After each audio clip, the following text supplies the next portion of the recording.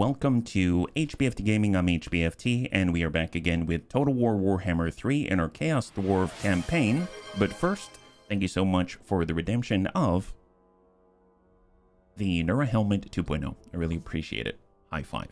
So the last time that we played, we were able to almost get an entire second province, and the only thing standing between us and actually completing our second province. So I figured now's the time, might as well muster up the courage, push down south, and try to acquire what is rightfully belonging to the Dawi Tsar. So if we zoom on out and we take a look, you can see that we've actually reached level 11. It's not huge, but it's something. We've got Anakitas Monomax Dos, our Bull Centaur Tauric. We got Christy Marie, I've actually leaned her towards the long range, I guess, speciality. So instead of going close range with the shotguns, now I finally decided to go long range with magical attacks so that the enemy's armor doesn't really do too much to her. And then we've got Ufizi the Wicked, and he's focused on all the hobgoblins along with Gorda's Backstabber. We got Crossbow, our only sorcerer prophet focused in the lore of fire. And then we got Goblin Kugreen the Herder and Mr. RDRT the Trainmaster, and we've got plenty more heroes to acquire. So if we zoom on out, you can see that we actually have our initial province. We have 3 out of the 4 necessary in order to get our second province, and Grease's Goldtooth is out here, and he's looking mighty aggressive. So what I'm thinking of doing is consolidating our forces into one place, moving into a defensive position in order to receive him, and if he attacks, we attack, and then if he pulls away, then we go at him. I don't think starting a war right now with him out in the middle of nowhere is necessarily to our advantage, so I figure let's just take a moment. We're going to recover from our last fight, and then we're going to go from there. So there we go. Yeah, I want HB to stream all 3 Mass Effect games. Oh, wow. I love Mass Effect. It's been a long time, though. It's been a long time. So I figure let's go in and get Astragoth. We're going to go in and move him a little bit closer, just outside. We're probably a very, very low chance that we're going to get away with an ambush here, but I figure at least we're in a forward position. And then normally, in order to keep the highest amount of money coming in per turn, I've been trying to reduce the upkeep for the goblins, but I think with someone as powerful as Grease's Goldtooth, it doesn't make sense for me to do that because we're gonna have to wait for reinforcements, and right now we don't have lightning strike or anything like that, so it takes a long time, almost 2 minutes, for a lot of our firepower to arrive on the field. So I'm gonna go ahead and suck it up, and we're gonna go ahead and pass over all of these guys. Looks like we're 1 over, so I'm gonna go ahead and get the Taurus. Probably the one that we can do without the longest is the Taurus, and the Taurus can just fly in from off the side of the screen. So we're going to go ahead and pull him out of the main army and get all of our long-range fighters into the fight. So there we go. So now Astragoth's army looks like this. He's got a whole bunch of hobgoblins. Looks like they're going to be able to at least recuperate within our province, which is great news. Probably make sure Ufizi's still on ambush. That's great. So 40% is not wonderful, but it is something. And then we're just going to bump it right behind and hope he runs into us. I don't know how that's going to go. I do want to point out that I rushed the completion of the prototype Mega Mortar. So this will give us the ability to Dreadquake battery all armies in the local and adjacent regions. I'm hoping that if Grease's Goldtooth arrives and hits us in this attempted ambush, that we're going to be able to utilize it, because if we hold spacebar, you're going to see we are in our territory. So in theory, we should be able to utilize that Dreadquake mortar, I hope. So that's going to be really helpful, yeah? Hey, Jonathan, good to see you. Real-time tactical action game with strong elements of survival, horror, and squad-based strategy. Do I do thriller games? Oh, Alien Dark Descent. I'm doing a really long playthrough on Patreon, actually.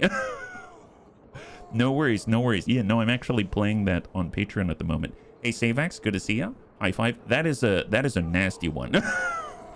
I admit I've been dragging my feet on getting closer to the conclusion there, but yeah, that we tried that once and it was terrifying. And welcome and happy Tuesday. All right, so the thing I'm holding out for here is this. In fact, the Daemon Smithy. I really want to do the Ironworks for War Machines, but I figured the Daemon Smithy makes sense just because we actually have a quest for the Stone Mantle, and that actually requires that we create a Daemon Smithy right here. So that's the reason why I'm prioritizing it. So I'm just waiting for the next turn. If we don't spend any armaments on upgrades or anything like that, we should have enough in order to start building this the next turn. And then 4 turns from now, we will actually have our first piece of legendary kit for our main legendary lord, Astragoth Ironhand. I think I've done everything that I'm going to rush. Right now, we're kind of low on labor. We have it split, but we're still at 100% efficiency. So let's just, I suppose, end the turn and see what happens with Grease's Goldtooth. I hope... part of me hopes that he attacks and part of me hopes he pulls away. Okay, he decided he didn't want any of that. Excellent. It's Brill pulls no punches. Yeah, I've lost 2 teams already in the latest campaign, so we got wiped pretty hard. Although I found out that placing mines everywhere does wonders for our survivability, so that game definitely doesn't pull punches. Alright, so our defensive alliance in the east from Kolek Suneater. He's asking for a favor. What do you want, Mr. Kolek? He wants us to join war against Tamarkin, the maggot host in the north. I don't feel like it. I don't feel like it. I don't know too much about Tamarkin. I don't know how, like, what kind of alliances that he has, etc. And it's a defensive alliance, not a military one, so I don't have to take this one. So I'm going to go ahead and pass on that. You seem to have that well in hand. And Howling Rock is the last of this province. So once we seal this, we're going to be a little more flexible. Obviously, once we start a fight with Grease's Goldtooth, he's one of the strongest in the world right now. His strength rating is in the single digits, I believe. So it's going to be very, very important that we hit him so hard and so viciously that he basically says, I don't want to fight anymore. That's a strategy. Oh boy. Okay, so what do we have out here? A lonely caravan has been spotted trundling through nearby lands bearing the banners of Cathay. No doubt the products of the so-called Celestial Empire would be worth snatching for ourselves. Yet such spoils are not likely to lie unguarded. A choice between killing or caution, it seems the answer is clear. Mr. RDRT has never been in a fight before? So if we were to fight against this army, this seems like a bit much, I'll be perfectly honest. I don't know if I can take this, because they've got twice the numbers. We've got 1, 2, 3, 4, 5, 6, and 7. They've got 1, 2, 3, 4, 5, 6, 7, 8, 9, 10, 11, and 12. And they have siege engines. And then they've got missile infantry. They've got 4 Jade Warriors, 1 Shugao Halberd infantry. They've got 3 missile infantry and 3 halberds, 4 swords. We've got 2 blunderbusses, a choo-choo train. As much as I want to fight this, something tells me that I probably should not. So I'm just going to avoid the battle and keep moving. I know. Sad days. Sad days. Indeed. Yes. Hey, Christy. Good to see ya. High five. Having a high-level sniper with silence. You can headshot aliens within the line of sight. Yes. So good. But I still got overrun. Massive onslaught, if that conjures up any fear in your mind. One of our forces has been detected while attempting an ambush. Hey, Shady Spinach. Good to see ya. And your rival, the Legion of Asgore, has claimed a Tower of Tsar's seat, and the Warhost of Tsar has been obliterated. Oh, no. Okay, so our Chaos Dwarf, I guess, buddies are feeling pretty down, but at least we finished our 8th piece of research, so we're finally able to get more goods to the field. Talisman of Preservation is one of the best out there, 18% ward save, and also the Forbidden Rod. I'm guessing, what does that do? Spell intensity plus 10%, and we have 3 charges in order to deal damage over time. Causes damage to self. I mean, I don't like that.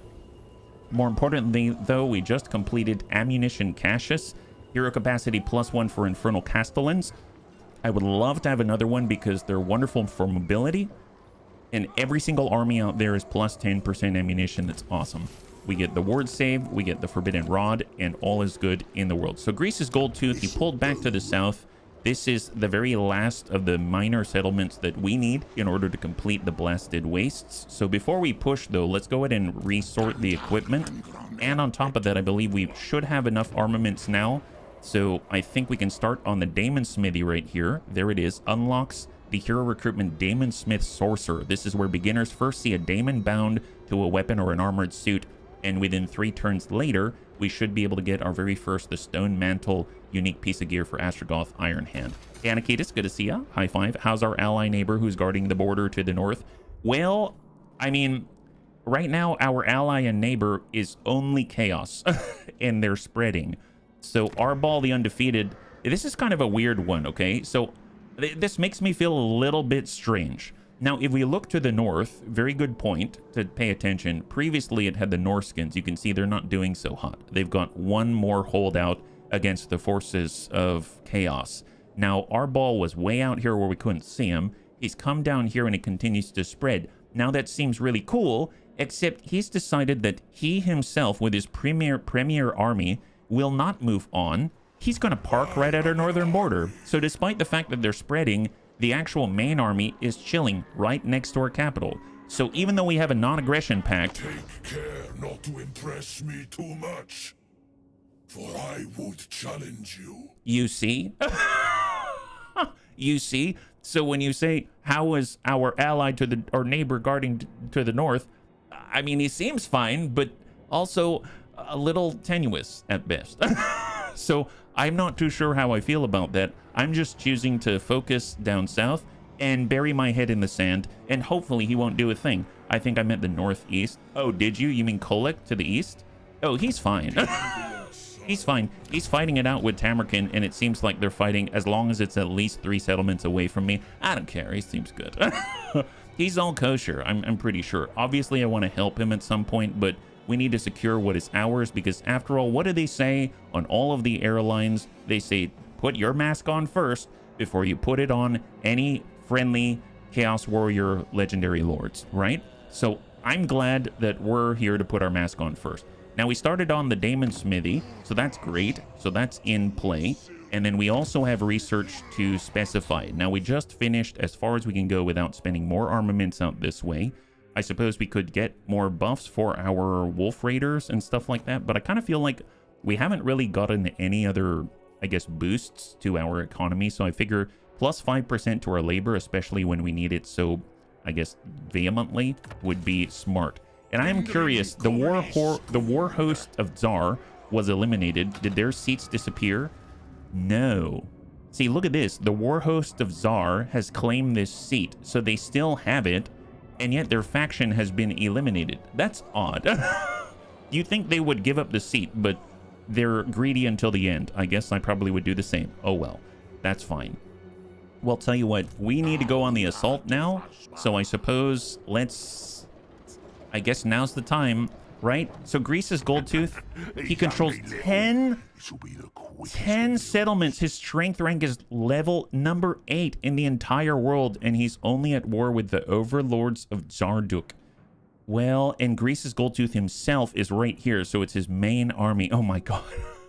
You can take the seats from him. We can. It's just going to cost us extra, but you're absolutely right. We can. Okay, that has me... You gotta do it, though. If you don't, you're just going to be waiting for forever, and that doesn't make any sense. Here's the World Wakers. These guys are almost dead. Yes, your demeanor tells me yeah, we don't have any friends. Okay. All right, bunnies. I mean, it's now or never, really. I've got to pull up the big bunny pants and get in on this. Here we go. Declare war on Greece's Goldtooth, strength rank 8 in the world when your little colony is 54. Yes. Does it cost more to overtake someone's seat compared to if it was empty? Yeah, it does. So it costs 112 instead of 75, and I think every time it's overtaken, it costs even more, yeah?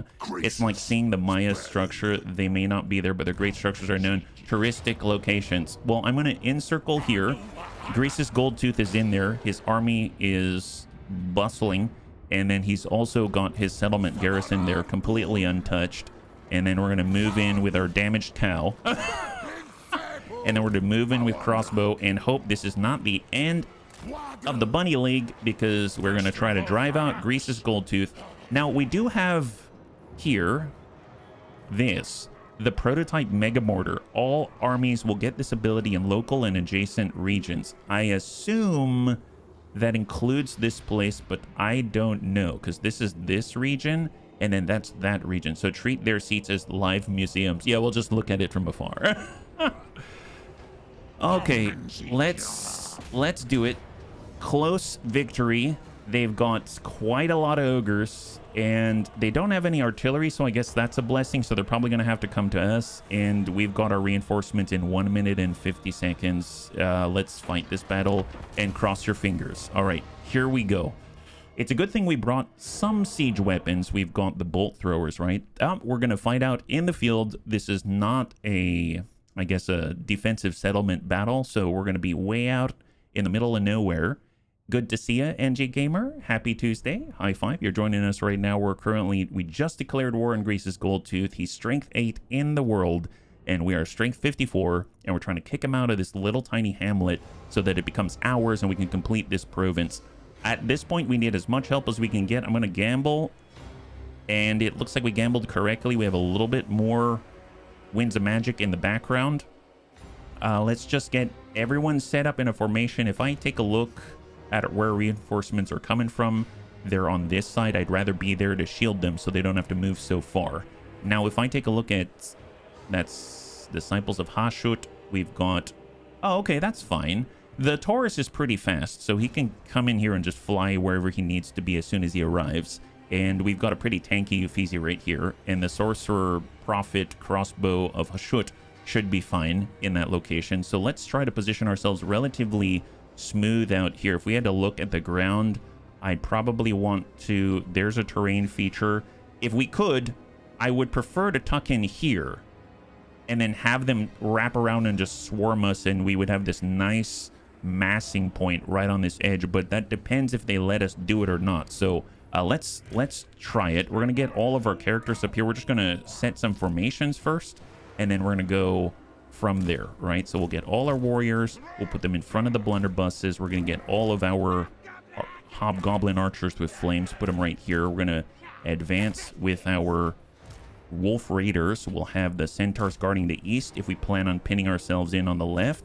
We've got all of our big giant bolt throwers, and I think that's the majority of the forces. So now it's all down to the finer details. He has so many troops. Yeah, he does. It's just, we got to do it. You know what I mean? There's no point like the present to dealing with him. We wait too long and it's all over. You know what?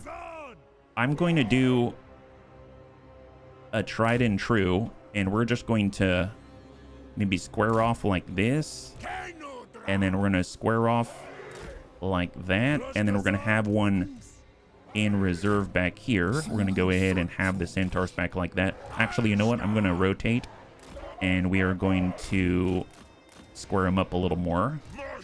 I've changed my mind all of a sudden. And we're going to rotate and get them to square off on the front. We just want them not to get blasted or clipped by all of the shotguns of Hashut.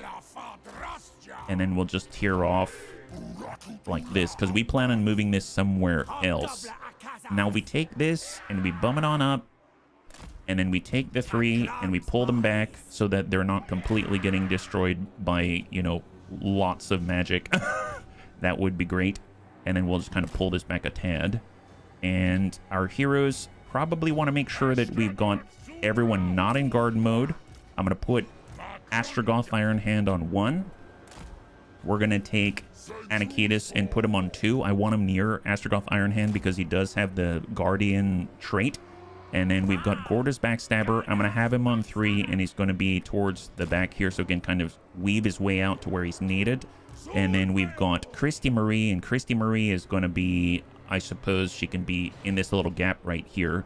She's a sharpshooter with an incredible range, and she can actually dig in with the upgraded ability and, you know, shoot 60% farther, which is kind of ludicrous. I'm going to go ahead and get our mobile element on 4, and we're going to have another mobile element on 5 with our Bull Centaur renders. And I think everyone else is just going to stay off control group as much as I would like them to. I'll go in guard mode with only the defensive warriors, and I suppose also with our hobgoblin bolt throwers and Christy Marie as well, so she doesn't start running away, because she's strongest when she stays still. Yeah, as long as I can bash heads, I'm happy. The more the merrier. That's right, Anakitis, that's right.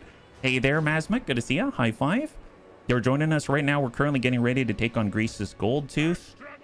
My plan is to take this whole formation and try to slide it in here. If they will let us. But until that happens, we're going to stay right here. Maybe cant it a little more towards them like that. We're going to stay right here and let them come to us. I want the reinforcements.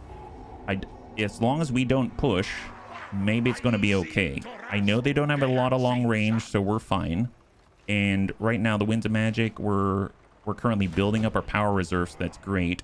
So, okay, they seem to be pulling away. That's good. Maybe I should try to move us. Okay, I'm gonna try this. We're gonna hope that we can nestle ourselves into this sort of like defensive posture out here. Can we get here? Sort of. Yeah. How about like, does that work? Not really. I may have to finagle this, but if we can get here as a start, that might be a plus. Maybe like this, and then we can kind of be around both sides. Nope. I think being nestled in the back is probably the best course of action. Here, let's try that again, except this time I'm going to be in a better camera view. Man, this is like the Alamo. This is La Alamo. Yeah, that's going to have to do. Right there. Okay, and then I'm just going to take this group and we're going to bump them maybe somewhere else because they don't actually have to be there. I could have them out on this side instead. Okay, there we go. And then I'm just going to take these gobbos and we're going to pull back this way and see what we can accomplish. Okay, there we go. They seem to be letting us do it. We're not fast, so I just want to call out, if they attacked us right now, we'd be screwed. Yes, yes. How are we doing out here? 30 seconds for reinforcements. Yes. Okay, we kind of stand a chance here. They seem to be waiting for us to make the first move. Reinforcements have arrived. Phenomenal. Okay. Oh my god. Okay, this is fine. Here, let's just get our bunnies in here first, and then we'll suss out where they are assigned later. So everyone to their positions. Excellent.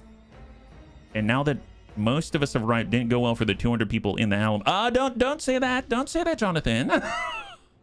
We need to think positively here, you know. Positive even works for dwarves. You know how that is.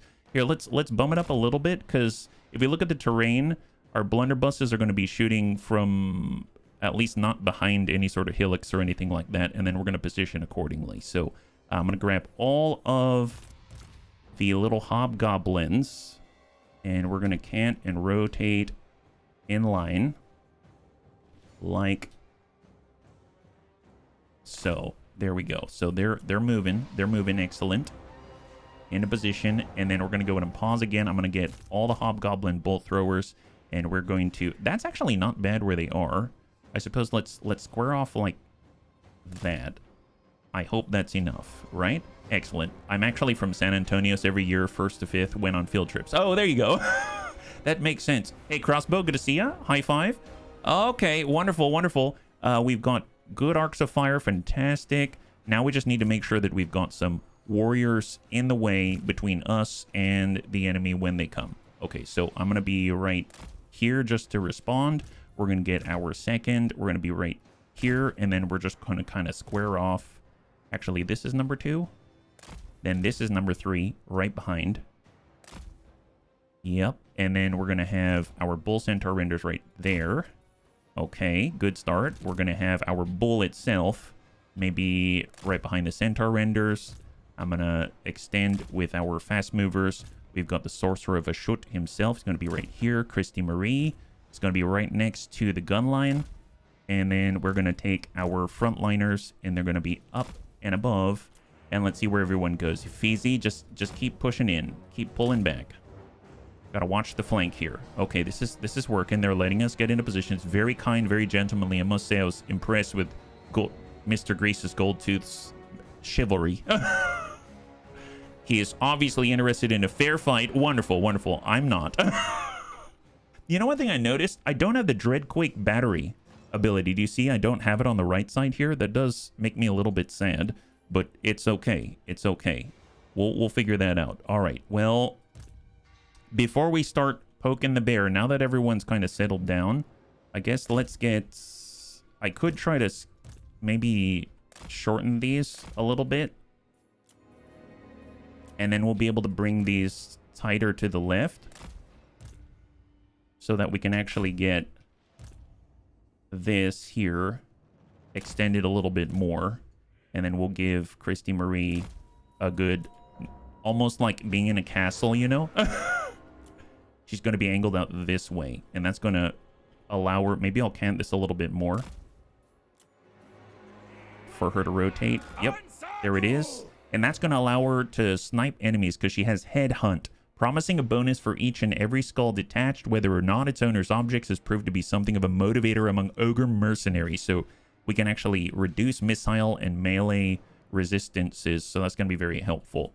Now our extended range, we probably want to be up even further. We'll be right here for our main lord. And then I guess since they can't move through this crater, we'll just square off a little bit better. And then I'm going to get the Bull Centaur renders, I suppose, to the fore so they can extend appropriately. We're going to have Uffizi here to assist and hold the flank. We're going to have our Bull out this way. We have our Sorcerer of Ashut. Let's get him at least to the front for now so he can start casting. Although from in this little ditch, probably not great. Maybe on top of the rise here so that his fireballs don't hit the ground. And once that's up, I've been delaying long enough.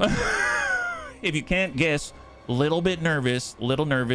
All right, now's the time. So here, let's take one last gander at this formation before it's completely dashed. There they are. Incredible. Aren't you filled with incredible inspiration? All right, now enough delaying. Oh my god, what have we done? Okay, so let's actually take a look at their army since they've so patiently waited. They deserve it. They deserve it. A lot of ogres. They've got the more aggressive kind with the dual weapons out here. Anti-infantry, monstrous for sure. A lot of the standard bulls, and everyone else is hiding. So I'll tell you what, let's lead with the Wolf Raiders. We're just going to head up, trying to take a quick peek. And I'm also going to get Astragoth, and he's going to come up with... Well, he's a lot faster than Crossbow, but we'll get Crossbow out there as well. All right, so we're moving. It's trying to spot people and then launch fireballs at them. Ooh, is someone casting something? Look at this. That's not me. Bunnies, that ain't me. That ain't me. Hopefully we're burning through his winds of magic if he's casting at us. What is this? Legit, that's not me. Okay, that's weird. I don't know what that was. Nobody knows. All right, well, let's get on top of the hill, take a peek with the Wolf Raiders before we start launching bombs. And then we're going to pull them into our formation. That's the plan. They will have no choice but to attack our incredible might in the most hardened of positions. Although I'm a little nervous about getting Crossbow. He's much slower than the rest of us. He doesn't have the mechanical legs and all. Okay, so there is some range here in the form of Gnoblar Flingers. I think we might be able to outrange them. They've got a range of 120, and we have a range of 140, so just barely. And we're just going to start picking at them. Come on, buddies. Oh, stop. Looks like they have... Where's the wizard? There's the wizard. Okay, they had a wizard in here, and he's casting a nasty-ass thing against us. That's not good. Okay, good. We know where they are. He gave his position away. So let's split like the Red Sea. We'll come out this way and come out that way. Okay, great. Oh, my God. Okay, minimal damage. Just like 20 goblins destroyed. Jesus. Can you then shoot at, I don't know, shoot at the Gnoblar trappers out here. Just shoot them. And then back out. Here, reform. Actually, in front of the roaming fireballs, this looks horrible. What is this? Tell you what, Astragoth, can you help out, buddy? Let's show them what we're all about. We're going to go ahead and give out a Burning Wrath and then pepper the dual weapons in the front. You got this. Oh, they're moving. Okay, arrows are shooting. Come on. Wow, he's got some range. There she goes.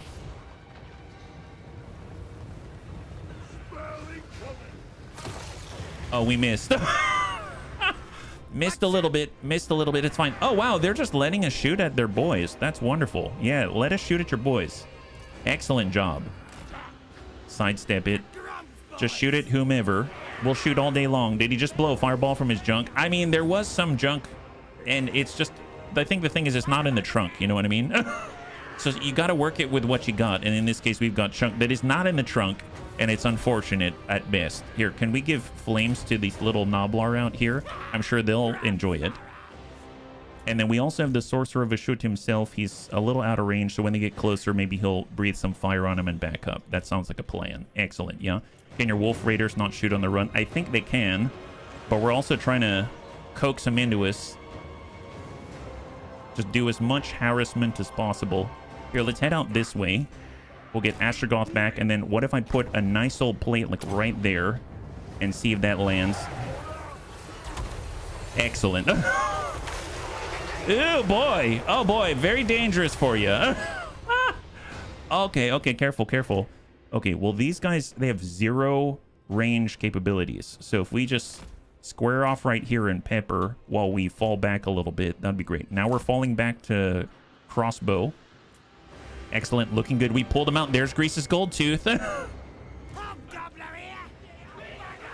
God, these guys are so good. The Wolf Raiders, they're so good. Keep up the flames, buddies. Keep up the flames. All right, back it up, back it up. Pull him in, pull him in, pull him in closer. Okay, hang tight. Now, the good news is every time we cast, we trigger Kindle Flame, and it applies a debuff on the entire enemy army by 20% of weakness to fire. So if we cast an initial blast, maybe like towards these little Noblar, and then we go ahead and get the Sorcerer of Ashut himself, he's got Fireball, requires line of sight, and this one doesn't require line of sight because we can place down one of these ditties, and we're going to put this right here and see what happens. So here we go. This is a dual cast from Astragoth and crossbow. When are they going to land it? Oh, nice. Come on, buddy. Come on, buddy. Yes! Awesome. Okay, keep pulling back. Keep pulling back. Keep pulling back. Okay, so that actually landed. That's awesome. Okay, pull back with our sorcerers. Get back here to Anakitas. It looks like a lot of these guys have taken the bait. We're going to get right here, and then we're going to get our Bullcinder Rentors out in order to potentially flank the aggressors. And we're pulling them into the trap. Right into the trap. Amazeballs. Amazeballs. Keep burning these guys. Excellent, excellent. God, these guys are good. They're like Mongolians on wolves. Okay, reform. Reform. Let's get our giant cow in there.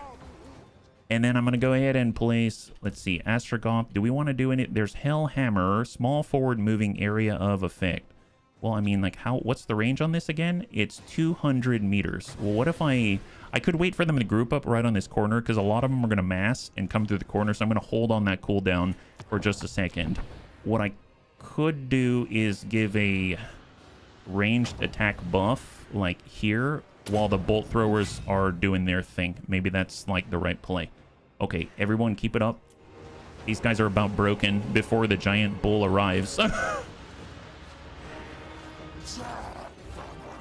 Yeah, I think that might be a bit of a premature landing. So as much as I want to charge, I'm going to reject that charge. Cancel it. Fall back, fall back. How are we doing on our range here? Close. No cigar. Here, I'm going to pull this back a tad. And now, actually, now's a good time to put a little slowdown right there. Make them a little worse for wear when it comes to fire. And then I'm going to go ahead and get our boy with the burning head, and we're going to put it right there. Go for it. Come on. Oh my god. And then Anakitas, charge in, buddy. Charge in. Astragoth, get in here. Hold these guys. Tear them into pieces. We need to engage. We're going to crash right into their flanking elements out here. We kill it. That's right. Who's Kojo Bear? That's right. We are. Get them, bunnies. Get those guys. There it is. Okay, hang tight. We've got the Hellhammer right here, right? Yep. Oh, wow. That's a lot of... Oh, that's a densely populated area. All right. Astragoth with the Hellhammer. And then we've got our boy. Let's see. Where is he at? Where is he at? Here he is. Crossbow. I don't have him hotkeyed. I suppose let's fall back into the pocket right here. Just get him back here. And we are good. All right. Keep pushing. Keep attacking. Keep attacking. Oh, my God. They're tearing the flank to pieces in the background. That's a big hammer. Wow. Dude, that is insanity right there. Burn, baby, burn. Got all the fire. Greasus is right there. Okay, so right now we do have Headhunt. I know Christy Marie has a very special ability. So she's going to say all of a sudden that Greasus Goldtooth is now going to be less resistant to missile resistance and his melee defense is going to plummet. It's going to last for 31 seconds. Well, maybe I should... Okay, let's wait a little longer until he gets into this vicinity. Then we're going to trigger that, and we're going to see what happens to the leader of their entire faction, if he's going to melt as quickly as we hope that he shall. In the meantime, let's go ahead and just charge with the Bull Centaur Renders. They're done here. They're going to clash, get the Bull itself in there. And I suppose what we can do is get our Wolf Raiders to extend and pan out this way just so they've got some supporting shots in. And we do, if they do hit the front line, I guess let's get these two Chaos Dwarf Warriors and we're going to square off like this just so that we can assist. We're going to get Uffizi to hard shift in because it seems like their flanking elements are non-existent. I thought they would be there. We're also going to get Gordo's Backstabber and he's going to be way on the outside because after all, that guy needs to, well, backstab. So that seems perfect. Get running disco wheel for this. I am. Yeah, we got the wheel. We got the wheels. So volunteers are definitely welcome. Yeah. Okay, so far so good. Keep it up, boys. How's Astragoth? He's on cooldown right now. Our Winds of Magic not there. Okay, Anakitis, just try to brush off whatever blood is on you and move to intercept these ogres that are trying to push over to the right side. Dear God. Whoa, whoa, whoa. Okay, hang tight. Looks like these guys are mobilizing pretty rapidly. Let's fall back with the Wolf Raiders, and that's going to allow us to extend. I'm going to get Uffizi to move to charge, and then these guys are moving into the same right now. How we doing? How we doing? Nice, nice. We got to move around that crater. Excellent. Yes, look at that. They've been isolated. Gordo's Backstabber is holding his own. We're going to increase his damage resistance and buff and apply poison. Actually, no, save the poison. Save the poison. Greasus Goldtooth has advanced a lot faster than I thought. We're going to get Christy Marie. She's going to headhunt Greasus Goldtooth. And I'm going to say all blunderbusses. Focus. Oh, boy. We're taking some massive, massive damage to the main gun line. Focus right on Greasus Goldtooth right there. Coupled with Christy Marie, and then armor piercing weapon damage, melee defense. We'll come back to that one. And let's get Anakitis to try to charge as well. Foe Seeker increase speed, charge bonus unbreakable for Anakitis. Get in there, and I am curious. Slow-mo it. How quickly will he fall? So right now he's should get the debuff. There's Anakitis. This is their faction lord. Oh, come on. Come on. God, he is melting. Oh, Anakitis, Anakitis, watch out. Here, get on their wizard. That's the wizard. The wizard's right there. Holy crap. They're pushing his attack back. He was trying to charge, and he's literally routed right now. Anakitis. Okay, hang tight. I think that's displayed incredible restraint here. Attack that ogre right now. Get on the wizard. And we're going to put a big old fireball, I don't know, right over there. And Astragoth, Cascading Fire Cloak. Let's give more defenses to Anakitis. And then he's good. Okay, perfect. How are we doing on the right side? So far, so good. These are all Dwarven warriors. They're engaged appropriately. That's awesome. Bull Centaur Renders. Let's go ahead and move to assist. I want Uffizi out there as well. Excellent. And Gordo's Backstabber... Actually, let's get, yeah, Uffizi's on this, and Gordo's Backstabber is going to keep chasing down the routing troops and go. All right, shifting targets. Oh my God, look at that. Greasus Goldtooth.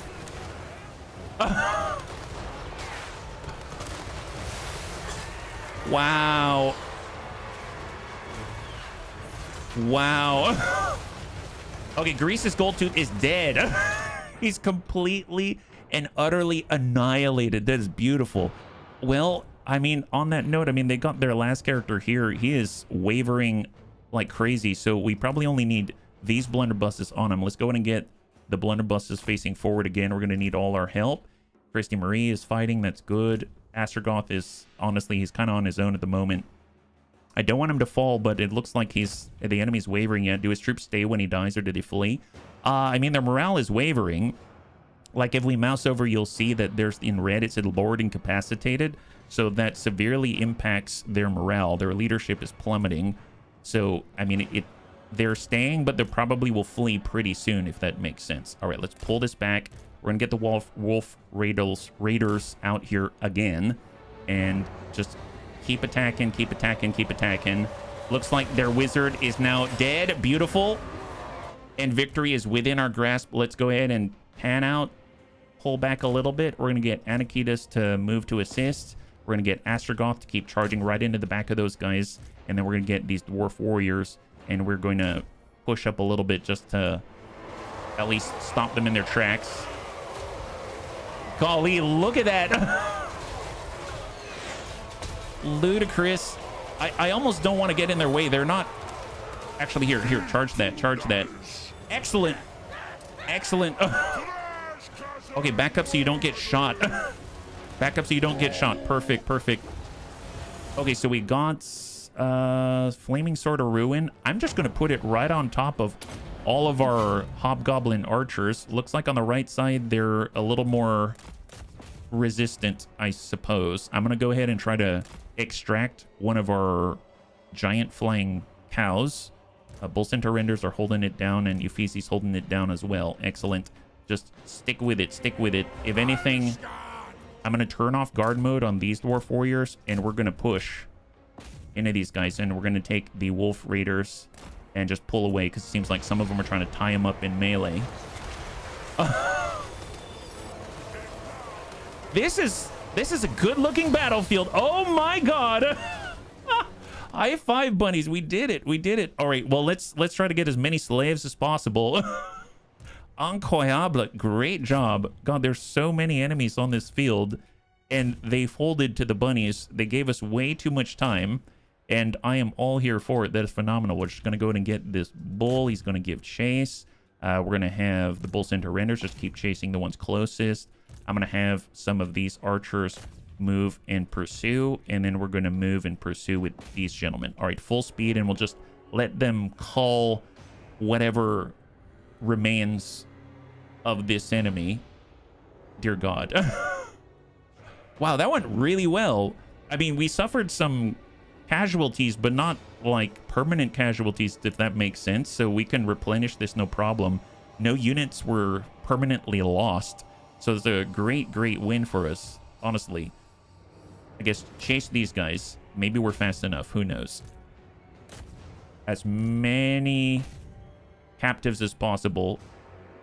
I guess once we finish cleaving into these people, then we'll just let them be. But my goodness. And we just ran out of ammunition. It seems to be a great addition to ammunition caches that we were able to research in our technology. So that's phenomenal. Holy moly.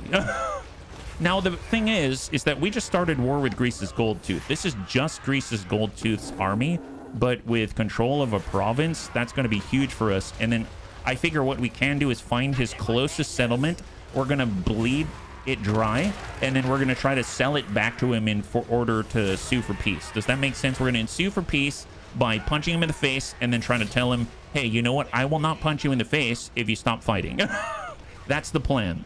I know it's a very nuanced plan, but you know, sometimes you got to use nuance in order to overcome the challenges in our way. Fantastic. Excellent. High five, bunnies. Good job. Good job. All right, so we lost 103 of ourselves, and they have lost 800 to 900. Toss me on the disco wheel of pain. Absolutely. Thank you for volunteering, and for any bunnies that want to volunteer, you totally can. I just need to make sure I don't misspell and group bunnies incorrectly. And there we go. We've got quite a healthy wheel at the moment. Okay, so Grease's Goldtooth is taken out momentarily. He's wounded, so it's going to take him a while to come back online. And he was 8 in strength. Yeah, I know. I am curious. He's got a lot of provinces. He's got a lot of armies and strength. But look at that. A full wipe.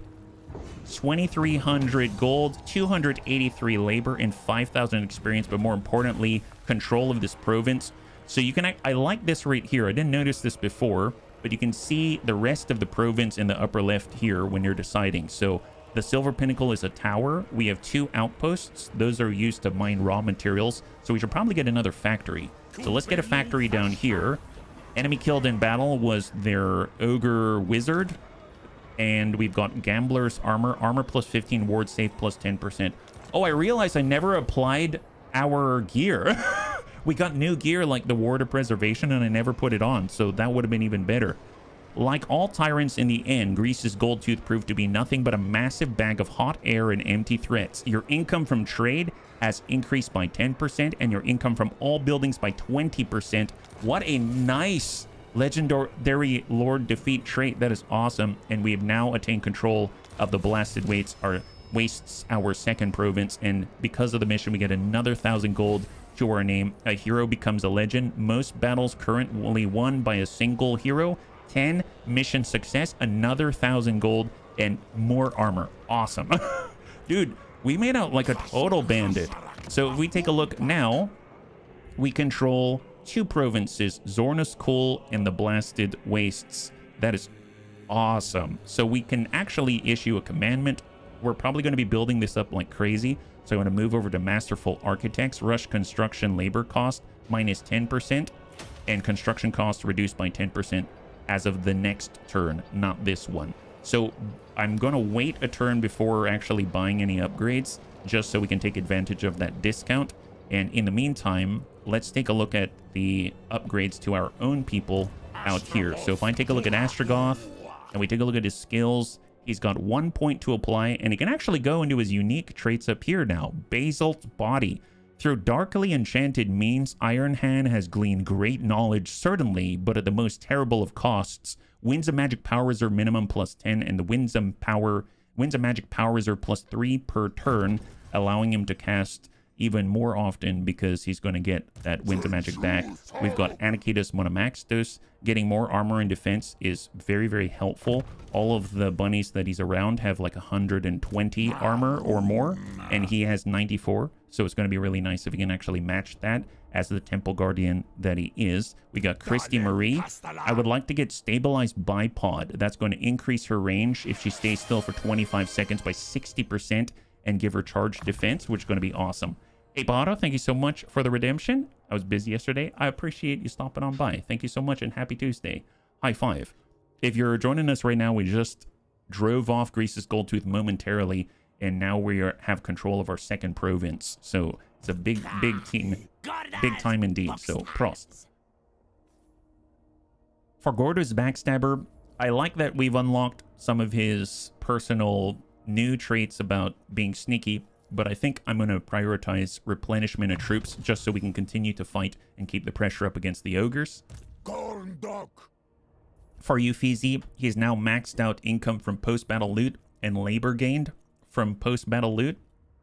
So I would like to move down the blue line because I think being able to reinforce more readily would be great. Between ambush success chance, casualty replenishment rate, and control, it would be nice to get ambush success. I think I'm going to do it. I'm going to take ambush success chance. And then for crossbow, he can get Kindle Flame so that he'll also have the passive so the enemy is weak to fire by 20% every time he casts. That's going to be awesome. I thought you had more than your second province. Well, no, that's not the case. We finally have completed a second province. We kind of poked out in different directions, and then in order to solidify our borders in different directions, we ended up selling some of our land back to the former, I guess, our current allies at the moment, yeah? And crossbow has another point. Oh my goodness, I didn't realize he had 2. I guess we might as well buff up his... Well, there's the fireball, the flaming sword of ruin, the burning head. Burning head, I think, is the wind one. That one's a lot easier to place, so I think I'm going to reduce the cooldown on it. Cascading fire cloak as a is really nice. He does have access to it. This will make it cheaper and reduce the cooldown. I think I'm just going to do Burning Head to maximum because it's this nice placeable thing that doesn't worry too much about line of sight. So excellent. Everyone's feeling pretty good. If we take a look at Astragoth Ironhand, it looks like he's going to recover to full if we stay still for a turn, and that we can definitely do. I'm going to extend with crossbow. Can we get in front? Yep, we're going to move in front, and then with Uffizi, he's going to move in front as well. He now, in theory, can ambush better than he could, and now he's at 50% instead of 40%, but let's just get him maybe out to the side so he's a little closer, because I think this is the closest of Greece's Goldtooth's province settlements. So I'd like to hit this, take it, and then sell it back to him. The faster that we can do that, the better, because it's going to allow us, I mean, he's not going to mobilize all his troops into that position in time, is my hope. Yeah, so let's go ahead and take a look. Right now, Uskalak, this is going to take raw materials. We are currently already have the discount for, I guess, building things. We have production plant at tier 3. We have our outpost at tier 3. We can go to the next tier for our Chaos Dwarf infantry. We actually have a good amount of gold, so that might be a possibility. I don't see a problem with that. And how's our labor at the moment? We have quite a good amount. I guess one thing we could do, we could rush some of the costs, right? It would cost us 270, but that's a little too much. That's a little too much. What about this? This will get us more raw materials, right? Right now, this is getting us 100 per turn, workload plus 100. And then this is going to double that. 200 workload plus 150. Armament's going to go up to 20 per turn, and income's going to stay the same. So, I mean, for the additional stuff, that'd be very, very nice. 1350, but that's all of our raw material. I think I'm still going to hold off. So I'm not going to do any upgrades this turn. I'm kind of waiting for the Silver Pinnacle to actually get its Masterful Architect's commandment into play.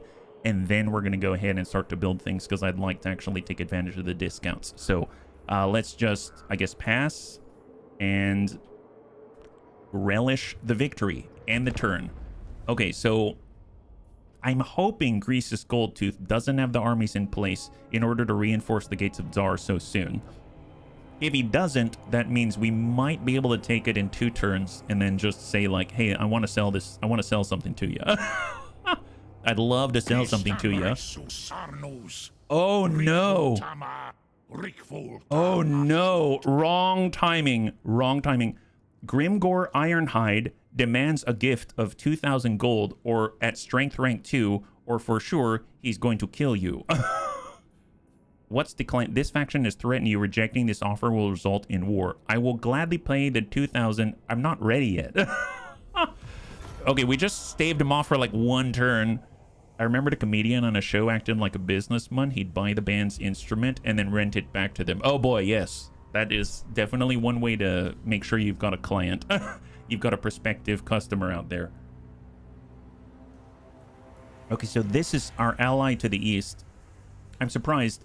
I mean, I guess the good news is if Grimgore decides to declare war on us, since we have a defensive alliance, I think we can actually ask Kolek to go to war with Grimgore. It's just I'd prefer it if Kolek can settle his, his battles out there first before doing so. Oh, what do we have here? Unfortunate wretches of many races toil amid the poisoned air and burning ash of the Darklands. Yet while out on assignment, even our convoy knows not to pass up the opportunity to attain more of the right tools for the job. Having encountered a high elf host from whom much profit could be forcibly reaped, both in long-limbed laborers and loot reaped from beardless corpses. So once again, we've got a choice to make. I think this is a little more doable. The problem is they've got 5 ranged units, and they've got incredible range that are going to definitely outpace us. The only thing that we have that could even match them is the Dreadquake Mortar, and I haven't used that yet. Our range is insane. I think the smart thing to do is ignore them, but then again, we could fight them. These are the elves. They've got an Archmage of Fire. They have 3 Spearmen. They've got 5 range capable units, 2 of which are light armored archers, 3 of which are Lothern Sea Guard, and they've got 2 War Lions of Trace, which are those really fast moving cavalry like lions that'll hit us. We've got 2 Dwarf Warriors, 2 Blunderbusses with a range of 90 versus their range of 180, so they double that. And then we've got an Iron Daemon, which is some kind of a armor-piercing train. And then we got a Dreadquake Mortar, which is an insane range of 450. So, you know what? I'm going to put this up to a vote because I have no idea. So let's go ahead and get a poll going. Should we fight? I think there's a chance we can win, but it might be the end of Mr. RDRT, possibly. So we'll say yes against the elves, or no, hold out a little longer. There we go. And let's start that poll. So I'm going to leave that up there for now.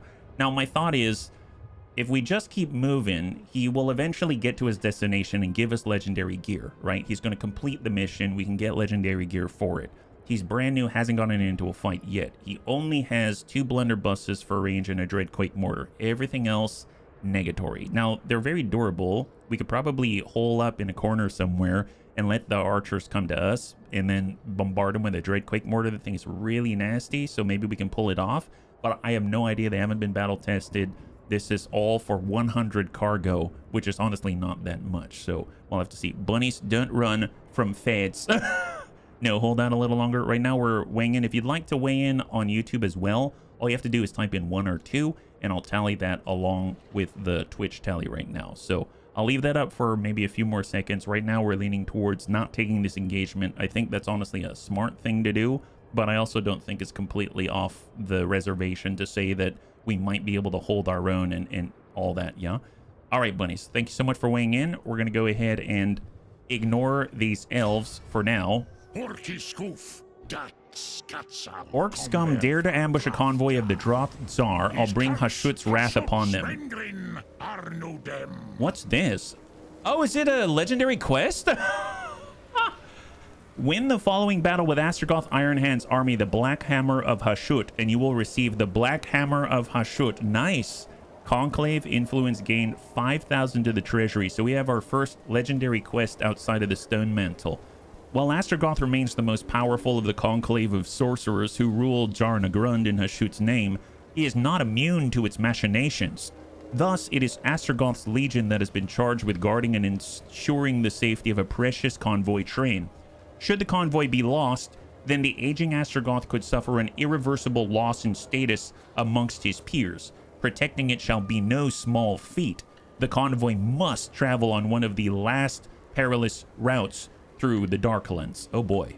Well, it sounds like we've got our work cut out for us, but that's pretty epic. I will gladly accept the quest. And the Norskins have been destroyed to the north. Overlords of Jarduk have been obliterated. And the... oh, looks like Kislev isn't doing so well either. And right now we now have a new trait for staying still in a settlement. Okay. And we also get 5% extra slaves from post-battle loot. That's awesome. New quest, capture a 3rd province. Makes sense. Now, that is troublesome. Let me guess. Yup. Looks like the Norskins were taken out by Arbel the Defeated, and Arbel the Defeated continues, or the Undefeated continues to stay right next door. Gosh darn it, that's scary. That's really scary.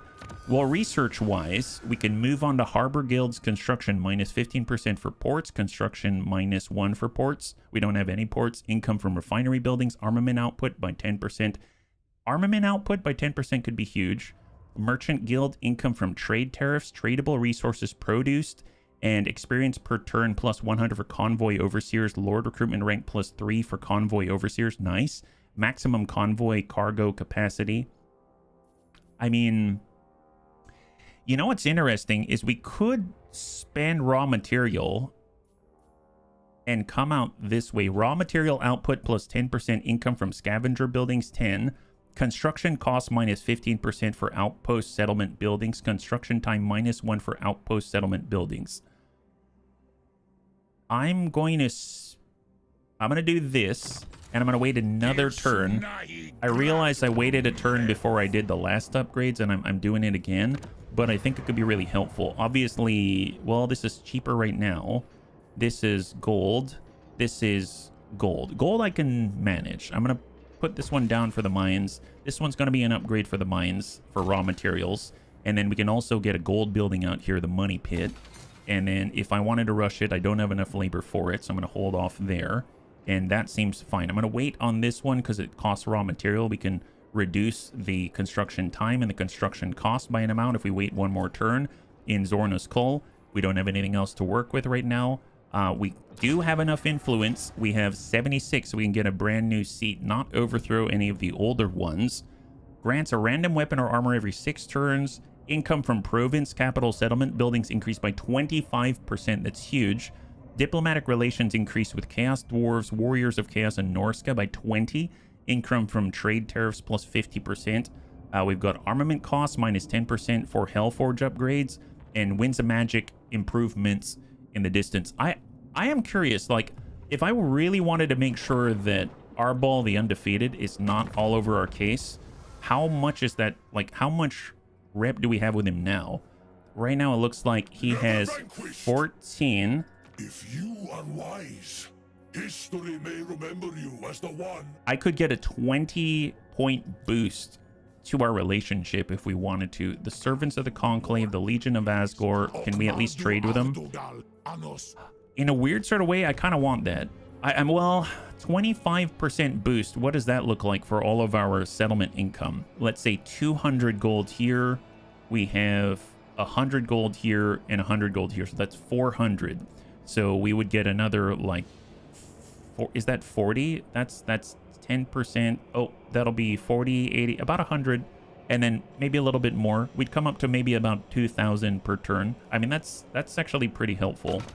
But I think, honestly, let's do diplomatic relations, because I think if we can solidify our position with our allies, that'd probably be more useful. So I'm going to go ahead and do that. Claim that seat. And then now let's take a look. So if I want to do diplomacy now, all of a sudden, the Legion of Asgore trade agreement would cost us, we don't have enough for it. Okay, so they're not going to do that yet. Maybe it's not instant, because I actually noticed right now. Okay, so I think it's next turn it takes effect. I think it takes effect next turn. Okay, so let's look at our lords. We want to push, and we want to take the Gates of Tsar as soon as possible. We can't make it in time. So let's just get to the border right here. And we can see Buluk out here. Well, I guess if we position ourselves here, we can continue to recover and then dash out and take that place. So let's just move right to the edge of our province and just be ready. I am curious if we have enough movement. We can still go into an ambush stance. That's great news. And if I wanted to, I suppose, yeah, let's go ambush stance. Maybe we can actually do an encampment stance. If I did an encampment stance, can we recruit from out there? Looks like not very much, because we actually don't even have a hobgoblin like recruitment station. So I'm just going to go ambush stance instead. And wow, that's really bad. We can't even recruit more hobgoblins or anything like that. It's okay. I'll worry about that later. I'll worry about that later. That seems like a bit of an oversight on my part. Everyone is ambushing. That's fantastic. And let's just let that be. Yeah. Excellent. Hey, Skarin, thank you so much for the follow and welcome to the Bunny League. It's very good to have you with us. High five. All right, so we're passing on this because we're waiting till the next turn. And we just hope that they don't reinforce the Gates of Tsar. Here we go. Come on, just hold out one more turn. Come on, Goldtooth, stay away. Okay, Goldtooth passed. I don't see anyone protecting the Gates of Tsar. We can take that thing, no problem. Take it out and sell it back. And then we need to get over to Grimgor because he's itching to fight with us. So we need to shut that guy down. Thorgrim Grudgebearer, what's the deal now? I know you're very unfriendly, but what? You demand a payment, otherwise you're going to go to war. Really? Really? Why? I mean, you're so far away. I mean, fine. Here, have some freaking gold. Jeez. These guys are so greedy. My goodness. They're walking all over us. We gotta change that. It's just we need to wait for the right time, and that's when we're not at war with strength rank number 8. Actually, is Greece's Goldtooth strength ranked number 8 still? That's what I want to know. So let's actually zip through Kolek. I'm sure he's fine. He's pushing back on Tamerkan. And it's going to be awesome to find out where he's at. I'm hoping he's dropped into double digits. double digit. Maybe he's even weaker than us now, which would be awesome. King Arandis, convoy encounter. Oh my god, they really want us to go for the loot, don't they? Now, okay, signs of a troop column have been spotted ahead. Judging by the tracks, it looks as though this force has been moving without sleep or pause. Cresting the next hill, the gleam of bone and gold can be seen throughout the army. A host of Tomb Kings richly adorned is marching through this area, their destination unclear, but their opulence is not. We could descend upon them and claim their riches for ourselves. They've got one Screaming Skull catapult. It's a powerful unit, but we've got greater range than that. They've got one Ushabti. They've got 4 skeleton archers and a bunch of skeleton spearmen and 2 Nehikaran warriors and a Tomb King. I think that's a little more even because they don't have as much range. Their skeleton archers are okay, but they can get broken pretty easily. And we've got Dreadquake mortars. I think I'm actually going to take this one. And it's a Pyrrhic victory, but maybe we're going to make it out and like a bandit. Who knows? So cross your fingers. This is Mr. RDRT's first engagement. Our first time with a Dreadquake mortar on our side. And the first time with an Iron Daemon choo-choo train. Oh boy. Okay, we're going to run all over these skeletons. They're going to wish they never, ever, that they spent more time as a child building choo-choo train sets, because let me tell you, it has real-world ramifications, and it's going to benefit all when you know how the choo-choo train set works. This is the Battle of Essen out here. It's Evanescence and Essence. Yeah, time to make some undead speed bumps. So I haven't actually looked at this team yet. I don't think we have a lot of flexibility, so we're just going to post up somewhere. But let's see what we got, yeah? Hey, Bradens, welcome, welcome, welcome, reader. If you're joining us right now, we're currently just testing out our choo-choo train for the very first time. Hopefully you're doing well. Take a look at this train. My goodness. Yep, there it is. Look at that. Choo-choo. Wow, that is a look, let me tell you. I don't know what to think about it. Oh, look. It's a demonic Thomas the Tank Engine. Wow, really. And I'm sorry. I don't mean to be rude. Thank you so much for the raid. I hope that you had a wonderful stream. And welcome to the Bunny League. Jeez. This is not what I thought I'd be getting into when I got up this morning, but I'm all here for it. Little dwarves all cheering along their iron constructions. They're so full of industry and optimism, my god. Hey, Andre, good to see you. High five. That one's like battle bots with blades all over the front. Yeah, so this is our artillery piece. And it looks like they're really ready to go. I mean, look, if they don't really believe in multi-threading capacity or running in parallel, because look at what happens if you run in parallel. You get stuck on these. That doesn't seem like a good idea now, does it? So let's go ahead and make sure that we're all set up for this engagement. We've got massive volumes of skeletons here to assault us. Very dangerous. Don't want to be anywhere near it. So I'm actually thinking, where can we hole up where we're going to be just fine? Where's the edge of the maps? Right here. I mean, we could be right here and let them just come at us like that. Or we could be... No, I don't want to be in the trees because that means that they can be in the trees. I say we go right to the corner and we hole up and let them come to us. That seems like a decent plan. Maybe we'll be like right on the edge and the Dreadquake mortar's going to be out here with his choo-choo train. You're going to make some train enthusiasts jealous. I mean, that's the plan. You know me, always wanting to make all the train enthusiasts like super jealous so that they'll come and hang out in the Bunny League. That's always my plan. You outed me again. My goodness. There it is. Well, tell you what. Let's start this battle. We're up against God only knows what because we can't see him. Oh, Jesus. And we're going to have our choo-choo train. It has an incredible range. Actually, legit, it has an incredible range. The very edge, let's get right here. We're going to have our Iron Demon. I guess I don't know how fast it is. We'll see how fast it is. Maybe it'll go scouting with a choo-choo train. You never know. And then we'll be, I suppose, here. I thought about getting on the corner here. That seemed like the right play. And I'm going to be scouting with Mr. RDRT. Let's get him up on the crest so that he's ready to go. So first things first. Yep, it's just you are not on guard mode. There it is. Excellent. Okay, let's go find him. Let's go find him. Off we go, guys. Here, head out this way, then go up, buddy. And everyone else, choo-choo, watch out. Don't run over your pals. Watch out. Careful. Danger. Watch yourself. Out the way, guys. Out the way. Choo-choo. You know how it goes. Very dangerous.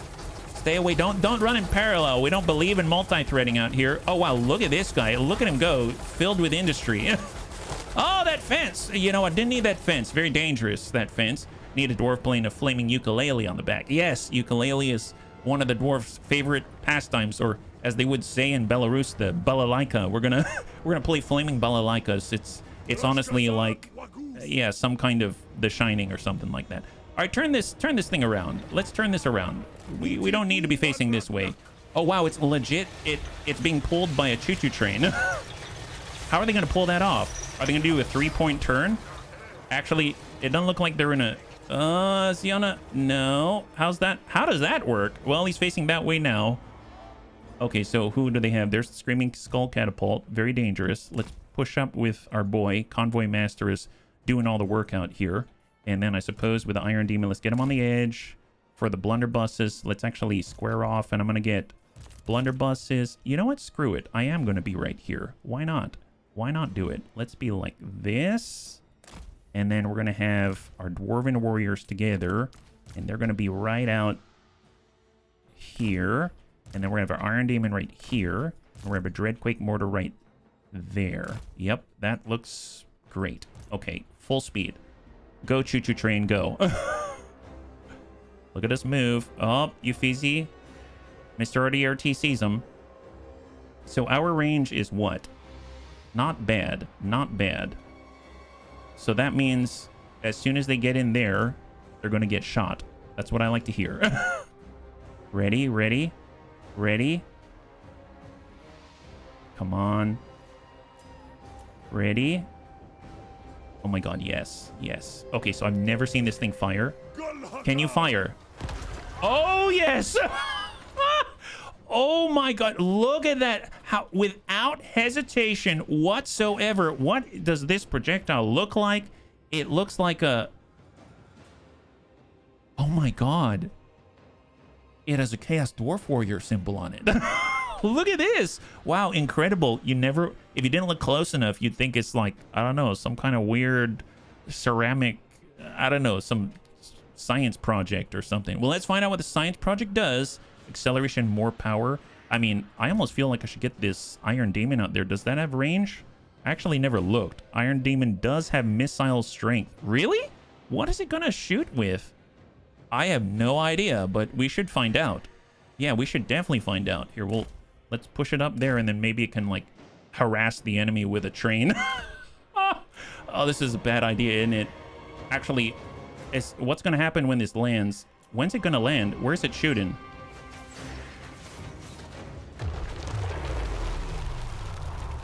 Oh, okay. Wow. Yeah, okay, that's great. Love that. Love that. Keep it up, guys. Keep it up. You know what? I think I think group number 6. Let's go ahead and focus. Come on, guys. Attack time now. Shoot right here in the intersection. That's what we like to see. Please shoot there. Excellent. Watch out. Pull back, Mr. RDRT. Come on, loose. There it goes. There it goes. There it goes. Yes.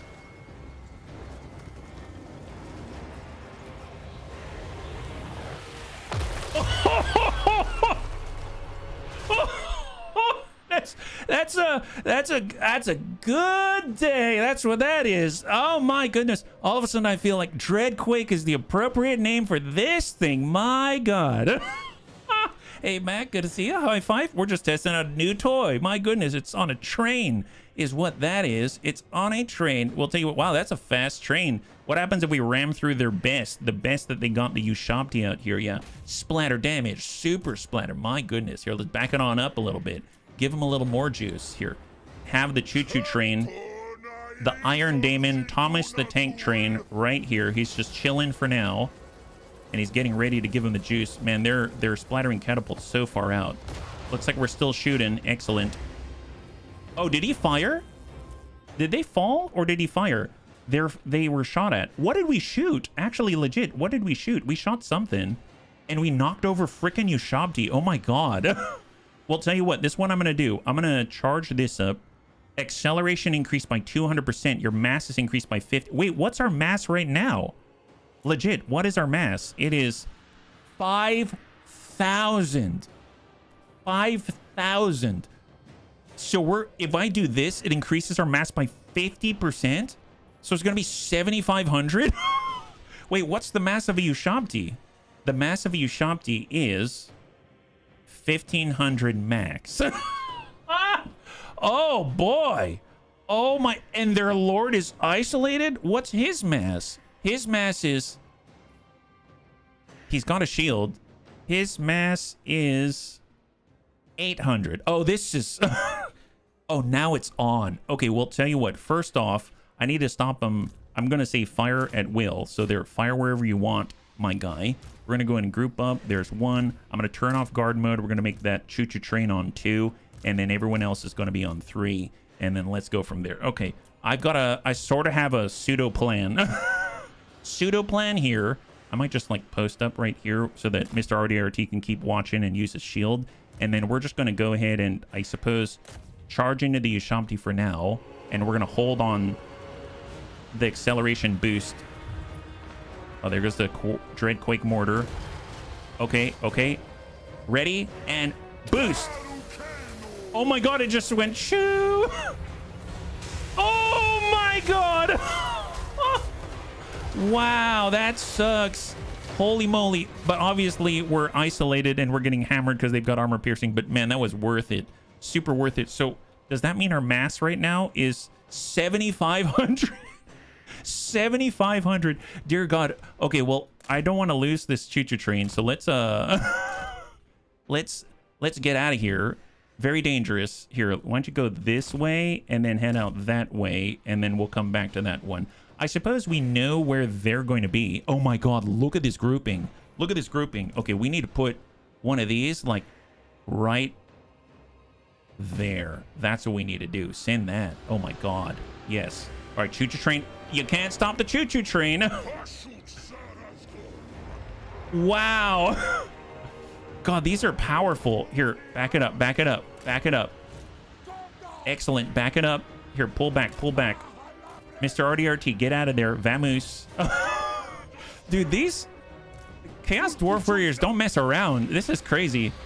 Holy moly. There she goes. I don't even know who it's hitting, but at this point, do I care? Oh, yeah, we hit something there, I bet. Okay. Fire at will. Free form, free form. Let's square off all the blunderbusses because we're about to get to close combat ranges. And we're going to be right here. And we want to be... Here, let's bump this up, rotate it. Something like that. There we go. Excellent. And then I might even, like, stagger this maybe. So maybe I'll actually bump this there. And the choo-choo train is still in place. Excellent. What I can do is come across with a choo-choo train this way. And we're actually going to charge into the Nehekaran warriors with a train. That's right, with a train. Oh, we're going up and over. Is that what we're doing? Okay, you heard the boy. You heard the boy. Let's go. Come on, keep it up. Keep it up. Charge, charge. You can't stop the choo-choo. Oh, my God. Dude, it does have a cannon on the front. Oh, my God. Wow, that was the first time I saw it. It's like a shotgun. So its eyes are shotguns. Got it. Wow, it does shoot stuff out of its eyes. Here, why don't you charge the guys in the back so they just run right through the Nehekaran Spearmen. I think it's going to be wonderful. So I'm going to put this in slow-mo so I can enjoy every last second of it. Here it comes. And it's currently at a paltry 5,000 mass.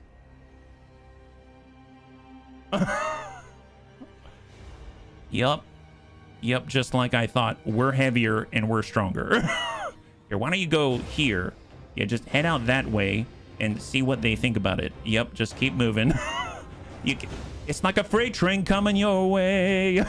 It's like Metallica. Here, get right in there, Mr. RDRT. Stuff them up. Stuff them up. Meet the train. We're late for a very important date. You know how that goes. All right, make way, guys. Make way. Very dangerous here. Dangerous war machines. Everybody turn around. Go back to where you came from. Seems like you're in the wrong place at the wrong time. Didn't get your ticket? No ticket. Yeah, no ticket. You heard us. No ticket. That's right. Here, flip this around and use ye old shotgun on him. It's the right thing for the job. Can we land a shot right here? I'd really appreciate it. I know danger close. Let's get our boy Mr. RDRT out of the blast radius. I realized that might not have been the smartest thing in the world. Oh boy, Mr. RDRT, time to vamoose. Very dangerous. Actually, wait, they've got archers. They got archers.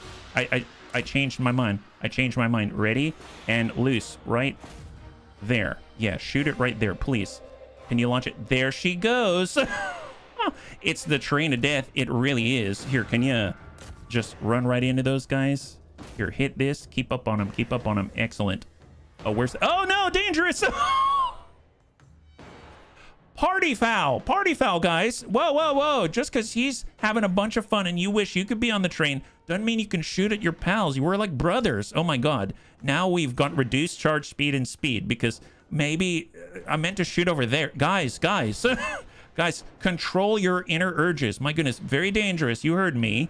Here, put this, I don't know, put this like here. That's way better. Yeah, shoot the ground. Attack the ground, buddy. So bad, so bad. We need to talk about discipline next time. Here, head back, guys. All right, back to normal. Keep it up, keep it up. Trains turn it around super slow.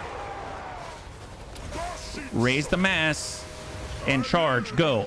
Yeah, just keep whittling away. Hopefully our Dreadquake mortar is going to get the right idea and shoot at the right place soon enough. Come on, buddy. You got to shoot it. Shoot it as soon as possible. Oh, there she goes. Wonderful. There goes the train. And there goes the Dreadquake mortar. It should be shooting in this area. Excellent. Oh, my goodness. My goodness. Very dangerous. Maybe we can do this. Oh, my God. I guess the question is where we... Here, should I just... I'm going to say toggle fire at will, and then that's going to allow it to reassign its targets wherever it wants to go. It doesn't really matter. Just keep them tied up. Keep them tied up. Just keep plowing into them. Come on, Iron Daemon indeed. Yeah, look at the blunderbusses go to work. Incredible. And the enemy's morale is definitely wavering. It's not looking so hot for the people of the Tomb Kings. Wow, this is a slaughterhouse. Oh, Dreadquake mortars finishing off units back there.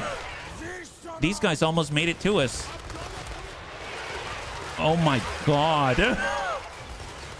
The discipline here is astounding. Absolutely astounding.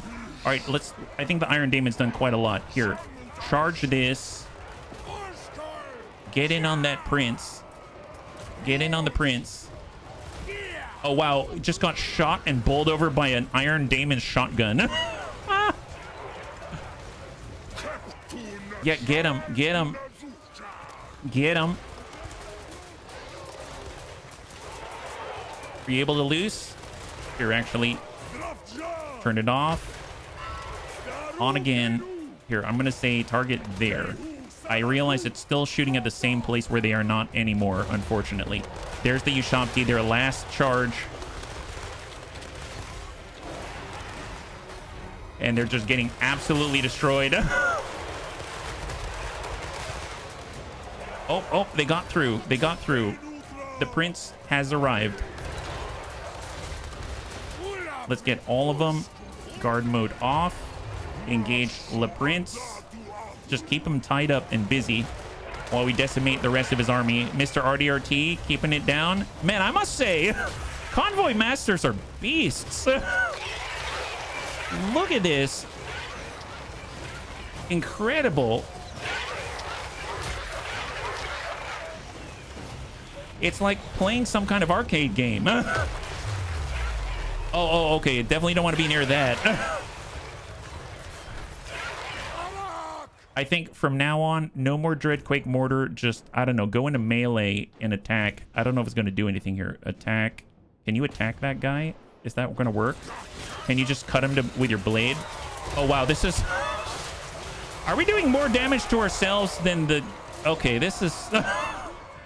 We'll come back to that one. That's very embarrassing. Here, charge into this. Charge into that. Full speed. Keep shooting. Oh, dangerous. Dangerous. Watch yourself. Wow, we're all slow because we've been suppressed horribly by the Dreadquake mortar. Poor Mr. RDRT. Looks like he's in slow motion. Okay, hang on for a second. So I do not want to lose all our boys. So I'm going to go ahead and just maybe try to pull the train back if it's possible. We're going to go ahead and get the blunderbusses and we're going to square off this way. And then in the meantime, just leave the warriors on the prince. Just keep them tied up if you can and allow the trains to get away. Oh, they're still shooting mortars. That is incredible. Wow. I mean, I guess that's why they're on a train. Nice hits there. Wait, stay outside of the blast. Stay outside the blast. Those guys are basically dead, and then it's just the prince. Nice. Keep him tied up. Keep him tied up. High five. We did it. Oh my god. So we didn't fully die. We lost 9 people, and this Dreadquake mortar killed 354. The blunderbusses killed almost 400 between them. Actually, they did kill, yeah, almost 400. Then we got 121 from the Iron Daemon. Took a lot of hits because it was out there on its own, and Mr. RDRT even held it down with 50 kills. That is awesome. Come on, ride the train. You ride it. That's right. These guys rode the train, and they did not enjoy it in the slightest. The only kills came from the king himself. Very, very, very, very nice. Hey, Reorcs, good to see you. High five. You're joining us right now. We're just riding the train, so to speak. Riding the train, the pain train. So we want as... Can we have slave labor from skeletons that... I'm not going to question it. I'm taking all the slaves. All the slaves have been acquired. Live to work, work to live. If the laborers do not build outposts quickly, they will have nowhere to sleep. So no rest until it is done. Construction costs and time has been reduced. That is awesome. That is really, really great news. Now we have implied assignments. Rush construction labor costs reduced by 10%. Construction costs for all buildings minus 5%. Since goblins and their ilk are notably weaker than their larger orcish cousins, it makes sense to assign the heavy-duty tasks to them, which in turn keeps workplace incidents down. This game fits the bunnies well. Yeah, it does. My goodness, only 3 turns and we're going to have so much industry out of this. Very excited. Super, super excited. Okay, so let's see. Uskalak. This is going to cost $13.50, but I'm more interested here. The construction cost is now $6.52, and it's going to be 5 turns. Let's do it. We'll bring this factory up to tier 2. That's great. We're going to hold on to tier 2 out here. I guess we can rush the construction here. It's going to cost us 90. We can manage that barely, and that's going to immediately allow us access to another 150 gold per turn. We're going to go ahead and apply more of that gold towards it and just let that go of its own accord. Don't rush that because we don't have that many slaves. If we take a look at Cole, he's got 284 to work with. So if we go over to the other region, we could advance this for 4,500. That's all of our gold. You know what? Let's hire a new Castellan. We actually have room for a brand new Castellan, and we could really use it because that's more mobility for whatever team that they're on. We actually have Hated, missile resistance, physical resistance increased. We've got Boastful, armor 15, leadership aura size increase, character aura leadership increase, and campaign line of sight increase. And Vindictive. Your attacks will cause rattled, reducing combat ability. When you shoot an enemy, melee attack -8, melee defense -10, wound action additional 15% chance of wounding targets, and hero action cost -10%. I guess I don't tend to separate these guys. I do like the rattled effect, but at the same time, I guess it would be nice if we had a more battle-focused bunny in this case. Character aura leadership aura size. I mean, that's really nice. That assumes that you stay back with the rest of the team instead of moving forward and using like the shotgun method. So, but if we use the shotgun method and we tried to wound enemies, I guess that would be nice. I just have to remember that we've got them to do that. You know what? I'm gonna take a chance here.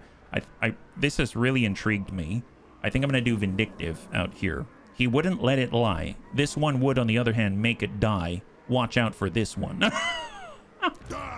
Okay, so we have a brand new bunny on the field, and we're gonna rename them. So let's head over to the wheel, and let's get a brand new Infernal Castellan on the field. So they're going to be heading down to catch up and meet the bunnies in the south. But our brand new Castellan is Savax. Savax is super vindictive. Glad to have you here. Thank you so much for volunteering. So this is Savax the Vindictive. There we go. Is feeling it in his bones, and he's got some points to apply. So we've got increased mobility for sure, and then I guess survivalist, and he's got another point. Let's give him more ammunition. That makes sense. And then last but not least, we got Mr. RDRT. He actually gets 2 points to apply. That's awesome. Wayfinder reduces the chance that his interception battles are going to be an ambush. And then I guess getting more sail for his cargo would be awesome, especially because he's a convoy master. That's wonderful. So looking good, feeling good, excellent. We've got our upgrades in progress. And now it is the time to bloody the nose of Grease's gold tooth and take what belongs to him. So let's get up here. We're going to encircle this place. And then we're going to get the rest of us to join so that we can lend our aid. I'm going to come out to a standard stance and follow because we don't have the Infernal Castellan, so we don't have the same level of mobility. And I am curious. I don't think Uffizi can do anything to a hero. We would need another hero of our own. So let's just push it on in to assist. And now Astragoth Ironhand should be able to take this. Excellent. So it's just the settlement garrison here. So I assume they're going to be sallying out to the field. There it is. So they are going to meet us on the field of battle, and we've got a full army versus their garrison. Excellent. They've got 3 range, 4 ogres, and 3 tiny little guys. I don't think this is going to be an issue at all. Let's just set up a nice gun line and invite them to come closer. Astragoth Ironhand is really holding it down. I think what's going to be really important is that we just make sure they stay away. We don't want them to come closer, right? So just to confirm, they have 3, 4, and I think they should have 2 more that I just can't see.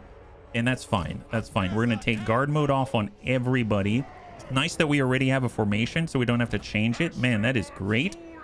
And I'm just going to bump this, let's say, right here. How about that as a start? We'll have our wolf riders out maybe here. Maybe like that. And they can go across the water. That would be nice. Yeah. Noblar knife throwers have stock. Oh, gotcha. So that's why I can't see them. That makes sense. And then I guess I'll get Christy Marie, and she's going to be right here. A little hard to see, so I might have to bump us up a little bit. Maybe I'll grab everyone except for the leaders in the front, and we'll just bump them right to the edge like that. How about that? There we go. All right, so let's go ahead and take this whole formation, and we're going to bump it forward like this. And then I'm going to take the Wolf Raiders, and we're at least going to try to figure out what the heck is going on, and we'll just kind of burn across the water. All right, everyone's pushing. Chorfs, that's right. Firebird, that's right. High five. We've got all of the Grungi. And we're pushing to find our enemy. There we go. So we can see them now. So we can see that they've got the Noblar Flinger. They've got the Noblar Drulg Titan Leveler. What the heck is that? And then we've got some ogres, and then there's another flinger out this way. So tell you what, let's just bum it in a little bit closer. We're going to square off like this and then push on the flingers and just buy ourselves a little time while the rest of the army gets into position. I have to say, these are some of my favorites so far, these wolf riders out here. They're absolutely beautiful, very fast, able to shoot on the move with flames. It's a wonderful thing. One of the guys at my local game shop had these. Oh, really? That's awesome. I mean, this is our first with it. And we're just chowing down on the Noblar Flingers here. They're just sitting here and taking it. They are losing currently. Yes, I would agree. You are losing currently. Yeah, keep it up, boys. Keep it up. Oh, wow. Okay, so the Hobgoblin Bolt Throwers have gotten into action now. I just want to double check the lines of sight with our boys here. I don't like the rise. That means if they're in the water, we can't shoot at them. So in a weird sort of way, I feel like we should be further back.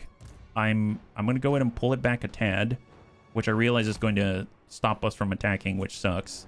And then we're just going to try to hold him down with Astragoth. He's on 1. Let's go in and give him we'll slow him down a little bit. Just put that right there. Get him to group up or something like that.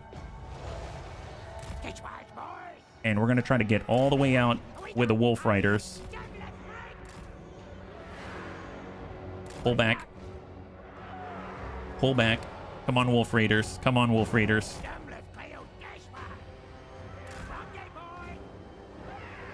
All right, pull out, yeah. Wiggles into bed. I took that personally. Rubs post-cramp leg for 3 minutes. Oh. Okay, so nice. We've got a good thing going here. Tell you what, let's get Christy Marie, she's going to be engaging the Ogre Bulls, and then we're going to get the Bull Centaur renders out here and then charge in. Hey, Moista2112, thank you so much for the follow, and welcome to the Bunny League. It's very good to have you with us. High five. Excellent. Look at that. Just tie him up. Tie him up. Awesome. Wonderful. Wonderful. Excellent. Excellent. I suppose what we could do is put a big old plate right here and see if that has a good effect. And in the meantime, yeah, just keep bringing us around right on the edge with the Wolf Raiders, and then we can really join the fight here. So we're gonna go in and try to cast if we can, and see if we can't maybe give him a... Oh boy! Oh my God! Yeah, that sucks. That really sucks. And it was definitely super effective. Love that. They're all weak to fire now, by the way. Anakitis is not looking like himself.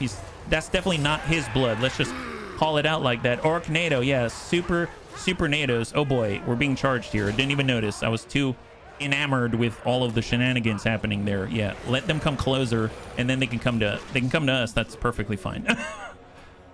Okay, I'm gonna try to slow these guys down right here. All those ogres. Let's resend the Bull Centaur renders and move them in a position where they can charge once again. It looks like these ogres are having some trouble. Get the charge with Astragoth. Yep, excellent. Ah. Oh my. Oh my. Wow, wow. Wow, you guys are the best Greasy Skull 2 that's offer, huh? Oh my, super embarrassing for you. My goodness. You're the elite, are you? Oh wow, wow. You know, I bet our 2-year-old shorts could probably eat you for lunch. Here, all right, get these guys. Get right in. Excellent. High five. Let's go get some slaves, bunnies. We're here to get as many slaves as possible. I think we can convince you that our working conditions are better than your working conditions, because your working conditions right now are dead. Il est mort, as they say in France. That's right. Il est mort. Okay, well, not amore. That's very different. That's super different. When the chorf hits your eye like a big iron demon, it's not amore. When he smacks you in the face like he wants to launch you into space, that's his form of love. Bells a ring while he flashbangs your family, and you go, ah. Okay, he's dead. Okay, wonderful. Well, that was good. Wonderful. Glad we got so much slavery out of that. Wonderful. Look at that. Barely lost anybody. 11 losses. Well acceptable. And probably the only ones we lost were from the Wolf Raiders. Wonderful. And they're able to respawn so quickly. No worries at all. Now, if only we had that flaming ukulele and a balalaika, I would consider this to be a cornerstone piece of history. The good news is once we take this settlement, we're going to be able to try to sell it back to the horrible, completely opulent Grease's Goldtooth. And once again, we need to find out where he is on the strength-o-meter, right? So 38 slaves. That's it? Well, we got some slaves out of it. Turn it into an outpost. Yeah, turn it into an outpost. Wonderful. Leadership +5 when fighting against Ogre Kingdoms. Leadership +5. Armor +15. We actually got some armor out here. That's awesome. And we can now hire a regiment of renowned Chaos Dwarf warrior, the Blazing Beards of Bazarak. The Blazing Beards are exactly what occurs if just one of these specialist warriors was to drop his Naphtha bomb rather than hurl it at the foe. Wait, what the heck does that mean? Wait, we dropped a bomb on our feet and all of a sudden he's this god amongst men? Or dwarves? I mean, I guess this is a weird world we live in, but that's okay. That's fine. Let's take a look. Where is Grease's Goldtooth on the map, right? Because he probably has a power rating of not great. 25. So just a couple of turns ago, he was strength rank 8, and now he's 25. Did we apply our new gear? Oh, no, we didn't. Thanks, Ephesi. No, we didn't apply any of the gear. Oh my, that's super embarrassing. Well, tell you what, let's do that. That would be great for us. Oh wow, that's a lot of gear to apply. Look at that. Isn't that creddy? Tell you what, well, Anakitis is always in the thick of things. We're going to give him the Talisman of Preservation. Ward save +18%. That is massive. Absolutely massive. I'm actually thinking we might actually only go for the good stuff, take the commoner stuff, and we're going to fuse it together and create an Armor of LaForge. Ward save, not Geordie LaForge. Actually, we could even merge that again, but we have a lot of needs. So I'm going to keep it at green. Ward save plus 5%, ward save 10%. This also gives fire resistance. Considering the fact that he's constantly in the middle of a bunch of fire-hungry dwarfs shooting at him, maybe this is more useful than this at this point. So I'm going to go and give him Armor of the Forge so that it doesn't take as much friendly fire. Christy Marie hopefully doesn't get into close range. I think Gorda's Backstabber is going to need a lot of help. He only has 45 armor. He should be smacking it up around the backside. Euphesi, Crossbow, Goblin Crew, Mr. RDRT. I guess Mr. RDRT is still in the fight right now, so since he's out in the open, let's give him the Gambler's Armor for now. And then I think Crossbow has a need for an arcane item. So spell intensity increased by 10%. That's going to increase the damage output of all of his spells by 10%. And he's got 3 charges in order to use the Forbidden Rod and cause a DPS effect, right? The Geordie LaForge plus 10 engineering, but you're permanently blind if not wearing visor. Yes, exactly. All right, so we got 1 point to apply. We had the Basalt Body for Astragoth. Nice. So we're actually getting deeper into it now. We got Master of the Conclave, plus 15 Diplomatic Relations with Warriors of Chaos, Daemons of Chaos, Chaos Dwarf, Ogre, Kingdom, Beastman, and Norska. Allied recruitment costs minus 25% faction-wide if we actually decide to recruit via Outpost. Architect of Evil. Armament costs minus 25% for Bull Centaur units. Upkeep reduced for Bull Centaur renders. And armor-piercing weapon damage plus 10 for all Bull Centaur renders in his army. Piercing Intellect. Enemy wins a magic power reserve reduced by 15. Bound spell Burning Wrath. And Infernal Lord. Hero capacity plus 2 for every hero. Wow. Hero and Lord recruitment rank plus 3 faction-wide. Well, all of a sudden I feel silly. I should have had this before I hired some more bunnies. But man, that's going to be useful. The problem is the upkeep. You know what I think I'm going to do? I'm going to do the armament costs first. But, oh, no. Get the Infernal Lord, because that's going to help us all over the place. That's huge. That's absolutely huge. That's plus 2 capacity for every hero out there. And we're about to get Daemon Smith Sorcerers. Man, what a time to be alive. Anakitas, he can either get Frenzy, so when his leadership is higher than 50%, he does massive boost and is immune to fear and terror, or he can get even more, 10 more armor and 4 more melee defense. Honestly, I think I kind of stick him into things and he receives hits and stuff. That's why he actually has expert charge defense, which is going to be great. Christy Marie, she's able to stay still for 25 seconds, get a 60% range boost. We have speed increase in stock, or ability Cinderblast Shell. I think... well, I mean, that would be kind of nice. Cinderblast Shell is a powerful explosion. Yeah, let's get that. That sounds great. And then last but not least, Gorda's Backstabber. Full replenishment of troops. Yes, please. And then we can get into all the shooty stuff. Yeah, Frenzy seems to fit too. It really does. The damage effect on Forbidden Rod is to self, but it generates more winds reserve. Oh, really? I think I did read that before. Forbidden Rod... for the ability causes damage to self. Oh, gotcha.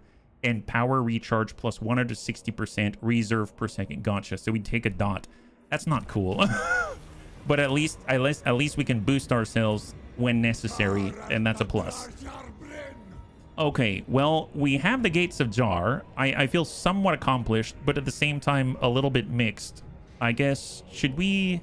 what happens if I try to go to our enemy, Grease's Goldtooth, and try to sell this back to him?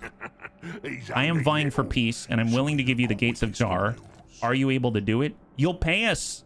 Oh my god, you'll pay us. Wow, really? What about a non-aggression pact? I can't do it. So tell you what, let's hold on to this one. We're going to back off of this province, and on the next turn sell it back to him when we're not stuck here, because we can't like sell it to him and leave. So I think let's stay here. Let's recoup. I can see they've got 2 more armies coming our way, which is a little bit unnerving. And I guess in the meantime, we can't go into an ambush stance. Well, I guess if I sell now... if I sell now, they won't attack.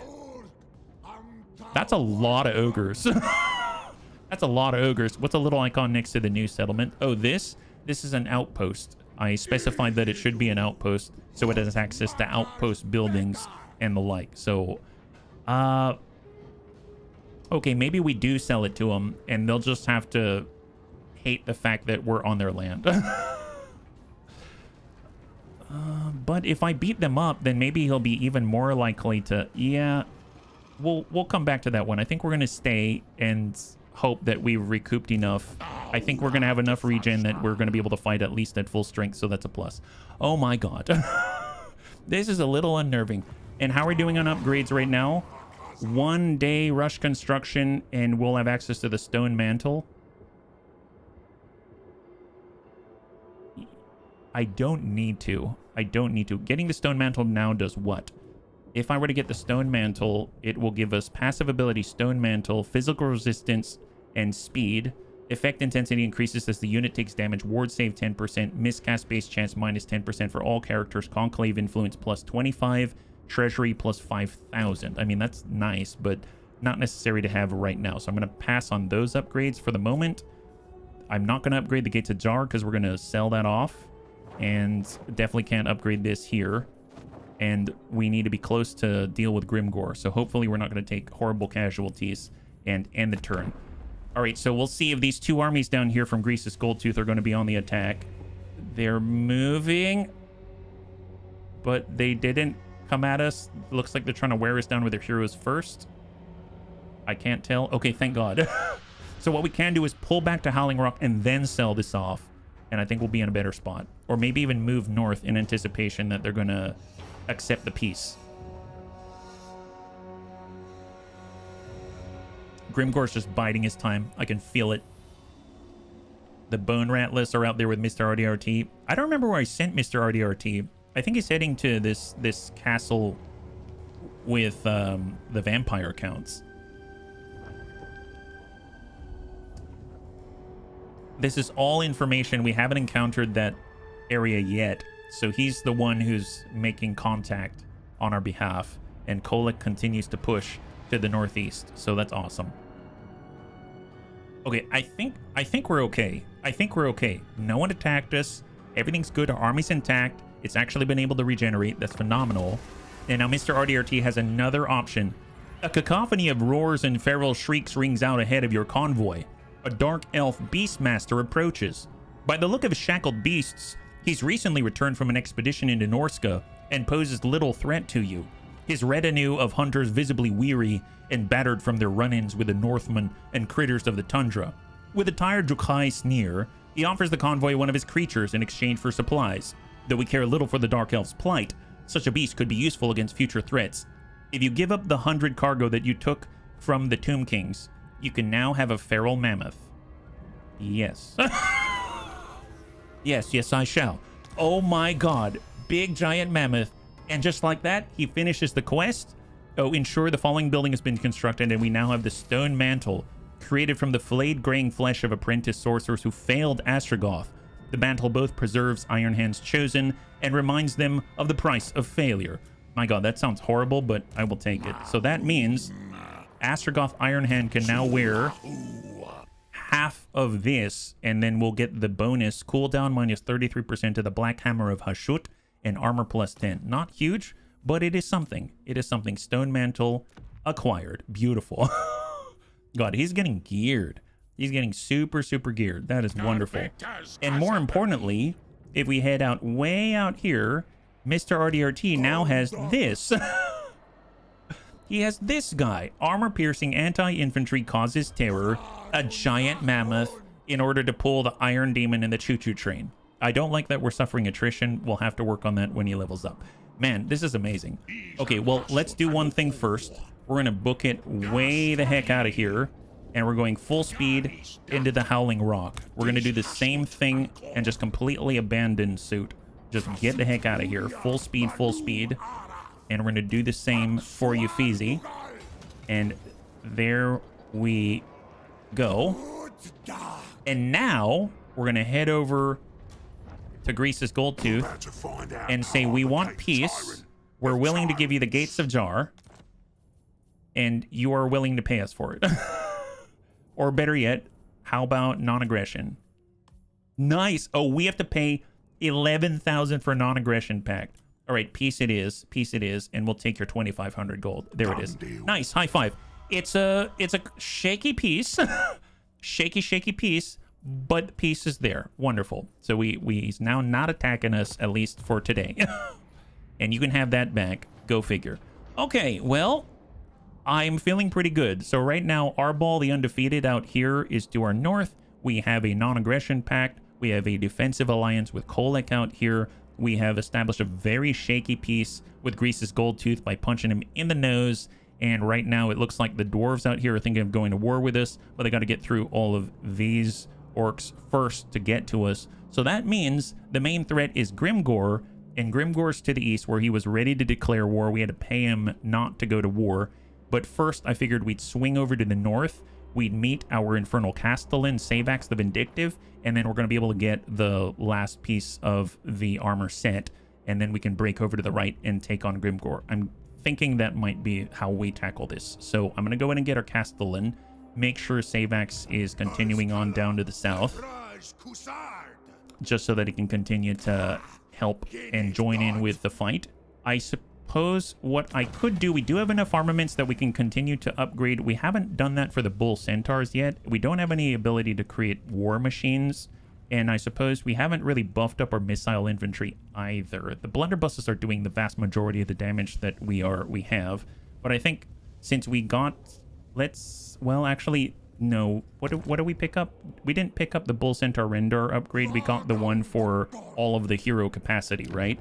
So if I go to hero capacity now, Damon Smith Sorcerer, nice! So we finished this. This is the Damon Smithy, and we can have 3 of them. That's ludicrous. Absolutely ludicrous. So let's go in and take a look, because we can now get a Damon Smith Sorcerer as well. So we've got Compulsive. This is in the Death lore, the lore of death. Compulsive. Post-battle chance of stealing a magical item plus 15%. Wow, that's huge. Income from post-battle loot 10%. Labor gain plus 10%. That's crazy. Those are huge boosts. Apathetic. Enemy hero action success chance dropped by 20%. Ambush defense chance plus 20%. Melee defense plus 8. Passive ability defensive stance, where as long as he's not moving or doing anything, it gets charge and charge resistance and armor. We've got the Damon Smith Sorcerer of Fire. Control plus 3 in the province, enables disrupted attacks, silences enemies, and reduces physical resistance. Plus 5 for Chaos Dwarf infantry units for their leadership. Manipulative. We've got control minus 5 in a local enemy province. Do we have the French to beat up in this campaign? We do. They're just far away. That's all. Ability is slippery, and he can stalk. Oh, interesting. We can have a stalking. What is this? Lore of Fire. That's interesting. And enemy leadership drops by 3 within the province. We've got the lore of Hashut, exiled. Weapon strength plus 10%. Research rate plus 5. That's huge. Passive ability, worthy foe. Terror causing unit in range. Then you get all of these buffs. Interesting. I assume because it says worthy foe, that means a terror causing unit on the opposite side. So that's like a small bonus considering we're a sorcerer. I don't think that's like crazy. I like how weapon strength plus 10% when fighting against anything and everything. It's the research rate I'm really interested in. We've got overconfident. I love this one. Rabble rouse, immune to psychology, and leadership plus 8 and leadership plus 2 for the whole army. Rabble rouse makes all allies within 35 meters immune to fear or terror. That's awesome. And then we've got the Damon Smith of Metal. Income from post-battle loot plus 10%. Ability Headhunt. That's very much like what Christy Marie has. And Phlegmatic. Control plus 3 in the local province. Rabble rouse, immune to psychology. I mean, that's really nice if you're staying home to defend the hometown. But in this case, I don't know. Overconfident seems great. I really like that. That's awesome. So I might take overconfident, passive ability, attribute, immune to psychology, and leadership. That's great. Let's go in and recruit that. And now we've got a brand new, I guess, Damon Smith Sorcerer of Hashut. So let's go ahead and roll the wheel. I'm just going to sit here in the corner. Don't play. I'm going to sit here in the corner. Don't pay attention to me. Okay. Well, welcome regardless. Welcome, Zest. And our brand new sorcerer is... Oh, that was super close. Jonathan Leal. All right, we got Jonathan Leal, the sorcerer of Hashut. Let's get that adjusted. So we got Jonathan Leal, the hush hush. The hush and shoot. The hush shoot. Yeah, there it is. Jonathan Leal, the hush shoot. Like, be quiet and then get shot is the idea. Yep, there it is. You're with us now. So you got scouting, spread corruption, chaos undivided corruption, steal technology, wound, hinder replenishment specialist. Honestly, we just need to focus on the casting. Killing fire, ash storm. I love ash storm so much. Lore of Hashut, curse of Hashut. I don't recognize this one actually. Causes damage to combatants, strong versus single combatant, weak versus multiple. So you can choose an enemy character and just put a dot on them. That's kind of nuts. Within 200 meters. That's actually pretty powerful. Ash Storm is excellent because you can slow the enemy down. Killing Fire is a passive. Damage per second within 55 meters against all enemies around you every time you cast. I mean, that sounds helpful. Dark Subjugation lowers the enemy's leadership and melee defense. I mean, I like that too. Wow, these are all useful. Even gets Hell Hammer as well. I almost like this better than Astragoth Ironhand's setup. But let's get Ash Storm. Curse of Hashut. I guess we can get one of each if we want to. And Evasion. Look at that. That gives him speed and melee defense. Nice. So he gets access to the full complement of the base level spells out there. That's excellent. Yeah. Shh. Yes. Hashut. Well, Jonathan Leal is here. I guess he can join up with some of the, maybe like Uffizi, and help out with the hobgoblins when we're able to recruit them. I realize we need to upgrade some of these locations to get another slot. So this is going to cost us 5,400. I mean, might as well. Let's do it. We're actually going to have a level 3 building out here. And that's just so we can actually, you know, maybe get some hobgoblins going. We need to wait for 1740. So next turn, we can actually increase to tier 3 on the tower. That is massive. So I want to hold out until then because that's huge. Absolutely huge. Building upgrades in the distance. We can also do this for 1350. It's going to take our raw materials and the Infernal Guard and increase our capacity for more Infernal Castle. And I don't think so. I'm just going to pass. How much is the fish? Yeah, hush, shoot. Yes, that's right. I wish Astragoth didn't have a hybrid spell lord, but it is what it is. Oh, is it hybrid? What does he... I guess what is he combining together is my question. Because I noticed that he's got some stuff... He's supposed to be the high priest of Hashut. So he's got... Supposed to be like the strongest, I'd assume. He's got fire and Hashut. I'll be perfectly honest. I don't know what to think about the fire. I find that only some of the spells are easy to cast. The other ones, they tend to biff it into the ground. And it's a little difficult for me to actually land consistently. So it would be nice if we could, I don't know, maybe use something else. I've never used metal before, but I hear good things about the lore metal. So that might be one that we can try next. We've got the lore metal and the lore of death, I think are the other two options out there. Otherwise, it's Hashut and fire that we have access to. Okay, so our allies are continuing to push Tamerkan back, which is really great news. Your rival, the Legion of Asgore, has claimed another Tower of Jar seat, and the convoy led by Mr. RDRT has sold its wares in order to get us 185 slaves, but more importantly, a new legendary piece of gear. But bunnies are addicted to fire. Oh, don't worry. Hashut's excellent, and it does make the enemy weak to fire, so it's awesome. The imposing halls of Castle Drakenhof are well known for hiding all manner of sorcerous relics and items of the occult. Your convoy has returned from its towering peaks with one such intriguing artifact destined for use in Jarnagrund. Now, Mr. RDRT has a brand new... Oh, he gets a giant flying bat? Wow, I really feel like the convoys in this game are kind of like your Pokemon master going out and collecting a bunch of stuff. Like, you go and get the local delicacy, in this case, a giant bat. So now he's got a giant bat and a feral mammoth. That makes sense. And he now has the crown of skulls. The one thing the vampire counts have in abundance is spent corpses and skeletons, which can be acquired as souvenirs by the Dawi Jar convoy riders. Ward save plus 15%, and the passive ability, the hunger. It allows you... Oh, it's got regen on it. If your leadership is higher than broken and you are in melee, you will heal yourself. Wow. That's crazy. You get the unit every time you complete the convoy. The items are a one-off. Man, that is awesome. So you get the units every time, right? That's not a one-off. The Nemesis crown lies near a mountain range in the Empire. I mean, good luck to them. They can have the crown. I don't want it. We've had it before. It's a little bit much. The good news is we now have the ability to regen when in melee. This is an arcane item, so it has to go on our caster. Everlasting Glacier. We have it enabled frostbite attacks. I'm going to put this healing capability on top of Astragoth Ironhand.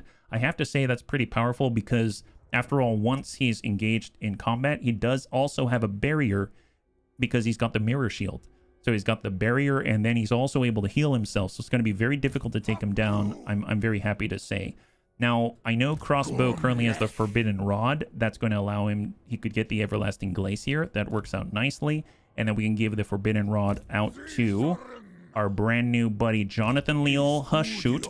And he's actually at rank 7, which is ludicrous. He's getting huge boosts to his level as soon as we acquire him. That's pretty powerful. And it looks like Mr. RDRT has one more point to apply. Let's avoid ambushes at all costs. So we're going to go ahead and just buff that up to the as max as it can go. Okay, very, very, very cool. So right now, I feel like we should sweep to the north. We're going to go ahead and try to take out that convoy mission. I suppose if we were to move standard movement, just standard movement to the north, and we look at our recruitment opportunities, not too much, because we actually have nothing to recruit. Okay, never mind. Well, Silver Pinnacle, definitely want to buy this. Let's get to tier 3. We need another slot. That'd be very, very helpful. And that one's going to take a while. And then we're just going to move together. I suppose if we push as hard as we can, Jonathan Leal, the Hushshoot, I guess, can join in with Uffizi. Let's do that. We're going to have him join Uffizi. Uffizi doesn't have a caster. Now Uffizi has a caster. And then we're going to be able to also push Astragoth Ironhand. He's going to go full speed. I don't think we have any need to regen, so let's just push hard. You can send another convoy now. The other one's completed. Oh, nice. Excellent. Let's do it. Let's do it. And then we've got a push from Crossbow the Bernie, and then we'll get Savax, and Savax is going to come on through as well because he needs to help out. Maybe he'll join in with Crossbow so Crossbow can keep up. Let's push Uffizi. He's going to get into the Blasted Expanse. And look at that. It's all coming together. All the bunnies have been called, and they're ready to work together now. This is awesome. As far as upgrades go, I suppose it would be nice to upgrade our blunderbusses. We don't have to hire them right now, but it would be nice to upgrade them. I guess I will do that. I'm going to go ahead and push up. We're going to go to the manufactory, missile infantry, and now we can get all of our blunderbusses will now get black powder aplenty. Ammunition above 80%, and they'll dish out 30% more explosive, missile, armor-piercing, and armor-piercing explosive damage. Wow, that's ludicrous. Their ammo has to be above 80%, which is a little rough, but man, that first few volleys are going to be absolutely massive. So that's going to cost a 16 armament upkeep. Well worth it, I think. Now, I suppose we could replace a unit and hire a third, but honestly, I don't think it's necessary. We'll push with what we got. Building upgrade out here. This is to get to the next tier. Is that worth it at 4,500? Or do we want to come in at tier 3 out here? I think I'm gonna spend for tier 3, and the main reason why is because I want the slots more than anything, because we actually don't have pastures right now. Pastures will actually help us acquire more Bull Centaur renders, I believe. So if we actually get this right here, it'll make it so that recruitment cost is reduced for all... Oh, never mind. For the Lamasut, the Great Taurus, and the Bale Taurus, and the upkeep will be reduced faction-wide by 3%. So, I mean, it's helpful to have, and it would be nice to utilize. It's just we've got to go to tier 3, and that's seems to be kind of expensive. So let's go ahead and spend 5,600 right there. We're going to hold off on an outpost again, pass on that. Convoy dispatch is now available. Mr. RDRT went last time. Let's send Goblin Crew this time, and he needs to choose. We've been to the Black Crag. We've been to Castle Drakenhof. We've been to the Bay of Blades, I believe. We haven't been to the Crystal Spire, and it looks like it's going to require gold.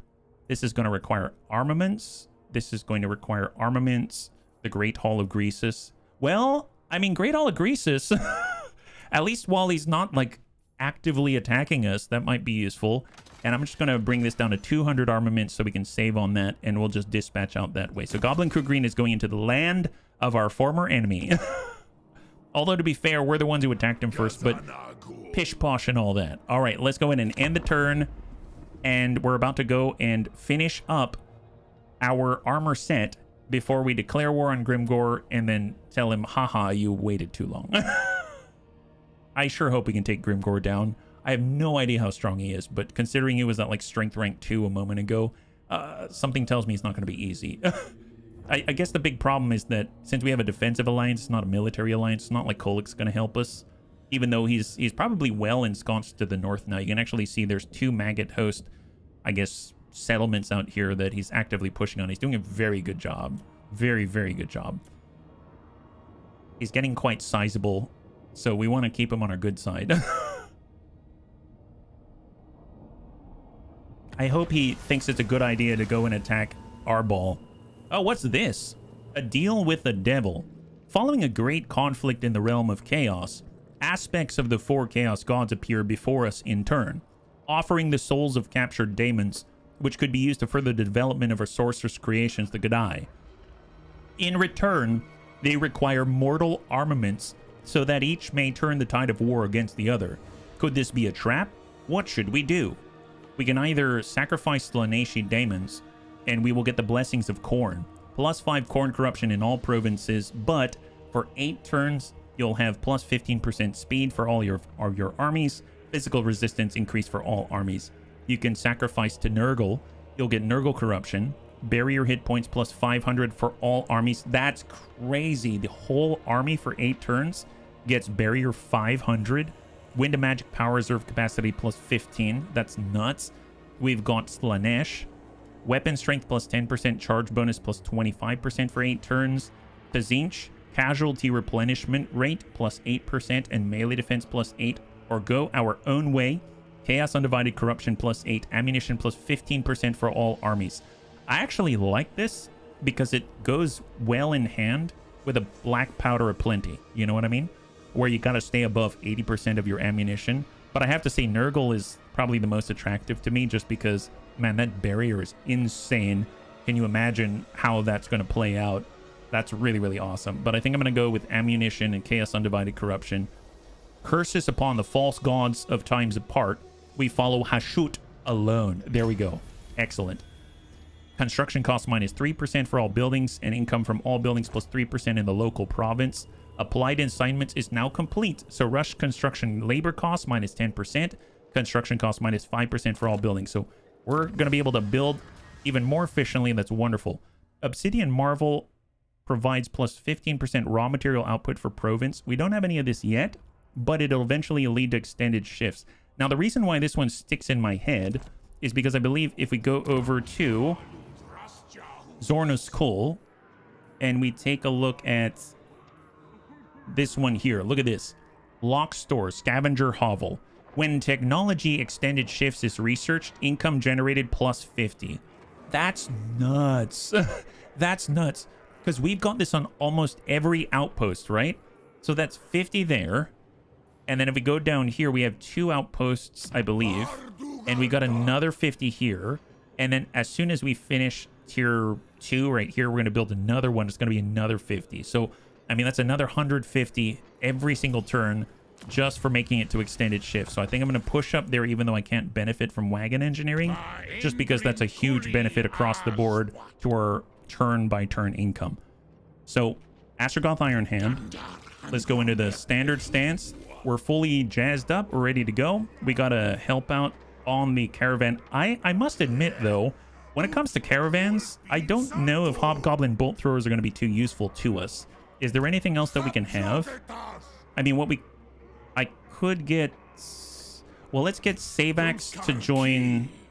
I'm going to have Savax join Crossbow. Oops, I did not mean to send... Who did I send?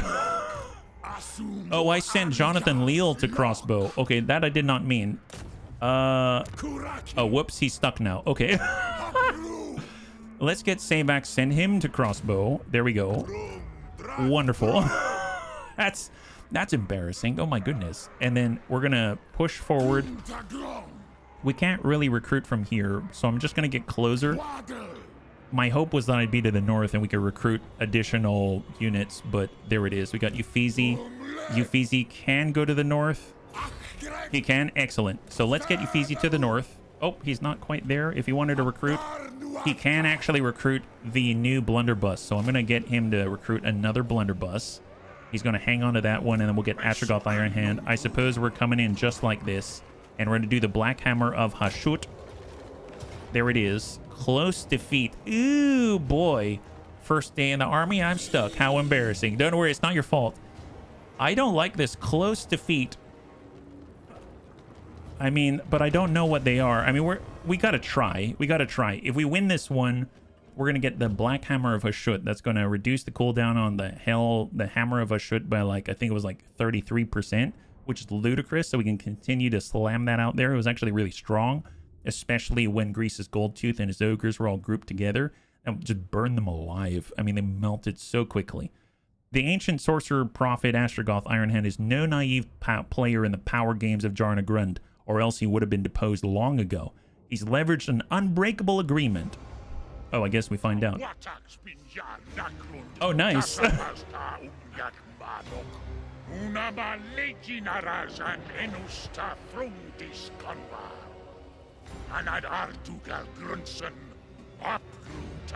Basically, we're protecting a convoy.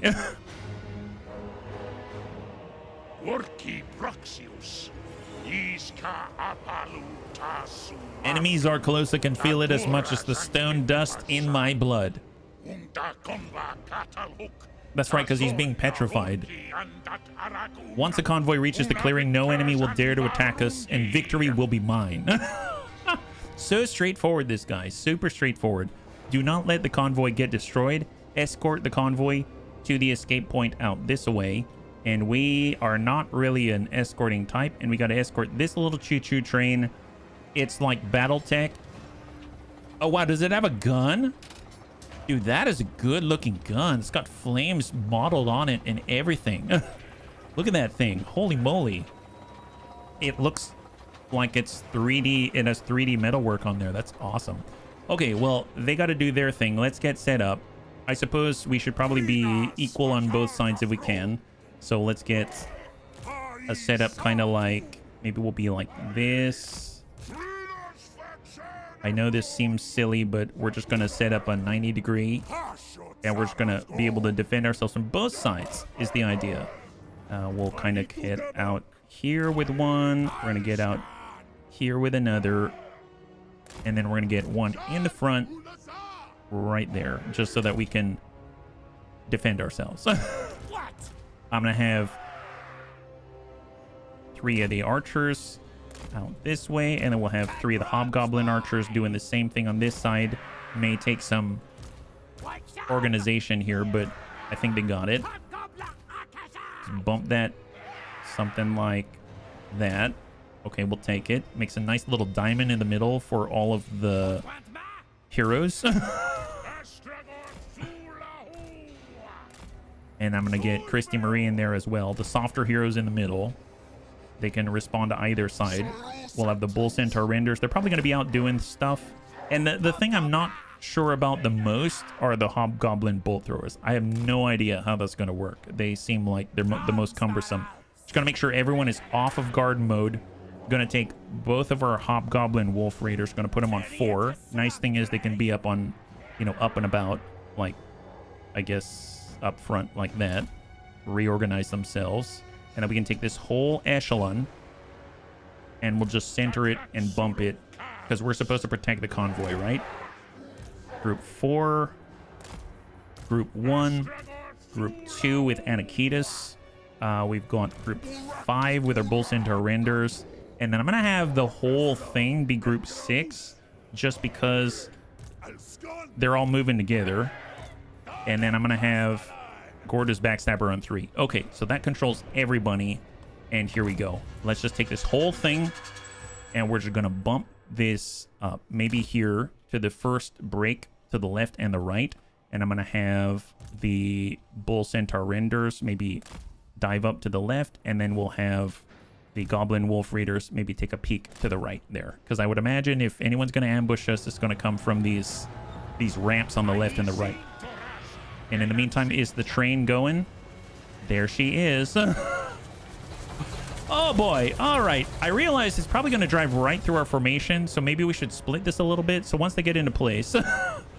Oh, it's not slowing for anybody. Typical Chaos Dwarf. Look at him go. Is he going to kill our own people?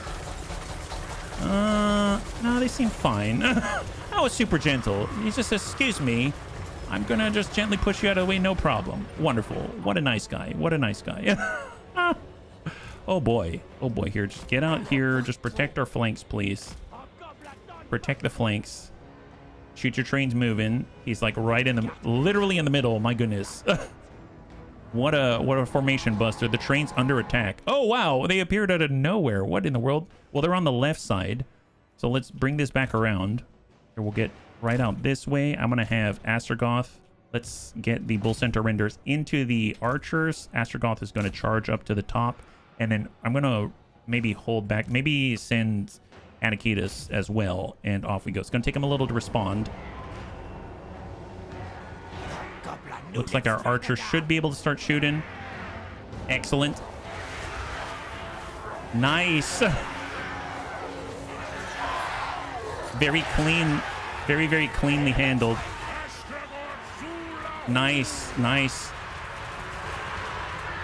Okay, I'm going to slow him down right here.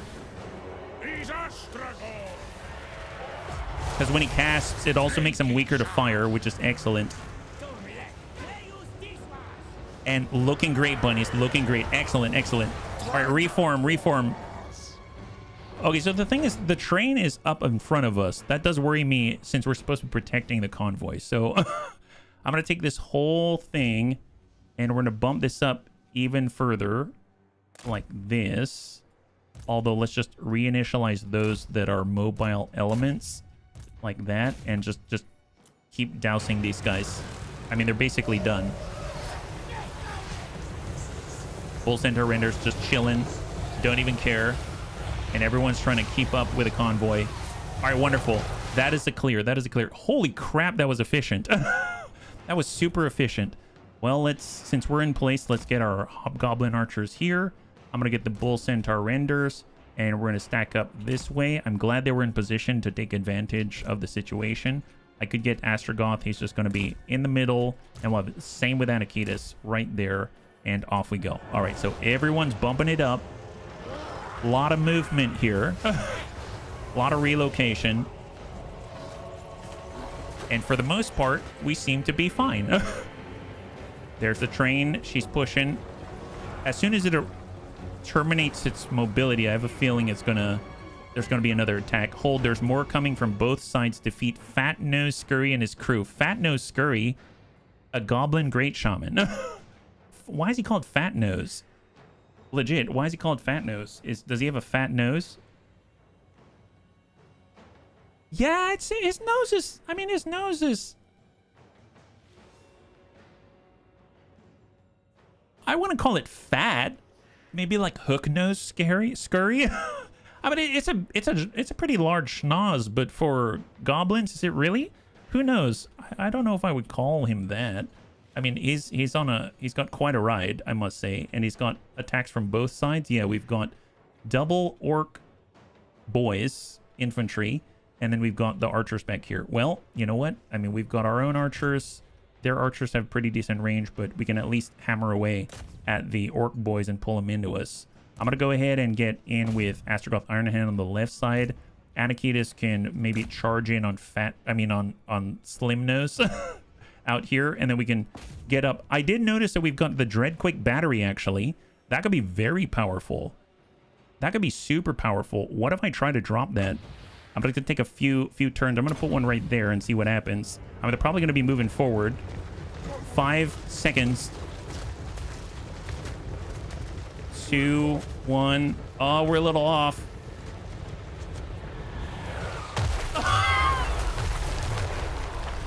I mean, it still did something. Still kind of got him. Excellent, excellent. God, that is so satisfying. All right, let's go in and yank that back. Yank it back. Astragoth, get in here. Get in on the charge. Wonderful. 1 second until he can do that. Get his cooldown on place. Maybe Fat Nose is an honorific in Goblin. Oh, yeah, like a mister or something. Okay, Astragoth's right in there. Excellent. Good for him. We're going to go ahead and put a nice plate right next door. But maybe that didn't catch. No, that didn't catch. All right, keep pushing, keep pushing. Obviously, we're somewhat alone out here. I don't like it. We don't have a lot of help. Tell you what, I may have to get our... Let's get the 3 hobgoblin archers ready right now, and we'll square off right here so we can actually help out. We're a little bit overwhelmed because we're not in the right place. I noticed that they're heading on into our goblin. Gordo's backstabber. Let's square off to protect the convoy. And I'm actually going to charge straight into these guys with our wolves, like into melee on the archers, and hope that's enough. We're shooting right back. Excellent on the right side. Here come the wolf raiders. Nice. Okay, that's a good disruption if I've ever seen one. All right, just eat those guys alive. Wonderful, wonderful. Oh boy, wow, that really sucks. That super sucks. My goodness. We'll tell you what, I mean, we should continue to push up while we can. I'm gonna take this group and maybe not the guy in the middle, and we're just gonna bump everyone forward. I'm just gonna take us a while. We might as well move like this, a partial formation like that, because I have a feeling we're gonna be able to manage. Push into this. Where's Anakitis? Anakitis is fighting by himself again. We do have a big old Dreadquake. I'm gonna put one right here. It's our last Dreadquake battery shot. Hang in there, Anakitis. Hang in there. We got something for him.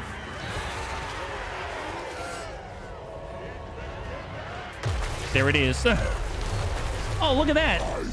They've been disrupted. Okay, hit those guys. Can't help it that we're heads to bash over there. Yeah, you got him. You got him. Oh, boy. Okay, these guys. Well, I mean, here.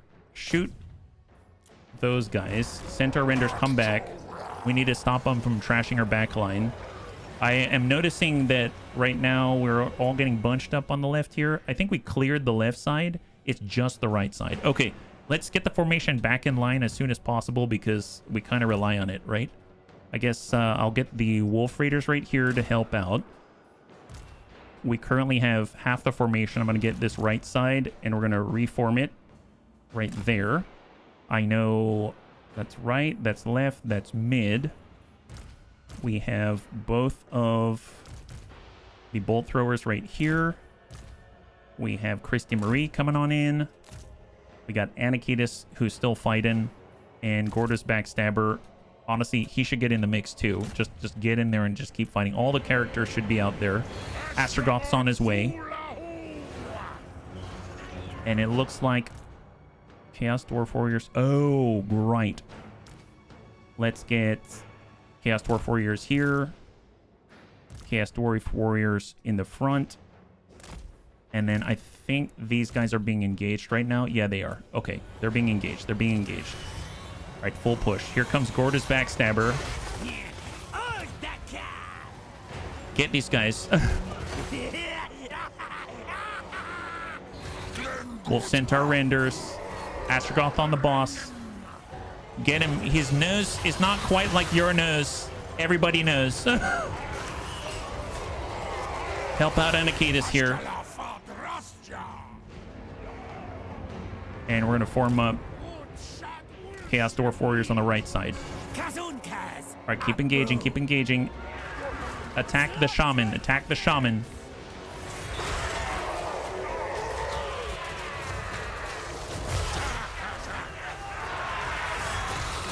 Oh boy, that's not quite what I was looking for. Oh boy, come on archers, hang in there, hang in there. Okay, so he's down, shaman's down, beautiful, beautiful. Okay, everybody get reformed as soon as possible. The attack's going to come before we're ready. So let's get one here. We're going to get Anakitis out here. Actually, I want him with Astragoth right now because Astragoth is... Anakitis is not in a good spot at the moment. And I think that's everybody, right? Oh, no, we're going to have to reinitialize on our archers. Like that. Is that it? Yeah, I think we got everybody. Not the hobgoblin. Here, let's get hobgoblin archers out here, and then we're gonna get bull centaur renders out this way. There we go. Get up on the left and the right. Yeah, the bull centaurs. Thank you, Wilf. Thank you very much. Yeah, they're pretty far back. Okay, everybody's moving. Man, this train just does not stop. I'm telling you, hobgoblin bolt throwers not the best for a scenario like this. I am a little worried about Anakitas, but I think we can keep him safe. If I actually get far enough back, I might spawn behind the enemy. I assume they're going to be here. Maybe we'll be like way out there. Wouldn't that be a treat? And bull centaur renders once again just square off where they can't get behind you. Ogres are attacking. Make them regret taking this contract. Defeat the suntan kids. The suntan kid? Did he get a spray on? What is it? This guy? Okay, so they've got missile specialist Groil the Hunter. Okay, I mean that guy is. It is not. Yeah. See. Okay, let's be real. He probably did not wear sunscreen. There's a very good reason why there's suntan kids. It's just. Honestly, Raven always tells me sunscreen is so important in order to avoid cancer and stuff like that, you know? So, I mean, they really should take my wife's advice, honestly. Wow, these guys are super far away. What's this? Orc boar boys, goblin wolf riders super far away. Glad we saw them. We've got lead belchers, monstrous cannon infantry. That doesn't sound good. I don't like that. I mean, at least they're facing off against the wolf raiders out here. We've got man-eaters, goblin rock lobbers. I mean, we're in a good spot to attack them. We've got the man-eaters with great weapons and more goblin rock lobbers. Okay, well, let's pull away first. Let's get away from this. And then we're going to come out this way, just so that we're away from all of the ogres. And then when it comes to our, I guess, cavalry out here, we'll charge into the man-eaters with iron fists. We'll go in and get Gortys Backstabber. He's already tired. Let's get Astragoth Ironhand. I mean, he can charge up and take on the hunter itself, and Anakitas can be close by and tackle the Iron Fist out here. And I guess we can mix it up with the lead belchers, and then I'm gonna get Christy Marie, and we'll have Christy Marie at least square off and look to the east so she can help out. I've seen bone piercings in all sorts of places, but that was highly disturbing. Super highly disturbing. Makes sense. All right, we're pulling away. Pull away. Pull away, guys. Pull away. Oh, wow. We got people coming from all angles. And then let's charge into the rock lobbers. Get those rock lobbers. Just hit those guys. Any melee is going to be helpful. Nice. Excellent job. Excellent job. Just completely engulf the rock lobbers. Completely engulf them. All right, let's send another, and we're going to come on in. Looks like right now we're able to head off the boys in front of us. Excellent. And Astragoth Ironhand. Okay, so what I'm going to do is I'm going to put Cascading Fire Cloak on Anakitas.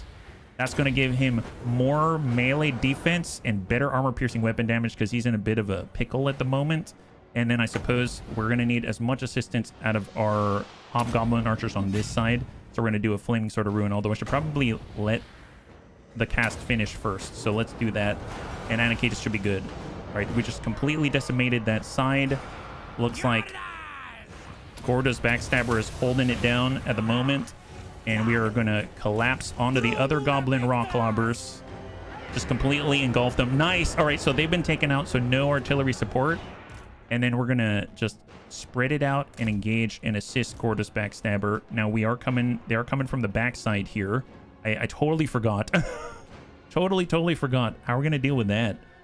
I mean, they're taking up the Wolf Centaur renders. There's the big missile specialist. I mean, we got to send them back. They're not that fast, but we'll try.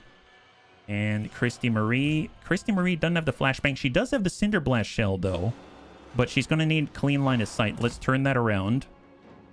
And Gortys Backstabber, I think is just gonna try to slip on away. Yeah, we were at a party. I keep hearing Rock Lobster. Rock lobster, that's right. Oh, they're coming around the backside and hitting our hobgoblin bolt throwers. If I lose those, I don't really care too much. All right, here's Christy Marie. Here's Christy Marie. Square off, square off. I am curious. Cinder Blast Shell. Send it. Christy.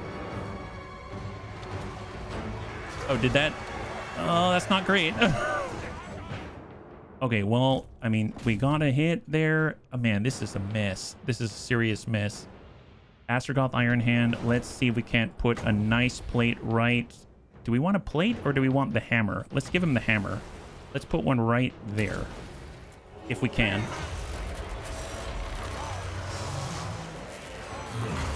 Nice! That should help. Excellent. Get him, boys. Get him. Look at Christy standing back here shooting him in pieces. That's excellent. Yeah, get out of here. Vacate the premises. Oh, that was good. That was good. Not elegant, but was good. Giant hammer. Love that. Anarchies, get out of there, buddy. Get out of there. And we're going to just slow this down, make that guy weak to fire. Pull out. You've seen better days. You've been finding up a storm. My goodness. Warriors are rallying. Beautiful. Oh boy, I didn't realize we're getting hammered by the Iron Fists up here. We're giving them a charge with the Wolf Raiders. They don't have much morale left. That wasn't the smartest plan. Here, pull away, pull away. And keep peppering them. Keep peppering them. I think that's it. I think it's just these guys right here. Oh my god. Go ahead and follow them. Back up. 3 goblins. Stack in.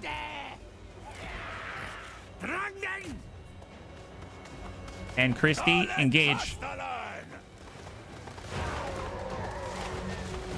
Nice. They've got 2 people left. Nice. High five. Okay, so we stopped the ogres. We stopped the ogres. All right, let's advance. And I don't know where we need to be. Do we need to... Should we stay right here or... I'm gonna guess they'll probably come in from these sides.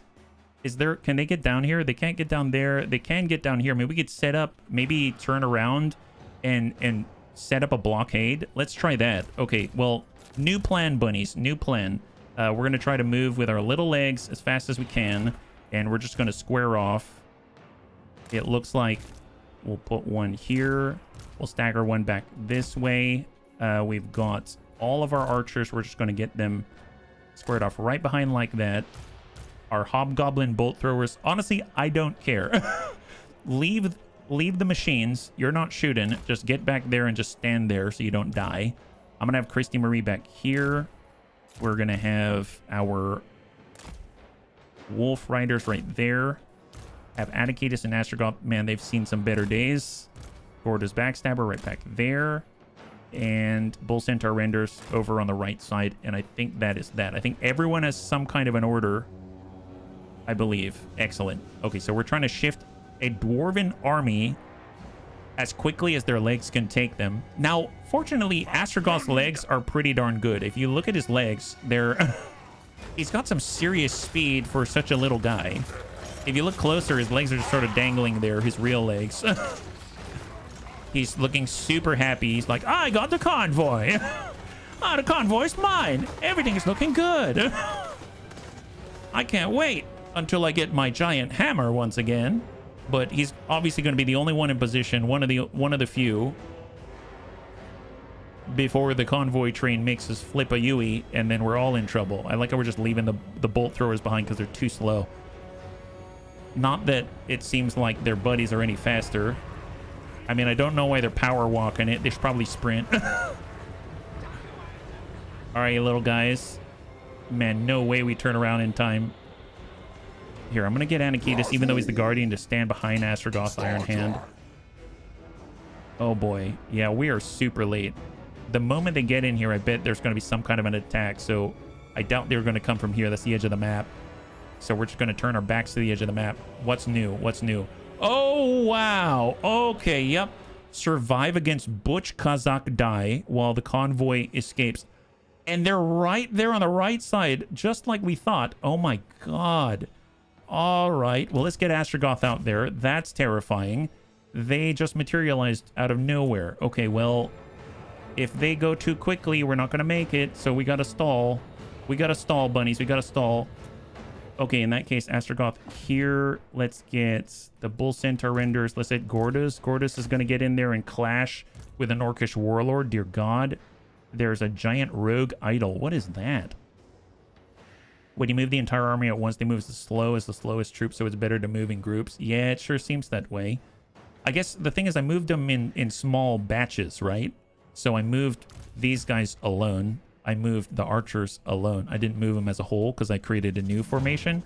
But still, yeah, I guess I assume that they maintain the... I guess they're all the same speed, so to speak, in each of their individual groups. I may have to fall back. I don't think the Bull Center Render is going to be able to hold that. Fall back and try to screen with Gorda's Backstabber. Oh my god, we got shattered in the butt. Buff up. Get him, get him. Alright, so a tiny little Gobbo is going head-to-head with a Butch Orc War Boss. Okay, charge into him now. Let's go ahead and let's slow down this group because we need time. We need time. Cast it, cast it. Okay, that's slowing him down a little bit, but let's be real. We're totally caught off guard. Dwarf Warriors, get into the mix. Their Dwarf Warriors in here, get in the mix. We're going to have these Hobgoblin Archers maybe square off here temporarily, just for now, as everyone else gets into position. Looks like these Wolf Raiders are able to shoot, but that's not going to do too much. Okay, let's get these Dwarf Warriors ready to receive. And then we're going to pan back like that. Christy Marie is going to be on the outside here. And actually, she's going to need to be further back. Although, she could Cinder Blast Shell. Let's Cinder Blast Shell with Christy Marie. Cinder Blast Shell with Christy. Chaos Warriors are getting just absolutely decimated. Look at that! Wow, that was Christy Marie just cutting a bloody swathe right through this Black Orc advance. That is nuts. But, oh boy, we are not the fastest. The convoy's out. There that is. Right. So, let's get all the rest of our archers. That's 3 there. Yeah, we're squared away. Let's pull this back. Square off like that. These 3, let's go ahead and cant back. Square off, pull back, pull back. We need melee in front of us. And then blunderbusses. Let's just get squared off here, right on the edge. And hang tight. Right now, how are we doing? How's our life? Oh, they're actually taking out the war boss. Good news, good news. I guess let's put a big old plate right there, right on top of all the Black Orcs surrounding us. Hang in there, hang in there. Nice. Burn him, burn him. Chaos Dwarf Warriors, hang in there. Anakitas. Anakitas, get involved, buddy. Get involved. Going to square off with the Wolf Raiders. And loose. There we go. There it is. Oh, come on, Anakitas. Hang in there, buddy. Hang in there. Hang in there. He's got fire resistance for a reason. So the enemy lord is dead. That's beautiful. Astragoth. Here, just get up there on the rogue idol. These Chaos Dwarf Warriors, I don't think they're going to survive. I mean, I may be able to... Well, I can actually buff them, right? I do have Cascading Fire Cloak. Let's put Cascading Fire Cloak on these guys. Melee defense plus 24. I mean, it's something. And Gorda's Backstabber. I mean, just keep fighting these guys. Try to cut your way out. And keep loosing as many arrows and blunderbusses as possible. Actually, let's get both blunderbusses, and we're going to go ahead and attack the rogue idol specifically. So actually focus fire on these guys. Come on, nail him, nail him. Come on, bring him down as soon as possible. Come on, come on, come on. Come on. Yes! High five! Okay, so we barely squeak out of there with the Chaos Dwarf Warriors. All right, pull it back, pull it back. Pull her back. And then we got another one out here, and these guys are completely surrounded. Pull back if you can. Astragoth is holding down the fort at the moment. We can probably put a burning and slow down right there. And then I'm going to have the Bull Centaur Renders come in to assist. Gordo's Backstabber is going to stay on his target right here. Anakitis is actually holding it down. I'm very, very happy about that. I think it's up in the hands of the bunnies now. I don't think there's too much that I can do to assist other than... Nope. We just got to stay here. I guess square off this way and hope for the best. All right, bunnies. The battle, we just have to hold out. Got to hold out. Oh my god. This is what we have to look forward to with Grimgore.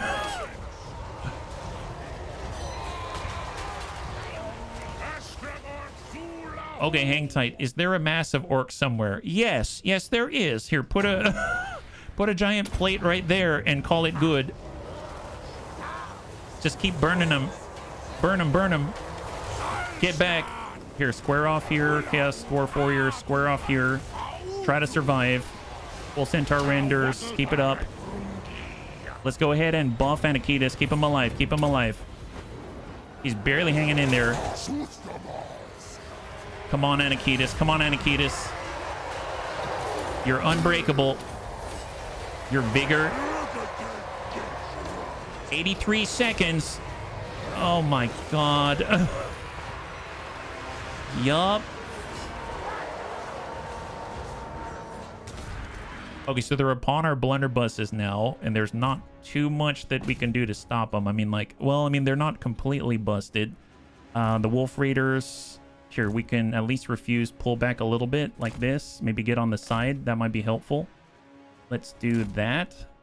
And then we've got Christy Marie, and she can deliver a Cinder Blast shell right into these guys right here. Yeah, wish we still had the mortars. Yeah, that'd be really nice. We don't have war machines yet. Come on, Christy. Come on, Christy. Nice. Yeah, she's on it. She's on it. Stay with it, guys. Stay with it. All right, Gordas, get involved. Man, hang in there, buddies. Anakitis, you still cool? Anakitis still cool? I'm too scared. 59 seconds. 59 seconds. We can do this. We can do this. Let's just... Here, just put a big slowing plate right there. Slow him down. Slow him down. Buy ourselves some time. Buy time. Buy time. I think the right side's somewhat contained. I'm going to go ahead and take this blunderbuss, and we're going to swing it around this side so we can start to engage them.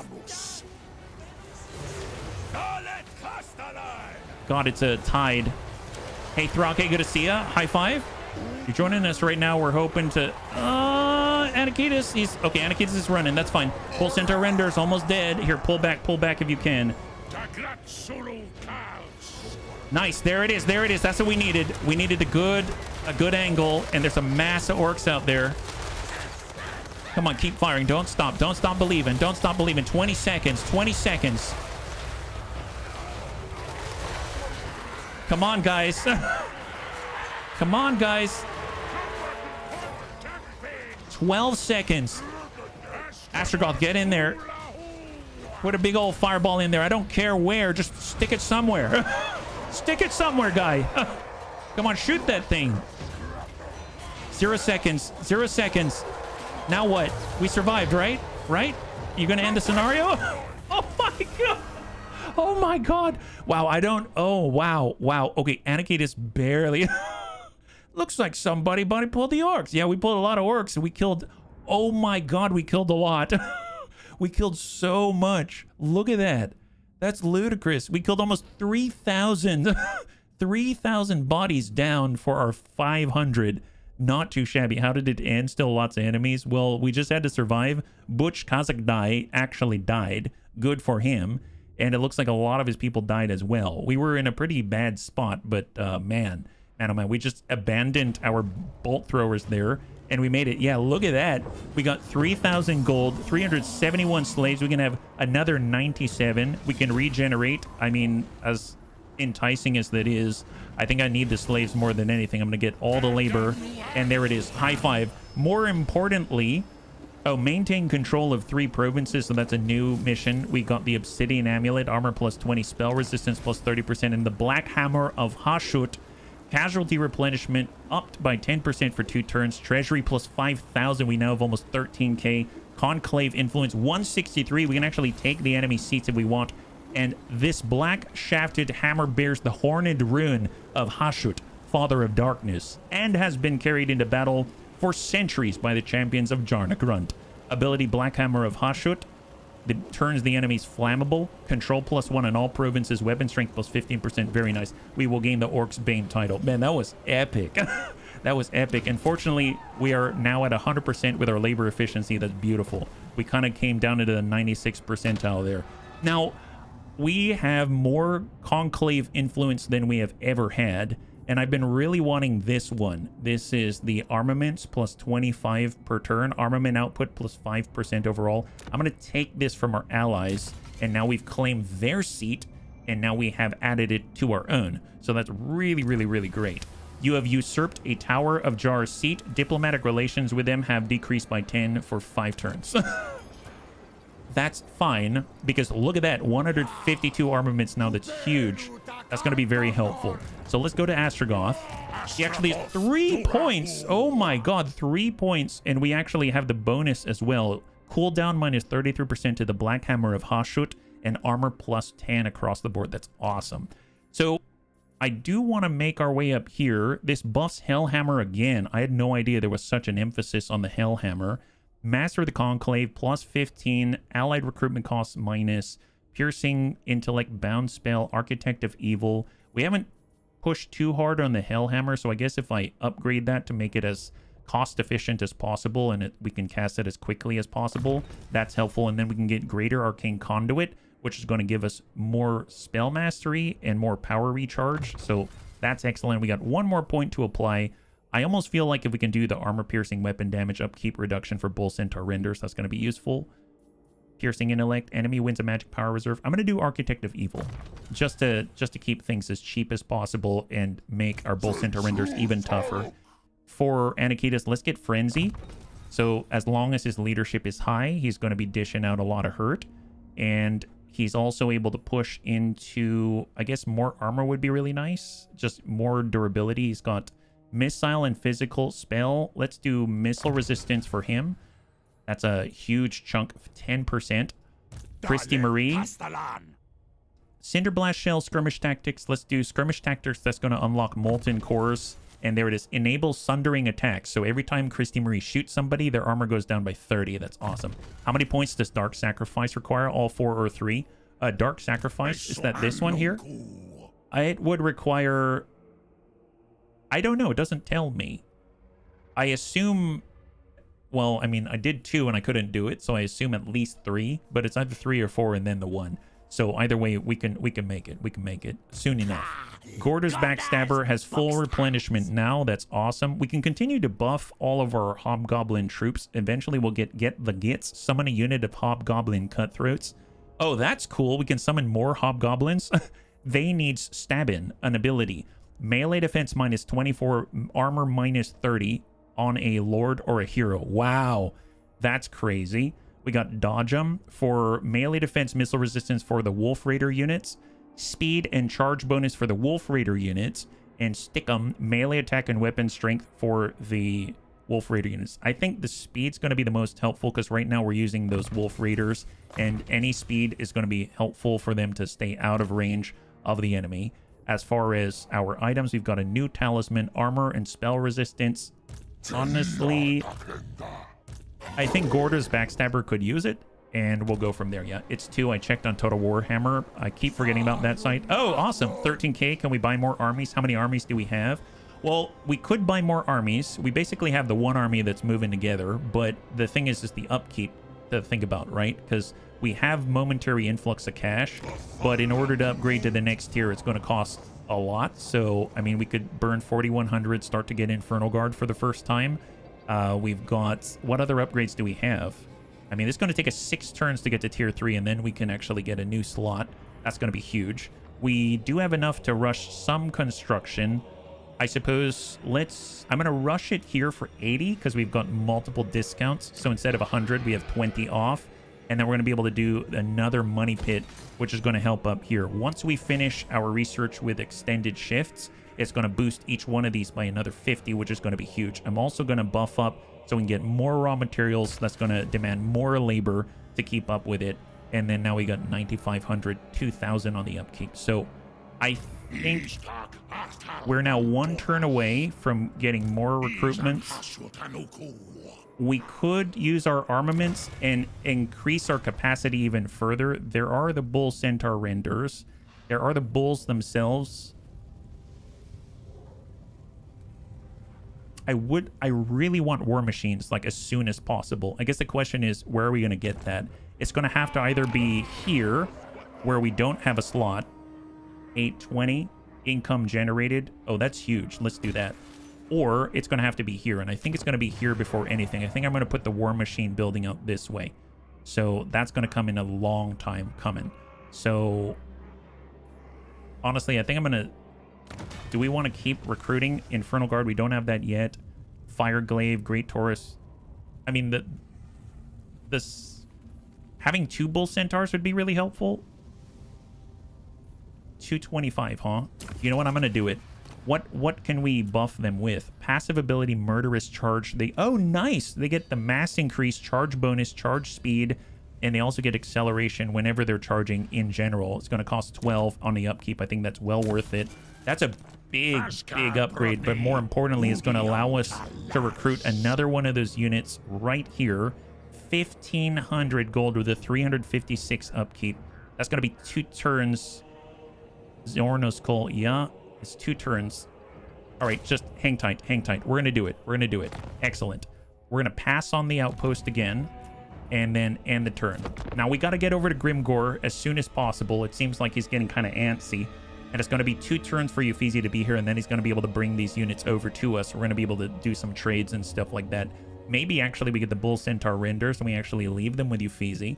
Or if we actually are able to, you know, give the entire Hobgoblin army, well, we need the Hobgoblin recruitment camp in order to continue to flush out his army. I would like to make a full Hobgoblin army underneath Uffizi and Gorda's Backstabber, and then slowly transition the main army into a Chaos Dwarf one if possible. The Crooked Moon mutinous Gits have been obliterated. Really? The Wargrove of Woe have been obliterated. Jufbar has been liberated. And Skaven faction Clan Molder has got their Engineer of Doom. Servants of the Conclave, that's Jarnagrun right here, has begun construction on an outpost with us. Okay, fair enough. So who are these guys? These aren't the Murderous Gits. The Crooked Moons, but they're not like the offshoot faction, I suppose. It does seem like Karazakarak is coming closer, and we had to pay them off in order to stop them from attacking us. So that does make mark it a little bit weird, yeah? They're a minor faction. Oh, gotcha. Well, let's take a look. Now that we're on the next turn, how is everyone else's relationship to us? A lot better. We can trade and pay 3,500 to make them trade with us. That seems rough. I mean, they're far enough away that maybe that's helpful. We do have the non-aggression pact with Arbal the Undefeated. That's great. The Ecstatic Legions are super far away.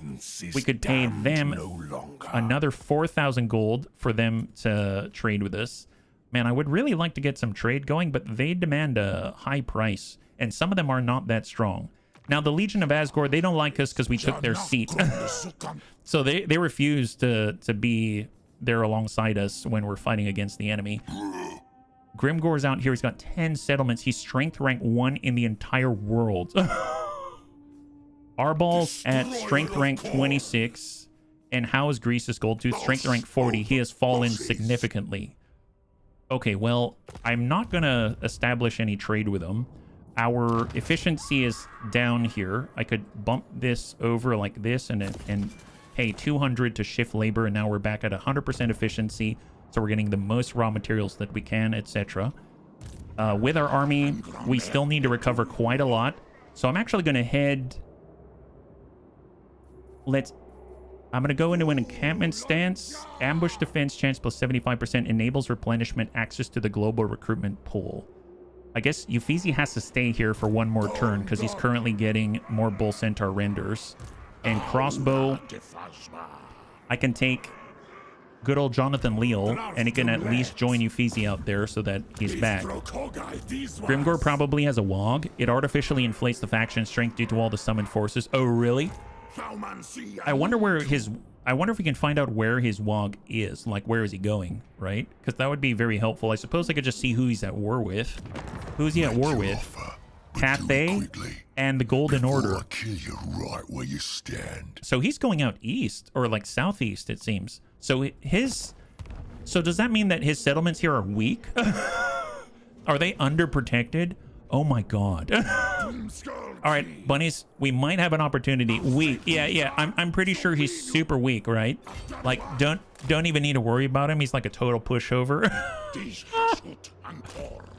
Okay, well, we're heading in that direction just in case, and we're also going to make sure that we're coming online. What is WOG?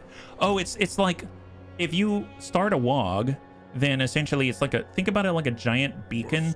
So all orcs in the area like come and fight, and they target an area and they just flood that area, sort of. I mean, it's probably, they're more detailed than that, but it's, think about it like he's declared some type of WOG, called to all the orcs in the area, and then he's charging and swarming something. That's what it is. But if he's done that, then chances are he's taken all of his forces with him, which means if he's going to the southeast, because we look at who is he at war with, and that's out in this direction, then he's probably flooded his forces this way, which means there aren't as many forces out here, right? Yeah, like a rally call. Exactly. I guess we might as well spend some cash, and we'll start this process and start to upgrade to Infernal Guard, because we don't even have that capacity yet. And as far as heroes go, we can actually get more Infernal Castellan. We can get another Bull Centaur. That sounds awesome. Attribute immune to psychology, melee defense, physical resistance, enemy hero action success chance reduce, choleric, passive ability frenzy, melee attack +8, and violent.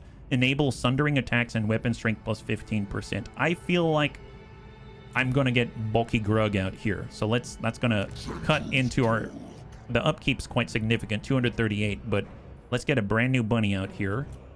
And we've got a brand new Bull Centaur to join Anakitas Monomaxus. And they are... Welcome to... Who's Kojo Bear? Who is Kojo Bear? Apparently a gigantic Bull Centaur. Excellent. All right, so welcome to Who's Kojo Bear. The Violent. Excellent. So how many points? They've got 6 points to apply. That's ludicrous. Training. Let's do Bull Gore. Armor piercing, weapon damage, charge bonus. Love that. Survivalist. Excellent. We're going to do hard to hit. He gets 1 more point. And I'm going to do Blade Master like that. So very similar to Anakitas Monomaxus. He's getting set to be the tanky boy of the bunch. Awesome. So he's going to join us on the front line, and we're going to get to work. Maybe we'll replace our Hobgoblin bolt throwers or something like that in the meantime. Outpost is available. Do I really want to construct an outpost? I mean, I guess I don't really want to, but it will get them to stop bothering me.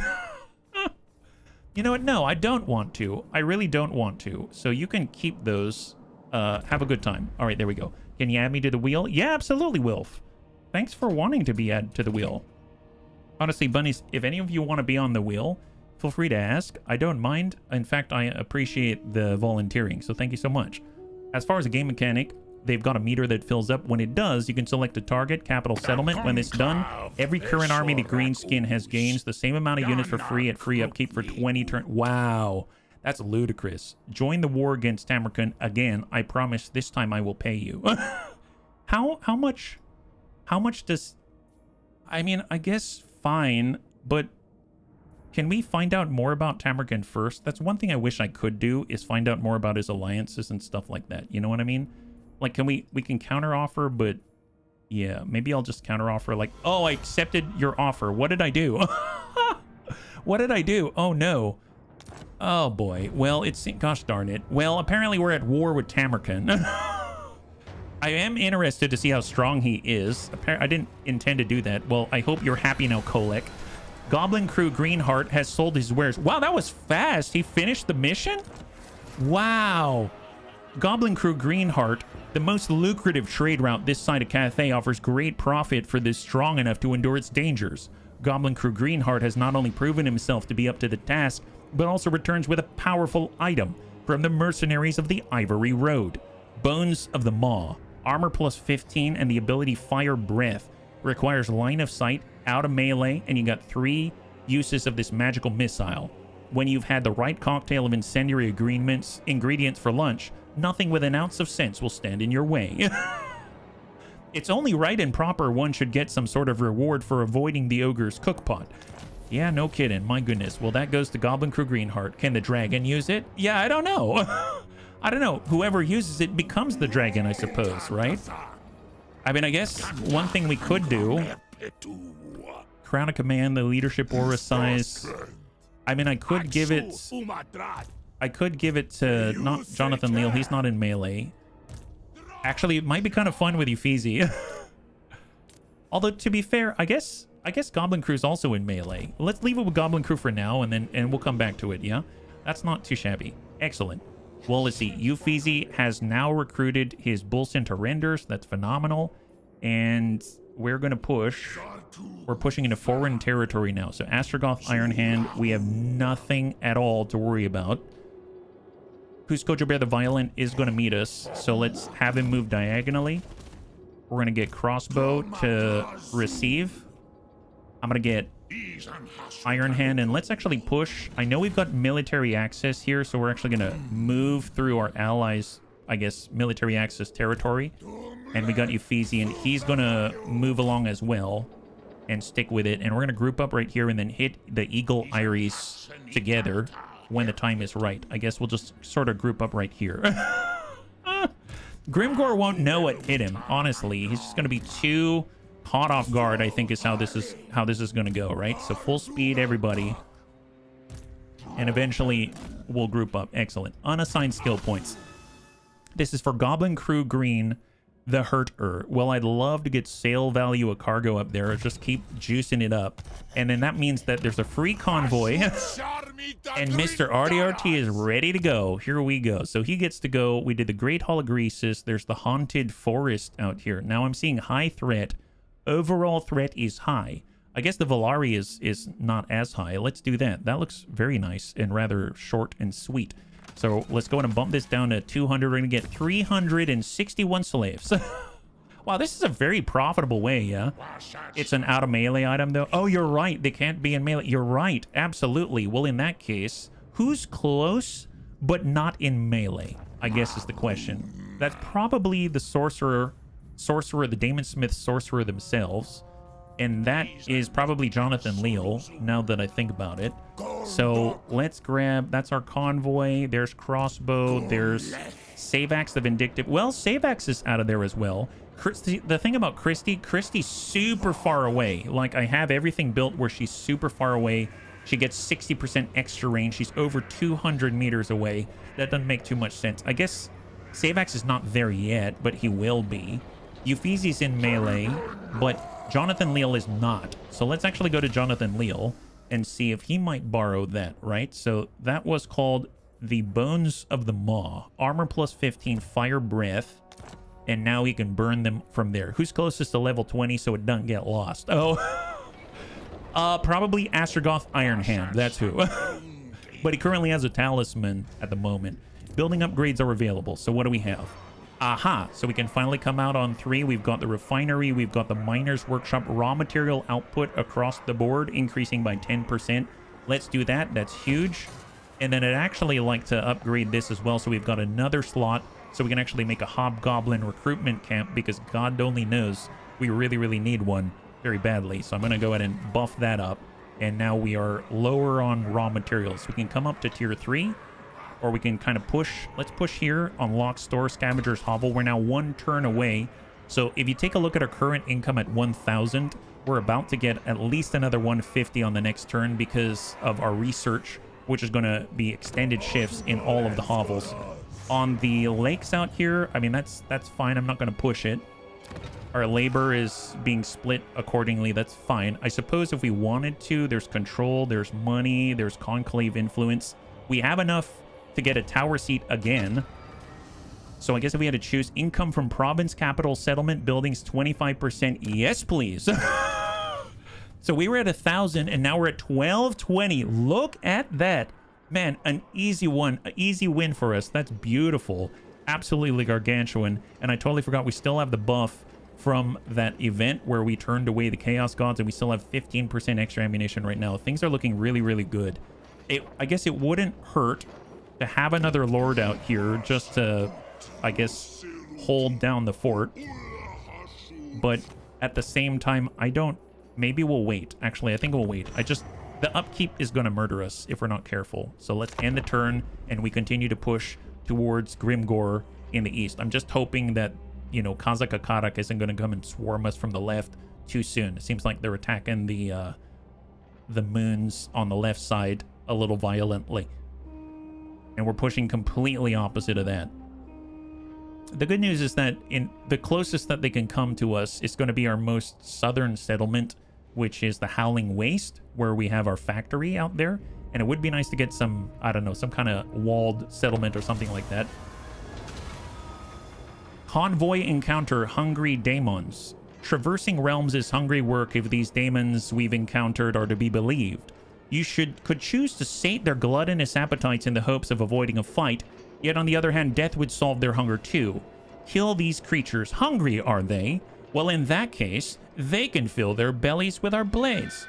You keep these beasts at bay. Once a few sacrifices for the many, it was probably time to call the weak anyway. These daemons are doing you a favor. No, I'm not going to sacrifice a Chaos Dwarf warrior. Are you kidding me? We're going to try to fight our way out of this one. I'd rather all of us get hurt. Valiant defeat. Oh my god. Really? What have I done? I mean, at this point, what kind of a battlefield is this? Okay, well, all right, bunnies. Apparently, we are going to suffer a valiant defeat at the hands of Chaos. This is not great. We got a bunch of trolls out here. Looks like Chaos Giant.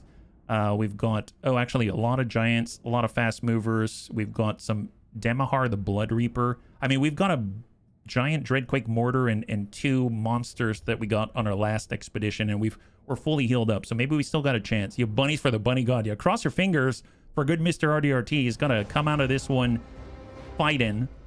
We refuse to just give up valuable Chaos Warriors. I guess a nice thing is they can't outflank us if we're up against the wall here, right? So maybe that's what we do. We get out here and we let them approach, and it's pretty flat. I think that's probably what we're going to do. So we're rather static, it seems. So we have our Dreadquake Mortar. We have the Iron Daemon, which is going to hold on the left side. We've got Mr. RDRT himself. We're going to have him on group 1. Make sure everyone is not on guard mode, except for our Chaos Dwarf Warriors. And we're just going to stay back. We've got our Feral Mammoth. And we also have this giant bat. That's not a bat. What kind of a bat is this?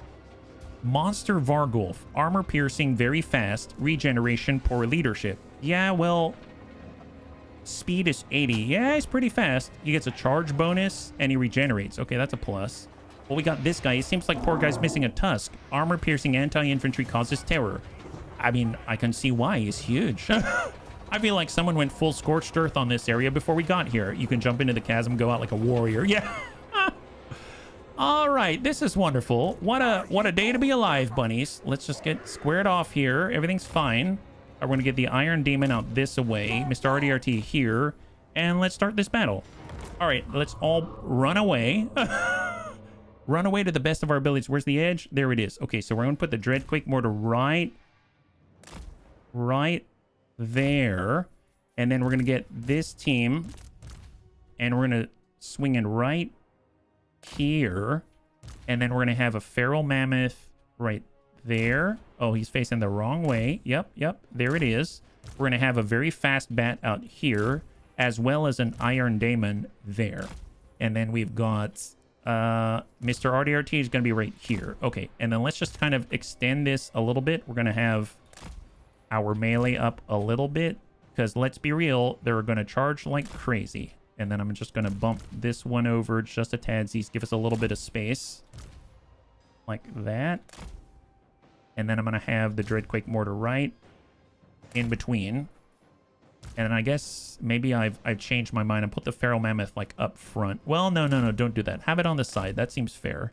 We'll just block up any sort of edge there, and we can kind of, maybe we'll be a little bit farther forward, and then we can dive into the middle. Vargul's fast enough. He can be a little farther away. That's fine. Iron Daemon has a big old shotgun.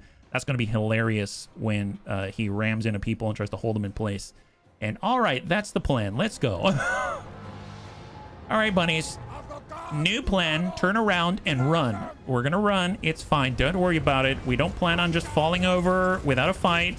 We're going to fight. It's okay. Are you sure we're going to fight? Yeah, we're going to fight. Don't worry about it. Are you sure? Well, yes, mostly. Take it down from afar. Yeah. We'll try to take it down from afar. You understand? It's just we got blunderbusses. They don't have that range. Initiate strategic withdrawal. That's right. Exactly. Super strategic. Only the best of withdrawals. but not the drug kind. We don't have withdrawals from drugs. It's just, you know, super strategic is all. Okay, so actually, you know, now that I'm looking at it, their angle of approach is a little different than I was expecting. So I'm going to let us get into the current formation, and then we're going to shift it for the biscuit. I guess the question is, wow, we've got some significant range. Okay, let's change this. So 1, 2, 3, 4. Bring this up, cant it over, and we're going to square off right there. Then we're going to get the Dreadquake Mortar, place it right there. We're going to get Mr. RDRT. He's going to be right out front. We're going to get the Pharaoh Mammoth. We're going to extend like this. We've got the Vargulf, and we're going to be out here, and we're going to have the Iron Daemon somewhat in the middle like that, and now we're talking. All right. Okay, we tactical withdrawal, tactical redeployment. Redeploy, guys. Come on. There it is. Oh, careful. Watch out for your guys. Oh, Jesus. Oh, there's Bob. Yep. Someone pull the brakes. My God. Who's going to update the sign? Yep, update the sign. How many days without incident? Oh, did we? I didn't shoot that. Who shot that one? My goodness, what are you doing? Don't waste ammunition. Here, let's get an Iron Daemon out there and just try to shoot some of these Chaos Warhounds. Maybe they're going to enjoy that one. Actually, let's not get all the way ahead of ourselves. I will get the Vargulf right there. A little closer there. Oh, yeah, we're lobbing it. Lob it. Oh, close enough. Tell you what, we need to be shooting at the mainstay of their offensive, right? So let's go ahead and focus here. I want you attacking somewhere there. Right there. Does that make sense? Come on, buddy. Come on, keep it up. Keep it up. Loose when you're able. Fire when ready. Fire when ready. Okay, maybe you might need to recalculate. Guns away. Bombs away. All right, fire here now. Fire there now next. All right, incoming. These guys are super dangerous. Valiant defeat was predicted. Unless we can land some of these guys, we need to hit these. Oh! Oh my! Never mind. You landed it right in the right place. Good job. Just keep it up, guys. I'll let you do your thing. My bad. Wow, that's okay. They're all dead. Okay, gentlemen, new target. Let's see. They got Warhounds, Chaos Warriors with halberds. Ooh, super advanced. Don't like that. Here, let's shoot somewhere, I don't know, like here. That seems to suffice. There we go. Okay, when ready, Dreadquake. Ready? Loose! Let's go, boys.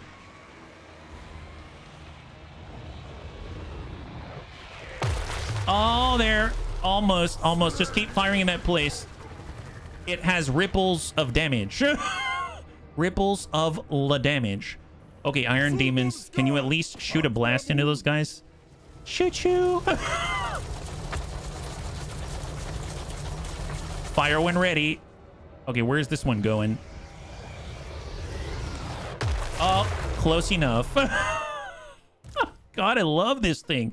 Why is it so good? Here, place one right there. Let's be a little more bombastic with it. Yeah, go have that one. Have some fun, buddies. There it is. Yeah, shoot him right in the face. Yeah, shoot him right in the face. There it is. There it is. Yeah. How quickly can we fire this thing, though? Oh, yeah, not bad. Here, why don't you run him through? Run him through, boys. Give him a little push. There it is. Yep. Roadkill. Oh, wow. Went a little far there. Okay. Next. Target up. Target there. Right there. Very dangerous. Super dangerous. All right. Keep it going. All right, gentlemen. Here. Get right in there. Get the Iron Daemon out there. Get the Iron Daemon out there. Nice, nice. Here, and charge. We're gonna go in acceleration, mass, and speed. You're not gonna stop us, you horrible trolls. Horrible, horrible trolls. Loose. There's the shot. Oh wait, don't wait. Turn around, turn around. Whoa, whoa, dangerous. Here, run into these guys. Oh look, we came right back. All right, get out of there, get out of there. Yeah, keep it up, keep it up. Oh, that is something. Oh my, wow, that's a little dangerous there. Okay, what's our range? Yeah, we're fine, we're fine. Okay, we really gotta place this appropriately. Here, get that group right there. Keep attacking, keep attacking. How many shots do you have left? I mean, you got a decent amount. Got a decent amount. Kind of danger close now. Shoot your trains getting out of there. Loose.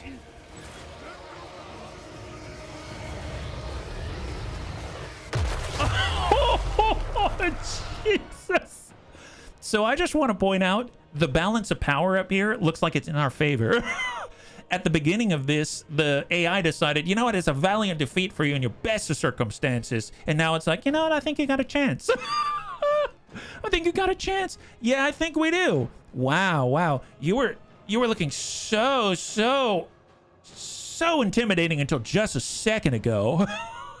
Look at him, look at him. He had a helmet on. Now he's just getting slapped across the back of his face with a giant mortar. Look at him. He looks like he's been slapped absolutely silly, man. It's zero chance of cool. He's no longer cool at all. All the kids are laughing at him. It's honestly a nightmare. I would never wish that upon my worst enemy. So we're just going to wish it upon our medium enemies out here. Here, have one of this. There's a second unit of them. Yeah, let's get to work, bunnies. Get to work. There's more. Very dangerous. Should watch out. Here, turn this around. Just pepper them with a little bit of a blast. Yeah, give them some good juice here. Ding them. Blast them and charge them. Excellent. Yeah, get in there. Vargulf is moving to screen. Okay, blunderbusses. Fire! Get in there, buddies. Get in there. Vargulf is going to move to screen. Engage him, engage him. Nice! Oh my god, the devastation. Black powder aplenty. Look at that. Wow. Annihilation of the giant, I don't know what is this, hamster bat. The hamster bat is getting in the fray. Incredible. He can regenerate as well. Amaze balls. Here, might as well get stuck in. Here, turn off guard mode.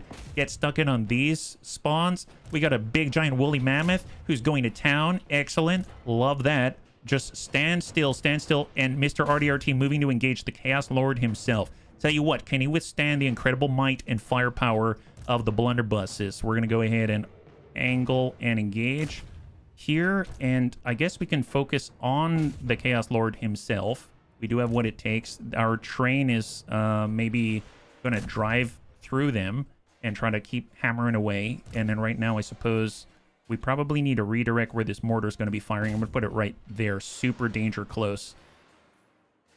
Yes, go for it. All right, come on, guys. Come on. How we doing? There she goes. And there it lands. Wow, that is... Okay, this is one of my favorite artillery. I'm declaring it right now. This is one of the best artillery in the entire game. My goodness, wow. It even has a choo-choo train and everything. Whoever thought of this is a pure genius. Oh my god, dangerous. We got a horrible chaos giant. Very bad, very bad. Here, let's go beast to beast. It's Beast Wars. Beast Wars. Here, attack this. I realize they got halberds out there, but they're not doing anything important, so that's fine. That's fine. These dwarf warriors are holding it down, and I suppose I should probably help out with all of these shenanigans. Yeah, we'll get the Vargulf out here, and I guess we will start focusing on the chaos spawn instead. There it is. All right, keep attacking, keep attacking, keep it up. Keep it up, boys. Keep it up. Just keep shooting the blunderbusses. We rely upon your strength. Excellent. Look at that Chaos Lord just crumble in front of the might of dwarven firepower.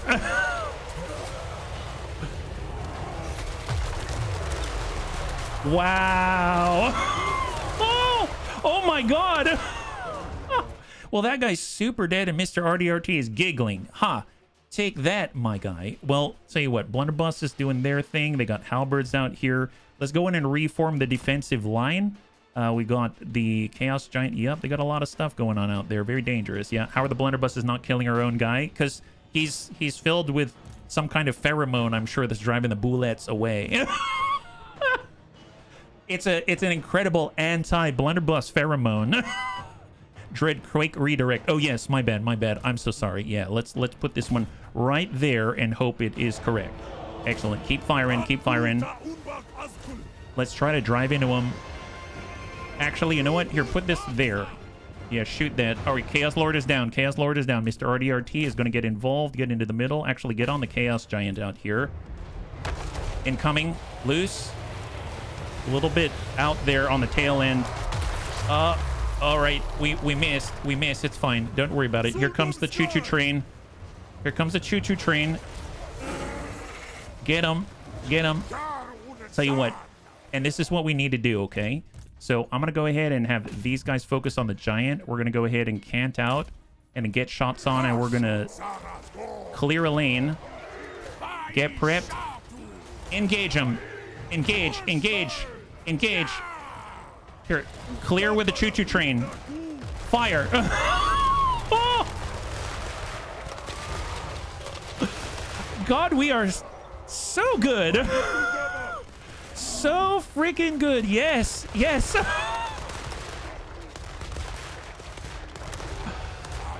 Holy moly, gunpowder superiority it is.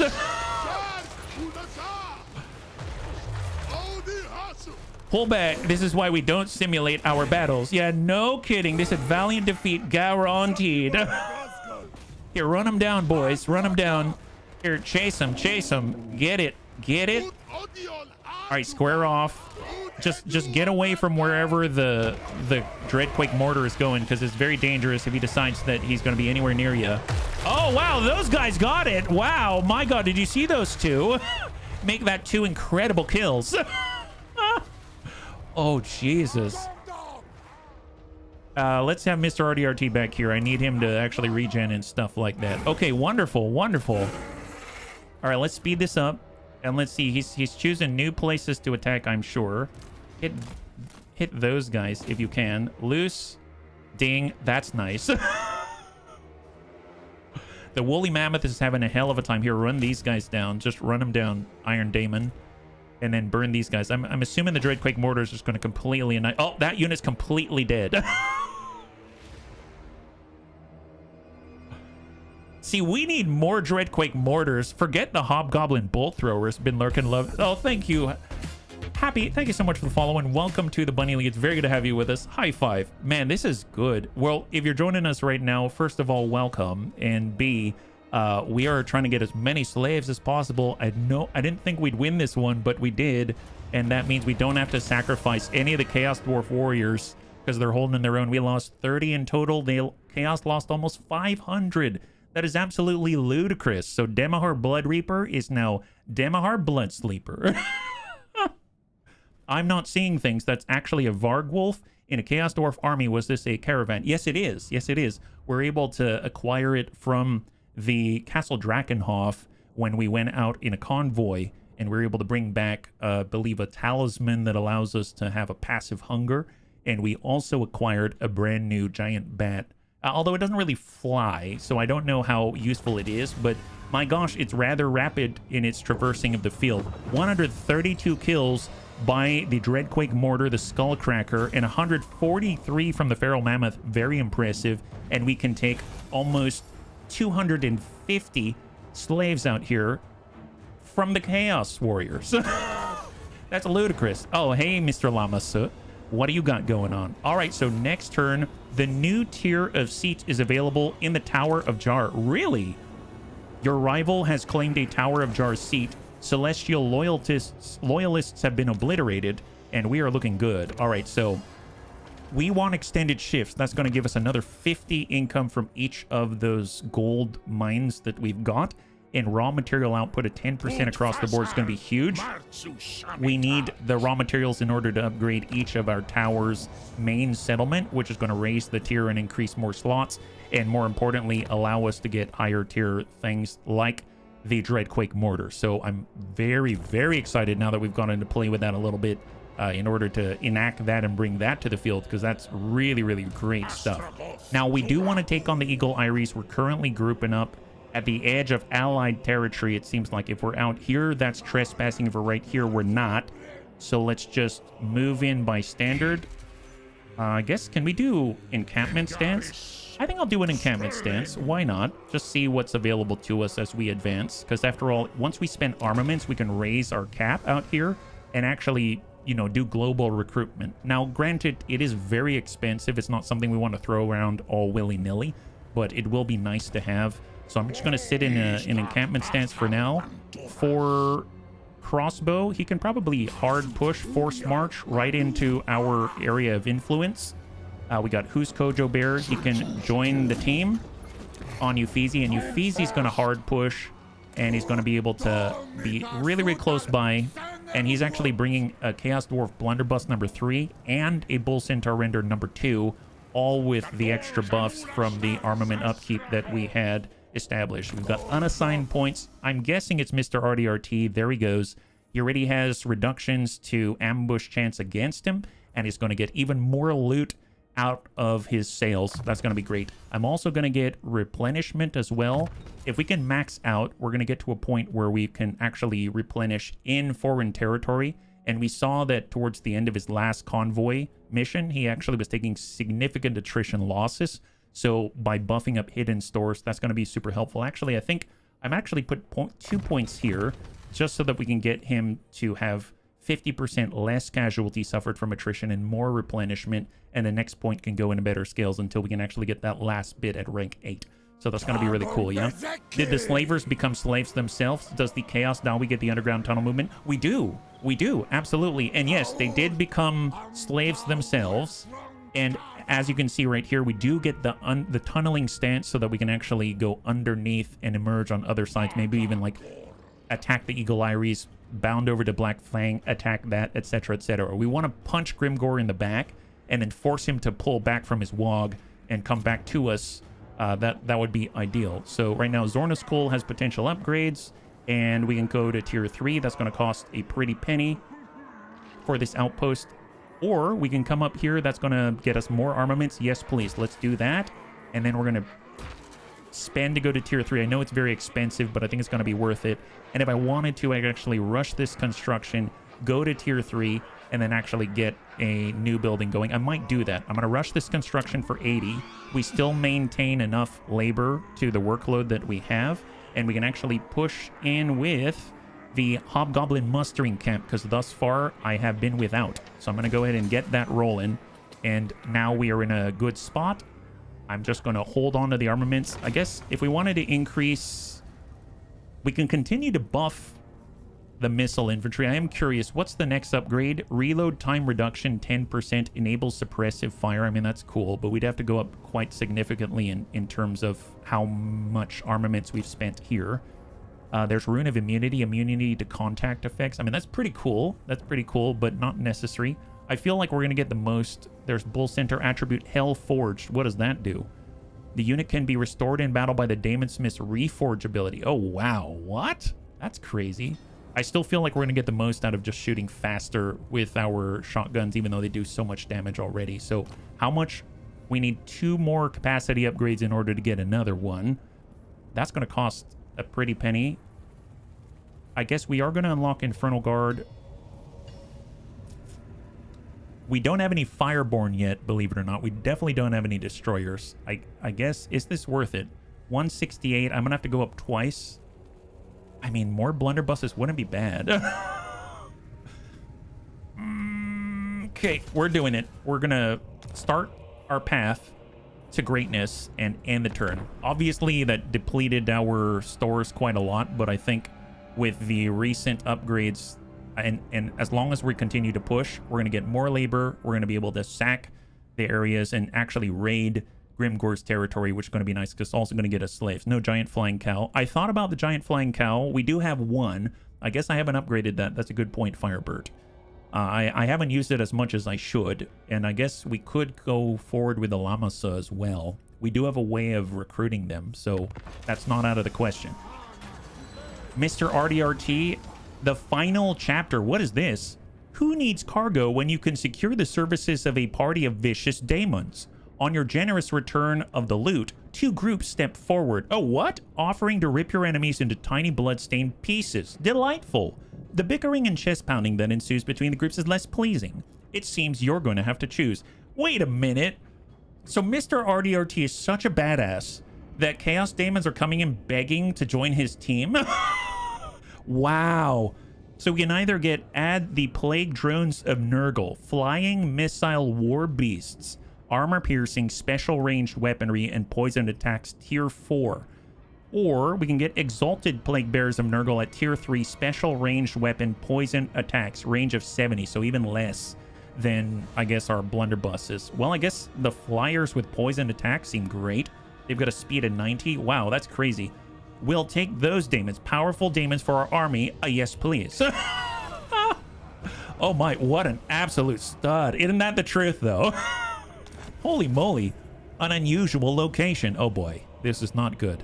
An unusual site has been discovered near one of your settlements, warranting an investigation to determine potential benefit. As with any unexpected presence, you have the option to remove it, though at a cost. So it looks like we now have the Purple Hand Safe House. Oh no. These lavender-cloaked enigmas intersperse their talk of kaleidoscopic eruptions of the flesh with alluring sermons of events yet to pass. Tzeentch corruption plus 15 in the local region. Each turn, there is a 10% chance the Purple Hand will spread to another region somewhere in the world, when Tzeentch corruption is less than 50, which it is right now. But, on the other hand, campaign movement range plus 9%, construction cost minus 9%, income from all buildings plus 9%, winds of magic power reserve capacity plus 9, and unit experience gain plus 9%. Once the Purple Hand is spread to 9 locations worldwide, they will leave this location. Well, how much does it cost to remove it? 6,000? If it spreads to one of your settlements, they pay you. It's decent to keep for a Chaos faction. Well, it costs 6,000. They pay us? I mean, I have no choice. I have to keep them at the moment. Well, I guess let's move some slaves down south so that we'll keep our efficiency up to 100% so that we'll continue to get raw materials in order to upgrade. And then I guess let's regroup. If Astragoth, if we go into a standard stance, can we attack? We can. Okay, well, this is trespassing. That's not. Okay, let's move. We got crossbow, standard movement. Group up. And we got Uffizi. I do want to move with Uffizi. If we came in with a tunneling stance, we can be out here where we're trespassing, or we can be out here. If we were to rush it, we can be close by it. Let's take one more turn, because I'd rather group up together. And, yeah, I guess this is what we got to work with. We got the same team. They've been doing a good job. Just keep it up, boys. Building upgrades. We can actually upgrade this. It's going to cost us raw material. I'm going to hold off because ideally I'd like to get upgrades to our main settlement. It's going to cost us nigh on like 3,000 almost. So we'll hold off there.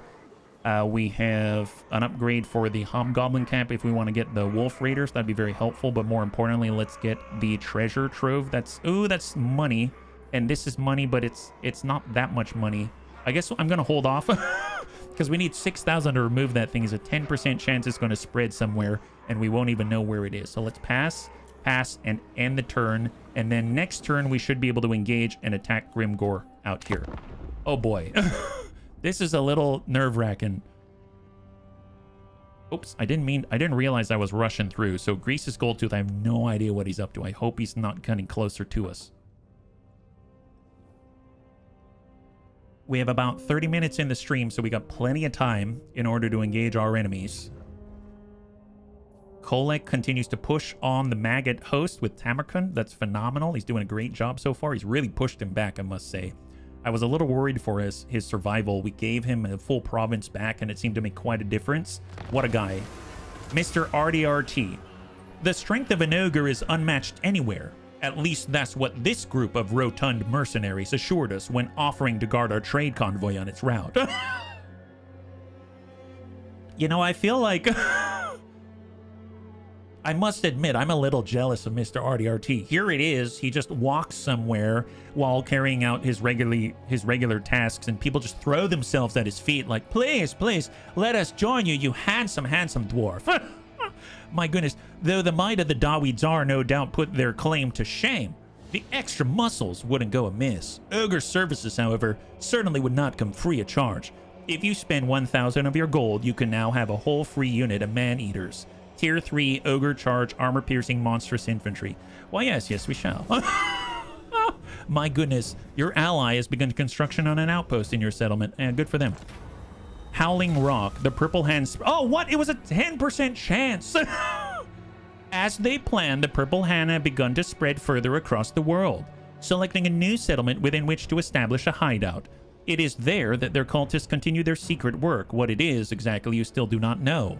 In return for your leniency, the cult does at least offer you a small gift. The Purple Hand will establish a new hideout and pay you 1,000 gold. The cult assures you they will not settle in your lands again if we demand reassurances. Honestly, I don't want them all over the place costing us 6,000 a pop. I'm going to say I demand reassurances. Despite past reassurances, they have settled in your territory yet again. Perhaps this time they will listen. All right, we're not taking the gold because, man, where did they appear though? That sucks. Those guys are jerk faces. We fought long and hard for this place. So they're in the Howling Rock in the south, our factory. And then they're also in the Great Skull Lakes. So they're in 2 different places. Well, you know what's kind of funny is those are 2 different provinces. And they give us all of these bonuses in each of the provinces. So in a weird sort of way, it's helpful, but also kind of not at the same time. 90,000 to remove this. Are you kidding me? Oh my God. Yeah, that's a bit much. I don't know about that. Is it really 90,000? Oh my God. Is it because I told them I don't like what they're doing? This place seems to be part of some grander plan. This is one of the Purple Hand locations housing a number of their cultists. It would appear they've been spreading their cult quite quickly since they first appeared and have chosen yet another location inside your territory to occupy. You were previously assured their intentions were to spread across the whole world, so this surely won't happen again. Oh, well, I mean, yeah, I don't know about that now. And does this still say the same thing? This does, but yeah. And it seems like it's plus 15, other corruption minus 5, control minus 2. Man, this is not good. And there's a 10% chance every time. Okay, well, let's not think about that. We have to go to work because we need to take down Grimgore. Now, Grimgore is still strength 2 in the world. And let's see about declaring war. Okay, I'm going to declare war. But do it quickly. And I'm going to say, servants of the conclave, call your allies to help. Yes. You are joined by the servants of the conclave. Nice. Okay, wonderful. All right, so we've declared war. It's a meta thing, too. If they complete this when they appear in your later campaigns, they'll be on the next step until after enough campaign. Really? Oh, my God. That's crazy. That's cool, but really crazy. Strength 2 for now. Yep. Okay, here we go. Now's the time, bunnies. Let's do this. We're going to go ahead and encircle. And we're going to hammer the Eagle Iries and take it from them. That's the idea. That's the idea. So... get in here. Let's make it happen. Let's crush this guy. Full speed, without fail. Get them. Right there. Okay, wonderful. Oh, this feels good. Crush Grimgore. That guy was a jerk. You realize he made us pay him like 2,900 gold? This is our vengeance right now. You're going to give us our 2,900 gold and your territory. They came out into the open, and they're just waiting to get hammered. God, we need bunnies. We need war machines like ASAP. We need... as many cannons as possible. Like, that's what our army is missing right now. We got Paisley, the little bolt throwers, which do work, mind you. They're not useless. It's just, man, we really need a little something extra. Start deployment. We got what it takes. Everyone, guard mode off. 1, 2. I'm going to go ahead and grab, let's see, these guys on 4, 5, and everyone else on 6, just to have them separated from the reinforcements that are inevitably coming, right? So this is the majority of the force, and they're going to be coming around the corner. I'd rather move them. That's 1 minute 48 seconds. We're over here, and now it's 3 minutes and 52 seconds. Oh gosh darn it. Okay, fine. If you're on the corner, what does that mean? 159? We'll have to make do. Okay, well, I definitely want to protect their arrival. I mean, what are we dealing with again? We've got Orc Boar Boys. So they got fast movers at 70 speed. We have Orc Arrow Boys, speed 31. We've got Spear Infantry, expendable little nubbins. Orc Boys with swords. A lot of Orc Boys with swords, yeah. All right, there, it's fine. It's okay. We got this. Hey, Mithras, good to see you. High five. Happy Tuesday. Joining us right now, we are currently trying to take stuff from Grimgore, and it makes me very happy. Oh, we're still in our convoy.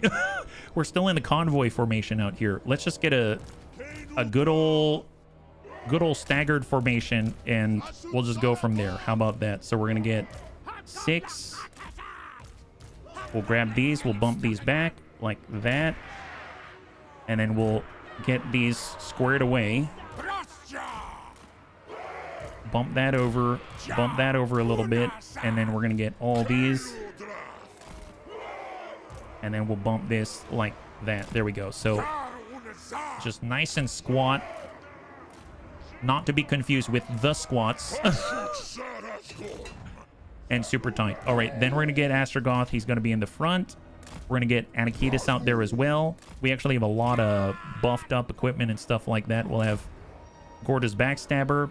We've got all of our Vanguard deployment. I'm going to get them out on their fast movers. We're faster now, which actually, I'm curious, how much faster with our improvements? 110. My God, we were at 90 before. We're at 110 with all of the improvements. That is awesome. That is a huge boon for us. And we'll hide the centaurs into the forest. Let's just square off. And then last thing, we just got to get the bolt throwers out here and be stacked just like that. Yeah, poingo, boingo, poingo, dingo. Hey, yes. All right, let's go. So first things first, just going to go ahead and bum these guys up, get a little bit of separation, and then we'll get the front line, and we're going to do the same. So let's go ahead and get that, and then let's get right in on the attack and get that started. We're talking about flaming arrows. Excellent. Yeah, burn those guys alive. They start with 60, and now they got 59. Fantastic. We're faster, so much faster. And we might as well, let's pull them in closer to the Bull Centaur renders so that they don't have to move as quickly, and we can shoot at the same time, but we're faster than they are, which is phenomenal. Look at that. Look at that. Oh my God. Incredible job by these baller wolf raiders. And just like that, on screen, out of the trees. Here, actually, you know what? Split like the red freaking sea. Split like the red freaking sea. Go for it. Just like this. Eat this, guys. Oh boy. Whoops. My bad. Yeah, just keep pulling it back. Keep pulling it back. Drive them away, boys. Drive them away. Hit them. Okay, that's a good clear. Beautiful, beautiful. Okay, so we do have goblin archers on the left side. Didn't see him there. Tell you what, let's go ahead and give a slowdown. Do we want slowdown in the middle, or we want slowdown on the left and the right? Let's go ahead and slow down the outsides here. And then we also have the Black Hammer of Hashut, which is excellent. We can cause flammability on our enemies for all the burning. You can see how much burning is happening here, which is excellent. Let's go in and get the Wolf Riders, and we're going to stack out to the right side, and we're just going to continue to pursue the Orc Boar Boys so they have nothing going on for them. And look at this. Okay, group up one Hell Hammer. Let's put a Hell Hammer right here.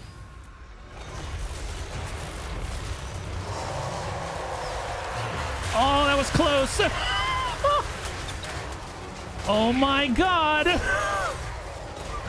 Tell you what, we have flammable. Let's put flammable on those guys. Wow, that's nuts. Keep it up, guys. All right, pull it in, pull it in. Group 5, crash into these guys. Make like Dave Matthews and crash into me. Come on, let's... Gorda's Backstabber, get in there, buddy. Get in there. Stack, stack. Christy Marie. Oh, I realized Christy Marie's been way back here. Here, get her out here so that she doesn't have to move. Reinforcements have arrived for us.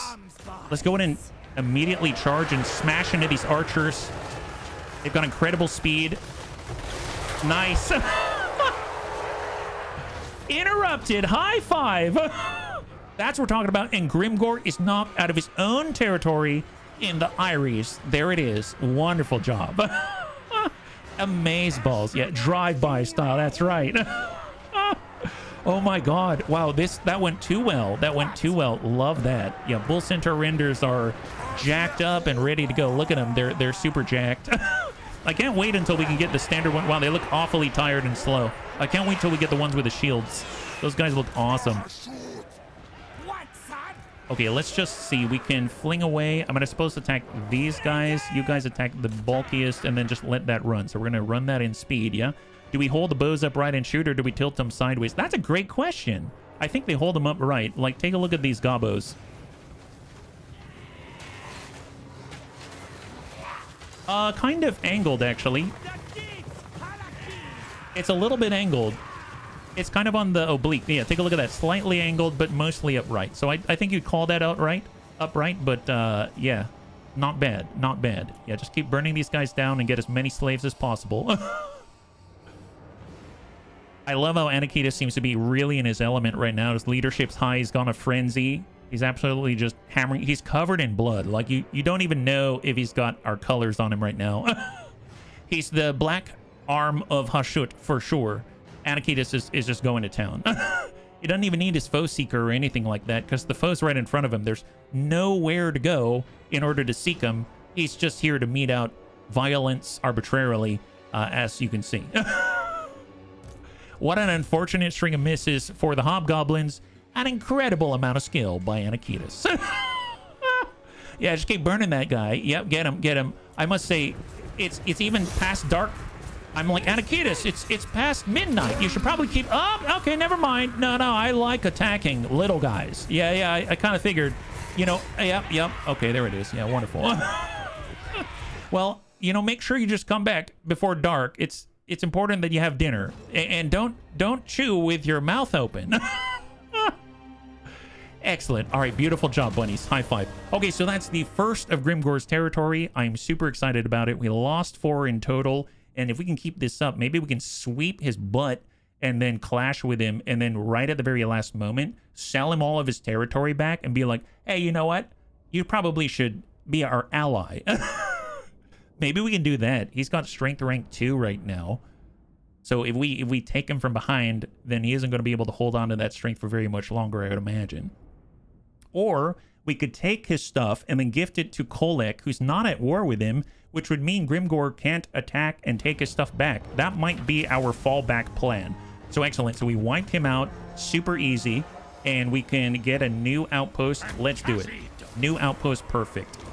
That's going to allow us to get more raw material, which is phenomenal. And we got the Outrider's handgun, armor-piercing missile damage plus 25%, reload time reduction minus 5%. Well, actually, that could be very useful. Let's get into our other Castellans out here. I believe Savax doesn't really have one. So now we can get the Outrider's handgun, and it's going to be blasting it away. Now, Christy Marie, she got a level up. She's got a Molten Core already. We're going to focus primarily on the piercing shots. What's this? Inspiring Inferno. Feel the fire, then live it. Attribute, immune to psychology for all Infernal Guard fire glaives. The following units will receive bonuses from this skill. Oh, wow. Okay, well, we don't have any of those yet. They're still being worked on. But so I guess in the meantime, we're going to get more missile strength for Christy Marie. That seems to be useful. So we got Gortys Backstabber. Oh, he's got Bloodthirsty Rage. Now he can get himself Frenzy. That's phenomenal. Or he can continue to get more speed for all of our Hobgoblin Wolf Raiders. I will do that. So now it's going to be another 10%. So 30% extra speed. They're going to be even faster than 110, which is ludicrous. That's awesome. We've got Uffizi. Uffizi has been moving down the blue lane, and finally he can unlock Iron Willed. Wound recovery time reduction, casualty replenishment rate plus 30% for this lord in particular. Savax is going to continue to get more ammunition. He needs it badly, although he actually now has the opportunity to go down either line, right? He could have done the explosive bullets in your face. Maybe that's Savax. Savax, what do you want? Do you want to be from afar, or do you want explosive bullets in their face? I'll leave that one up to you. I guess in the meantime, I'm going to get more ammunition, and we'll come back to that one. That seems like it's going to come up really quickly. What race do you think will be the most challenging for these? I mean, Intrepid Evil Dawi. Oh my. That's a great question. I mean, anyone that has... I'm not sure, actually. Normally, I'm really afraid of a specific race. I mean, I guess anyone who can swarm us. Like, remember when when the orcs came at us in great numbers, it was very difficult for us to, when we were out of formation.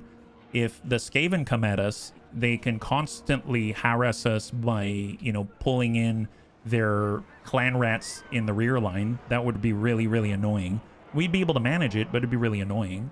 So I think it's those types of things where they can encircle us, disrupt our formation. That's going to be a real issue for us. So I would say like the Skaven, maybe the orcs, which is why I'm going after Grimgor quite vehemently, because I think if we can manage to wipe him out as much as possible, we're going to be in a better spot overall. Now for Eagle Eye Reese, what are the other things we need? We need Karak Vrag, we need Black Fang, and Gorger Rock. Let's go into Gorger Rock, and then we'll swing down in Karak Vrag, or maybe hit Black Fang next. We could move to Black Fang. Now that I'm thinking about it, I mean, we did take this place, so Astragoth Ironhand is locked in place, but it doesn't mean that Uffizi cannot push past. So, you know what? We're gonna swing from above. So I'm gonna go ahead and get Crossbow, and he's gonna get on forward. We do have the plus 15% of our mobility replenished because of this specific seat right here. Replenish 15% campaign movement range after winning a battle. Oh, and I'm noticing as well, because we have completed these districts, we actually get benefits as well. That's awesome. So, I mean, there's this down here that we haven't acquired, so we can totally take that seat. Maybe we'll benefit from the research rate as well. I don't know. That's pretty cool. Okay, so building upgrades. What do we have? We have enough material that we can get ourselves a high-power drill assembly line. I mean, that's huge in terms of raw materials, workload, and armaments, but we are holding out, and the next tier is 2975, and we can get it. We can get it in 2 turns if we are so lucky. If we come out with all the gold, we can get more scavenger hovels. We also have the pastures. Let's do the pastures because it's something that is unique to this area. So I'm going to go in and grab that while we have an opportunity to grasp it. I know that we've got iron out here. That's probably a good thing to grab. So we will have to go to tier 4 before we take advantage. Man, that sucks. I totally forgot about that. We do have gemstones. I haven't even looked at all of our unique items. And then this is going to cost us cash that we're very low on. Let's keep upgrading while we can and double check our efficiency. Efficiency's looking good. What we can do is actually sell some of the labor for cash. So I'm going to go ahead and sell 200 labor for 1,500 gold like that. And now we have 2,200 gold, which is awesome. What a nice way to get a big boost out here. As far as 2,200, I know I'm still waiting to... Oh, it's unusual locations 10,000 now? So they're more expensive each time? 90,000, 10,000. Wow. So this actually costs more to get rid of now. It's not 6,000 anymore. Tower tier 2 is open now. You can check them out now. Oh, that's true. That's true. We need the conclave influence first, right? Okay, so I'm going to hold on these other upgrades. We do have enough cash, though. Yeah, let's push it. Let's push it. And pass. And let's end the turn. Okay, so I'm hoping Grease's Goldtooth stays away. Looks like Tamarkin is pushing. He's got a much bigger armor than Kolek out there, Varidus. Yeah, they're grouping together. Isn't that 90,000, not 10,000 now? Resolution could be screwing with vision. No, the second one is 90,000. The first one is 10,000. The first one was 6,000. It was 6,000, but now it's 10,000. So it's actually advanced a little more expensive in order to get rid of the original seed of Tazinch. So I'm going to have to either figure out how to be even more efficient.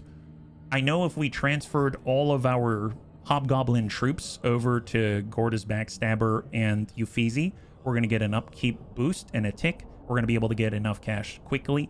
But I suppose what we could do is go to Grimgor and try to sell it back to him, and he might want his stuff back desperately enough that it would pay us a lot of cash for it and allow us to burst through that upper crust. But man, that's quite a gargantuan amount of our treasury in order to get rid of their foothold in our territory. Servants of the Conclave. I mean, they're our allies. And hold. Clan Mulder has performed the pestilence scheme. Crooked Moon has been obliterated. That's not good, because they're to our west, and that means Karazakarak is now just a hop, skip, and a jump down in order to attack us, so we got to keep an eye out for that. But more importantly, we have extended shifts, and now we've got 1892 per turn. We get a raw material boost. We went from 900 to 1,000, and income from scavenger buildings 50 each. We've got a lot of those scavenger buildings, so now we're at 1892. So really, really nice upgrade out there. Mr. RDRT has completed his quest, and now he has a Soul Grinder of Tazinch. Oh my god!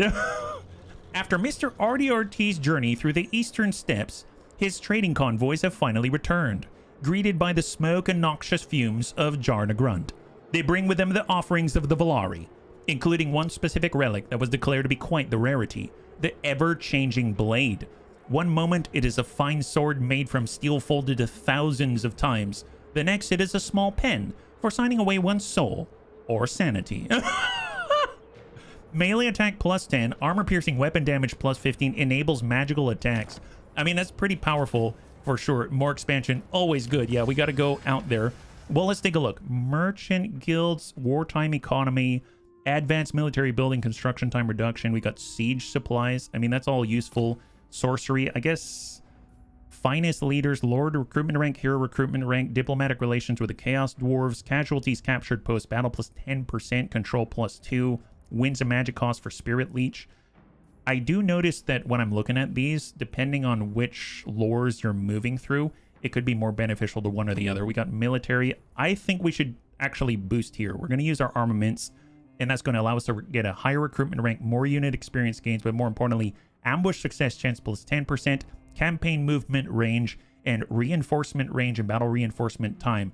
Now, typically, we've been coming in at about 2 minutes, so that's going to cut it down by about 30 seconds. It's going to bring us down to like a 1 minute, 20-second timer in order to get people into the fight, until we get like a lightning strike or something like that. So we're going to do martial training and try to unlock that, because we have been moving around like a little party this whole time, and it would be really nice if we can support each other more efficiently. It looks like the servants of the Conclave, I don't know if they're trying to take the Black Fang or not, but I mean, I don't mind. In the meantime, we've got work to do. We got to take the Gorger Rock, so let's push it on up. Get in there. We got crossbow, and we got Uffizi. Can Uffizi attack from here? He cannot. Not from that position. So we're now one turn away. I guess if we did an under tunnel, like a tunneling stance, we might have been able to make it, but I don't think we would have attacked though. Anakitis has a point to apply. He came in. We did try to get more armor. There's grotesque mutation. Attribute cause terror to the enemy. Oh yes, nice. Do that. Do that. That sounds great, Anakitis. Anakitis is quite a baller guy out there. And then of course, it looks like Mr. RDRT came back. He had a point, and we can actually do better scales now. So that's going to allow him to get even more sale value for his cargo. Because he came back, that frees up a new convoy. That means we can go back to Goblin Crew Green, the Hurt-er. And we've been to Black Crag, Castle Drakenhof, the Bay of Blades. We haven't been to the Crystal Spire. We haven't been to any of these distant locations. We haven't been out to, I guess, the Bretonnians. That seems an odd one. There's the Haunted Forest, but it's high threat out this way. We just came back from the Valari. So the Haunted Forest is really the place that seems to be is closest to us, but it's high threat there. I think it's because we're fighting against... Well, actually, no. Where are we? Zorna's Skull? It's this way. Yeah, I mean, it's through Grease's Goldtooth territory. That's why. And he doesn't like us very much, even though he's not fighting against us. We just declared peace. So I think I'm going to try the Crystal Spires and see what's up there. We're moving through Arbal's territory, which does make me a little nervous. I guess we'll just send 100 cargo out there for Goblin Crew Green, and he's going to make his way out in the Great Yonder. We've got about a few minutes left in the stream. Let's see, we got building upgrades. We can actually go to the next tier. That's awesome. Or we can finally get the gem refinery, income from gem and gold mines plus 15%. Okay. Advanced would be the war machines. That's going to be more armament. Okay, so excellent. I'm going to go to tier 4 here on the Silver Pinnacle, and there's the Eagle Iris. I suppose I could do a strip mine, and eventually we need enough gold that we're going to be able to do this as well. I think I might be able to sell off some labor. Not the blasted waste, but out here. Let's sell off some labor here. That's 1,500. And that's going to allow me to then also build another hovel money pit. And the scavenger pits are going to have another 50 gold each. So that's going to be really nice. And then we're going to end the turn. And then I think we'll get into one more fight. I realize we're pushing the time, but I think it's going to be worth it overall. Looks like the maggot host is pushing back, and they're encroaching on Kolek's recently acquired territory. And they've taken some territory from him. It's unfortunate. But hopefully he's going to be able to bounce back from this one. I believe in the guy. I believe in him. I believe in miracles. He's a sexy thing.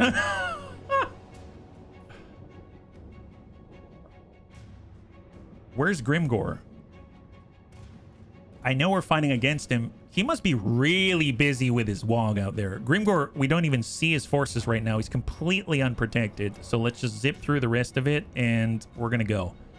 I have a feeling I should probably reach out to Karazakarik, because we had to pay them the last time. Otherwise, they would, you know, go to war with us. So we should probably check on them.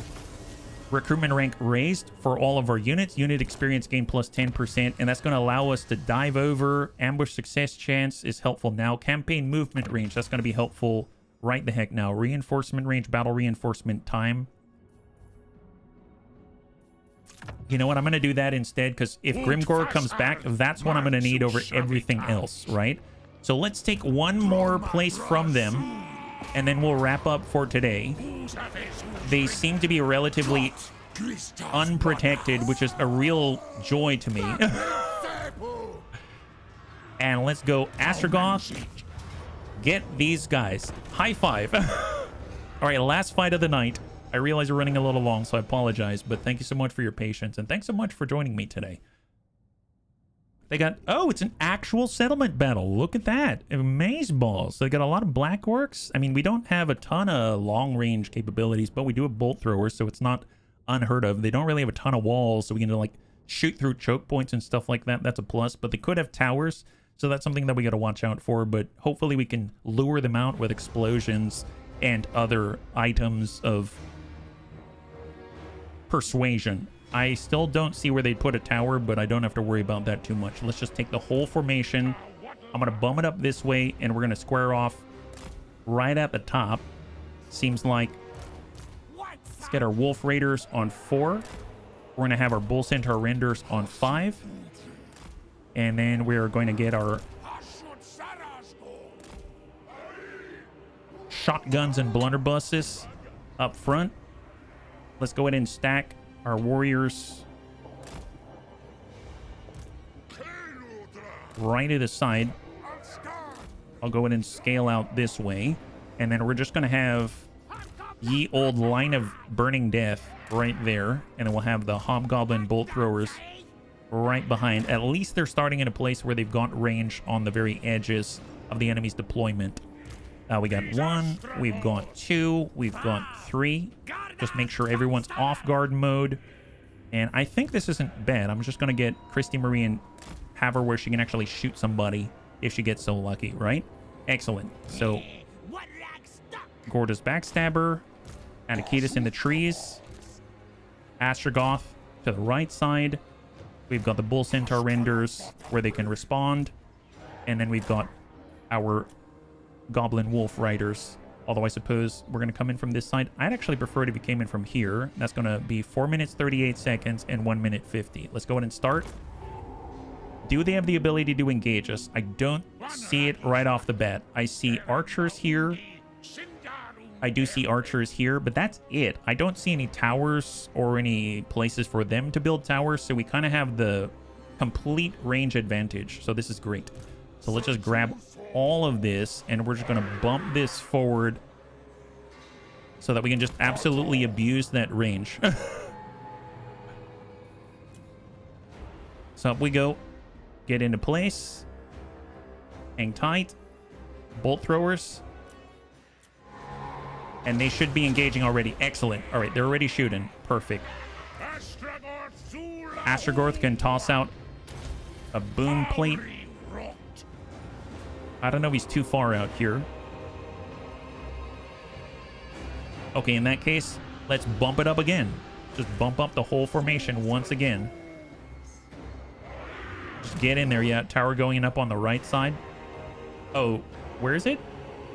Oh, I see it. Thank you very much. Thank you very much.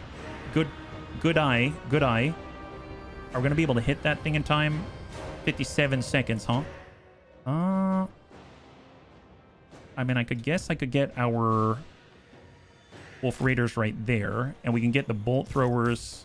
We could just square off right the heck now, right here. Let's just square off like this and just be ready to engage. 54 seconds. Take it with the bolt throwers once it's up. No problem. Awesome. Thank you, Wilf. All right, getting squared off. Speed it in. 35, 30, 20. Hang tight. I know we have reinforcements now, right? Let's just get him within the vicinity. And then we have 2 minutes and 23 for Uffizi. Boys. And we are close enough. 12 seconds, 10 seconds. 5.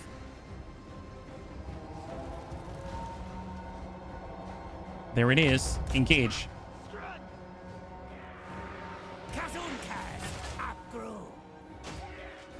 Fire. 22-17. Enemy down. Beautiful. Wow, that was great. Good eye. Good eye, Wilf. Very, very good eye, Wilf. All right, let's go ahead and pull the Wolf Raiders behind. And we're just going to cant this. Pinwheel it forward. Bull Centaur renders are in. And speed that up. There we go. All right, the bolt throwers are now engaging the archers out there. And then we're going to take everyone but the bolt throwers. And push that up. Looks like we can actually get this guy, and we're just going to push it right here. And we get Astragoth, and he's going to be right in front. There we go. Excellent. Tower left. Oh, good call. Good call. And engage. Engage.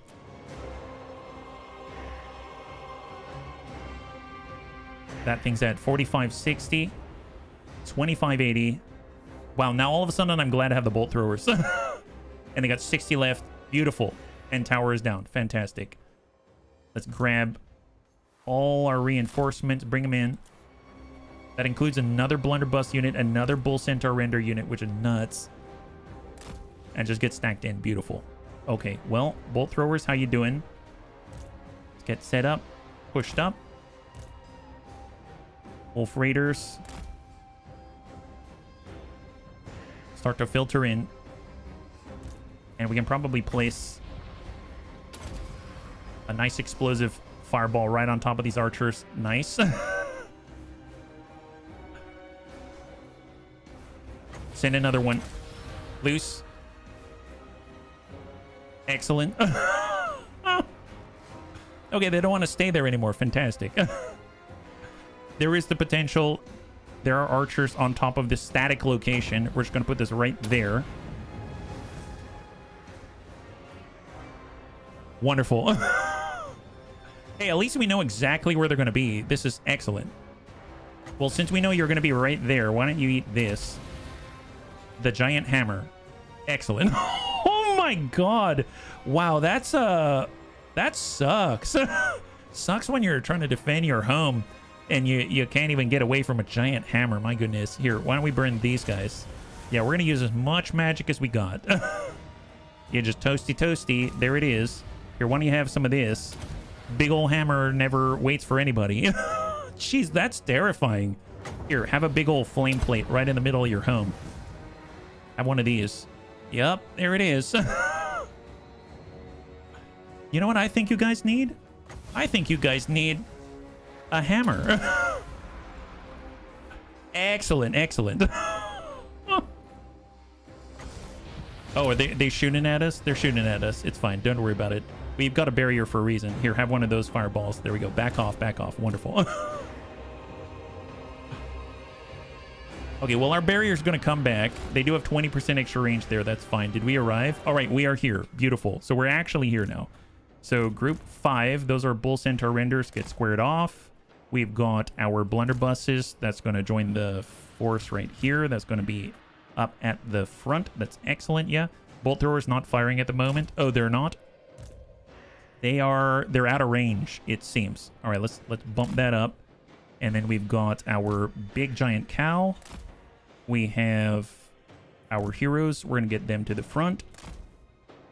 And we've got other heroes. We're going to get them to the front right there and go. Excellent. Wow, we got a lot of heroes here. All right, bolt throwers are going to work. They're going to be out of ammunition soon enough. Centaur renders, get out of the bolt throwers' way. Blunderbusses, get to the front line. These guys are being coaxed into death. Those guys are dead. Excellent. Wonderful, wonderful. I love this just like passive playstyle. It's like one of my favorite. Can we... Okay, now that we've established the foothold and the reinforcements are here, I suppose the only thing that can be rightfully done is to charge in with the best of them. So I'm going to go ahead and get our 2 new Bull Centaur tanks. They're going to be on 2. We're going to have all of our sorcerers on 1 for 3. We've got our Castellans. We've got our Overseer. Let's put them on 2 as well. They're kind of a similar sort of shtick. We'll get our melee here. We'll get our casters here. We're going to get Gordas out with the casters. And then we'll let them position. Okay, everyone's getting organized. I'm going to take all of our dwarf warriors. We're going to square off in the middle. We're going to have our goblin wolf raiders. We're going to pull back. And I'm going to get a blunderbuss unit on each of the sides here. I guess I'll get 2 out this way. And we'll square off. And all the dwarf warriors should be relocating. So everybody shift. Purely defensive. And then we're going to take all the goblin fire arrows and just stretch that across the entire lane. So anyone coming is going to get blasted with fire. For the melee... So we do have the burning head. We can put one of these right there. We can put one of the hammers the other direction. And look how evenly distributed this is. I'm really curious. I mean, they're going to stand there. We know that. There's the hammer.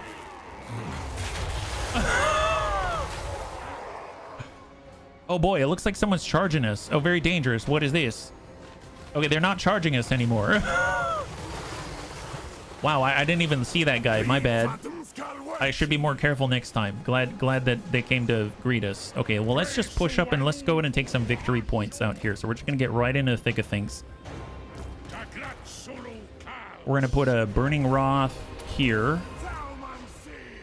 We're going to put another Burning Wrath right on top of the archers. And then we're going to put a Burning Head right on top of those archers as well. And that should get them to pull back a little bit. Nice. Where's the Burning Head? I mean, they're all grouped up right there, which would be awesome. Oh, yeah, there's a Burning Head. There is a Burning Head right there. Group in, group 1. Group in, group 2. And then everyone else on the defense.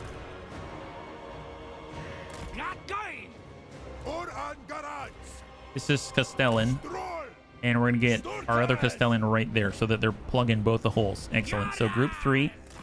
Gorda's Backstabber. I'm going to take... see, Curse of Hashut.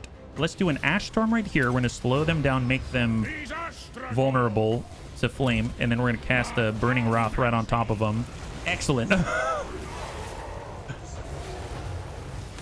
Excellent, excellent. So we took the point. Things are going our way.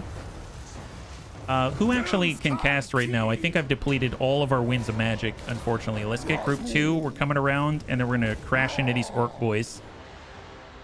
And if they want to engage, that's going to force them to shift all their forces over to this side.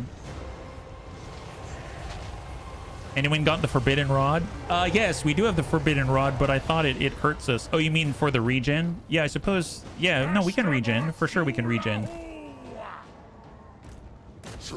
Okay, here comes Anakitas. And who's Kojo Bear? Oh my god, look at this. Oh, look, they're like two brothers from another mother. They're making that work for sure. All right, Gordas, get in there. Get in there. Poke him, Gordas. Poke him. It's a hero's life for me. Excellent.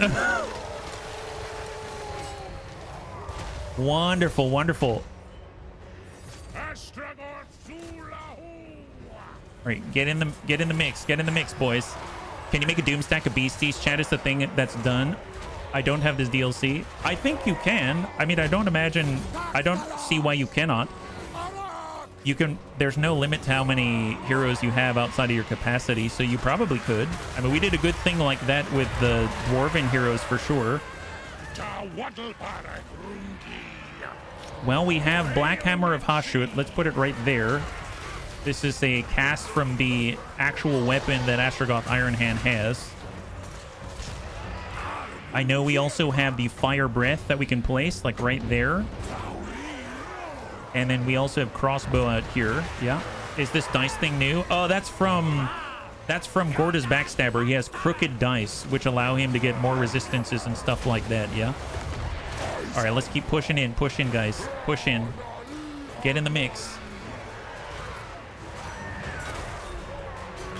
The Thane stack. Yes. That was amazing. That was absolutely amazeballs is what that was.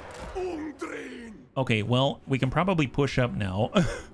Let's see, we've got blunderbusses. They're going to be part of 5. And then we will get them, I guess, stacked in here. Just square off like this. Actually, we can have the blunderbusses right here. And we can just start hammering away. I'm going to get our sorcerer out this way, and then everyone else is just going to focus on in and just hammer away. First time you've seen the dice? Yeah, well, we don't normally have to use him because he's not typically under threat, right? I can move in with our giant cow. Cow's coming in. We have our wolf raiders, and we can establish a foothold there ahead of the group. And then we'll get a group of 3. And then we'll get a group of 3 on the left side in case they are needed. And everyone's just going to continue to push. Nice. How I would love it if someone could please charge into those little guys right here. Isn't that right, Anakitas? Foe Seeker, charge bonus, unbreakable. Here comes Anakitas. With the murderous charge, he has a 50% boost to his mass. Oh god. All right, here, why don't you join your brother from another mother? Keep it up, keep it up. All right, everyone else is flooding through. Wonderful, wonderful. Let's take this victory point and keep up the push. You got this made. You got this made. I believe in you. We all believe in you. Here, give him a nice fire breath right there.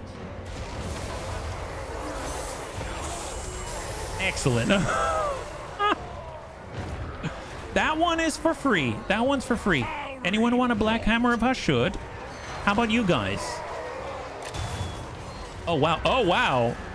Oh, wow. Okay, that's not quite what I expected. Good for him. Good for him. Yeah. Oh, wow. Okay, so now a cow is even chowing down on all these little guys. Great job. Great job. Oh, we got a tower out here. Very dangerous. Super tower. Shoot that thing. Get it. Get it, boys. Okay. Nice. Tower's been removed. It's coming around the outside here with the wolf raiders. We've got a whole bunch of firepower to spread out. Just get closer. We'll sort out the mess later. Let's go and get some fire arrows. Oh, things are looking good. Things are looking good. Yeah, looks like Where's Anakitas going? Oh, he's coming out on the outside. Okay, fair enough. Fair enough. Anakitas is here. Beautiful. Just keep it up. Keep chewing away at the archers. Astragoth looking fine. He has the hunger. Nice. Gortys is looking a little worse for wear. Pull back. And the battle's over. Fantastic. That was not elegant in the slightest, and Gortys did get pretty beat up, but overall, not too shabby. We were able to take probably their, I think this is the capital, isn't this? So this is something that we can turn into a tower, and we can actually use Conclave Influence to our advantage in order to raise it to a higher tier right from the get-go. If anything, I want to bring it up to tier 2. So I think we have enough Conclave Influence. I don't remember how much it takes because we've only ever done that once before.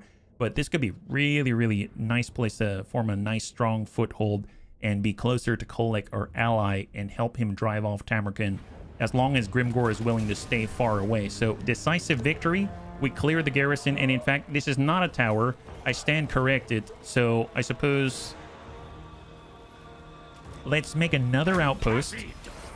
We can now get the Granite Guard. When their mass blunderbusses are presented, a headlong charge towards the elite Granite Guard is doomed to failure and to be full of holes. Basically, super blunderbusses. That's pretty epic. So if we take a look at the field now, this is where we stand. So we actually have half of this third province. We have allies out here. We've got a defensive alliance here. Looks like Kolek is suffering a little bit, but our relationships are looking pretty good, except for Karazakarak. And of course, Greece's Goldtooth to the south. That's where we're most tenuously holding. So not too shabby. That's quite an advancement that we've made. And I think we're in a much better spot now.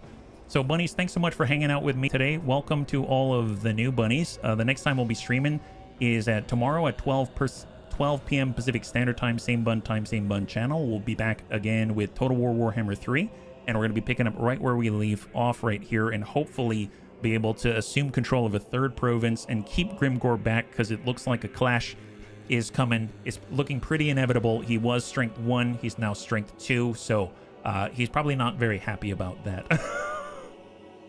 Hopefully you enjoyed that one. Well, if you'd like to hang out until the end of the music, we'll go and give someone a nice raid. I had a total blast. I hope you did as well.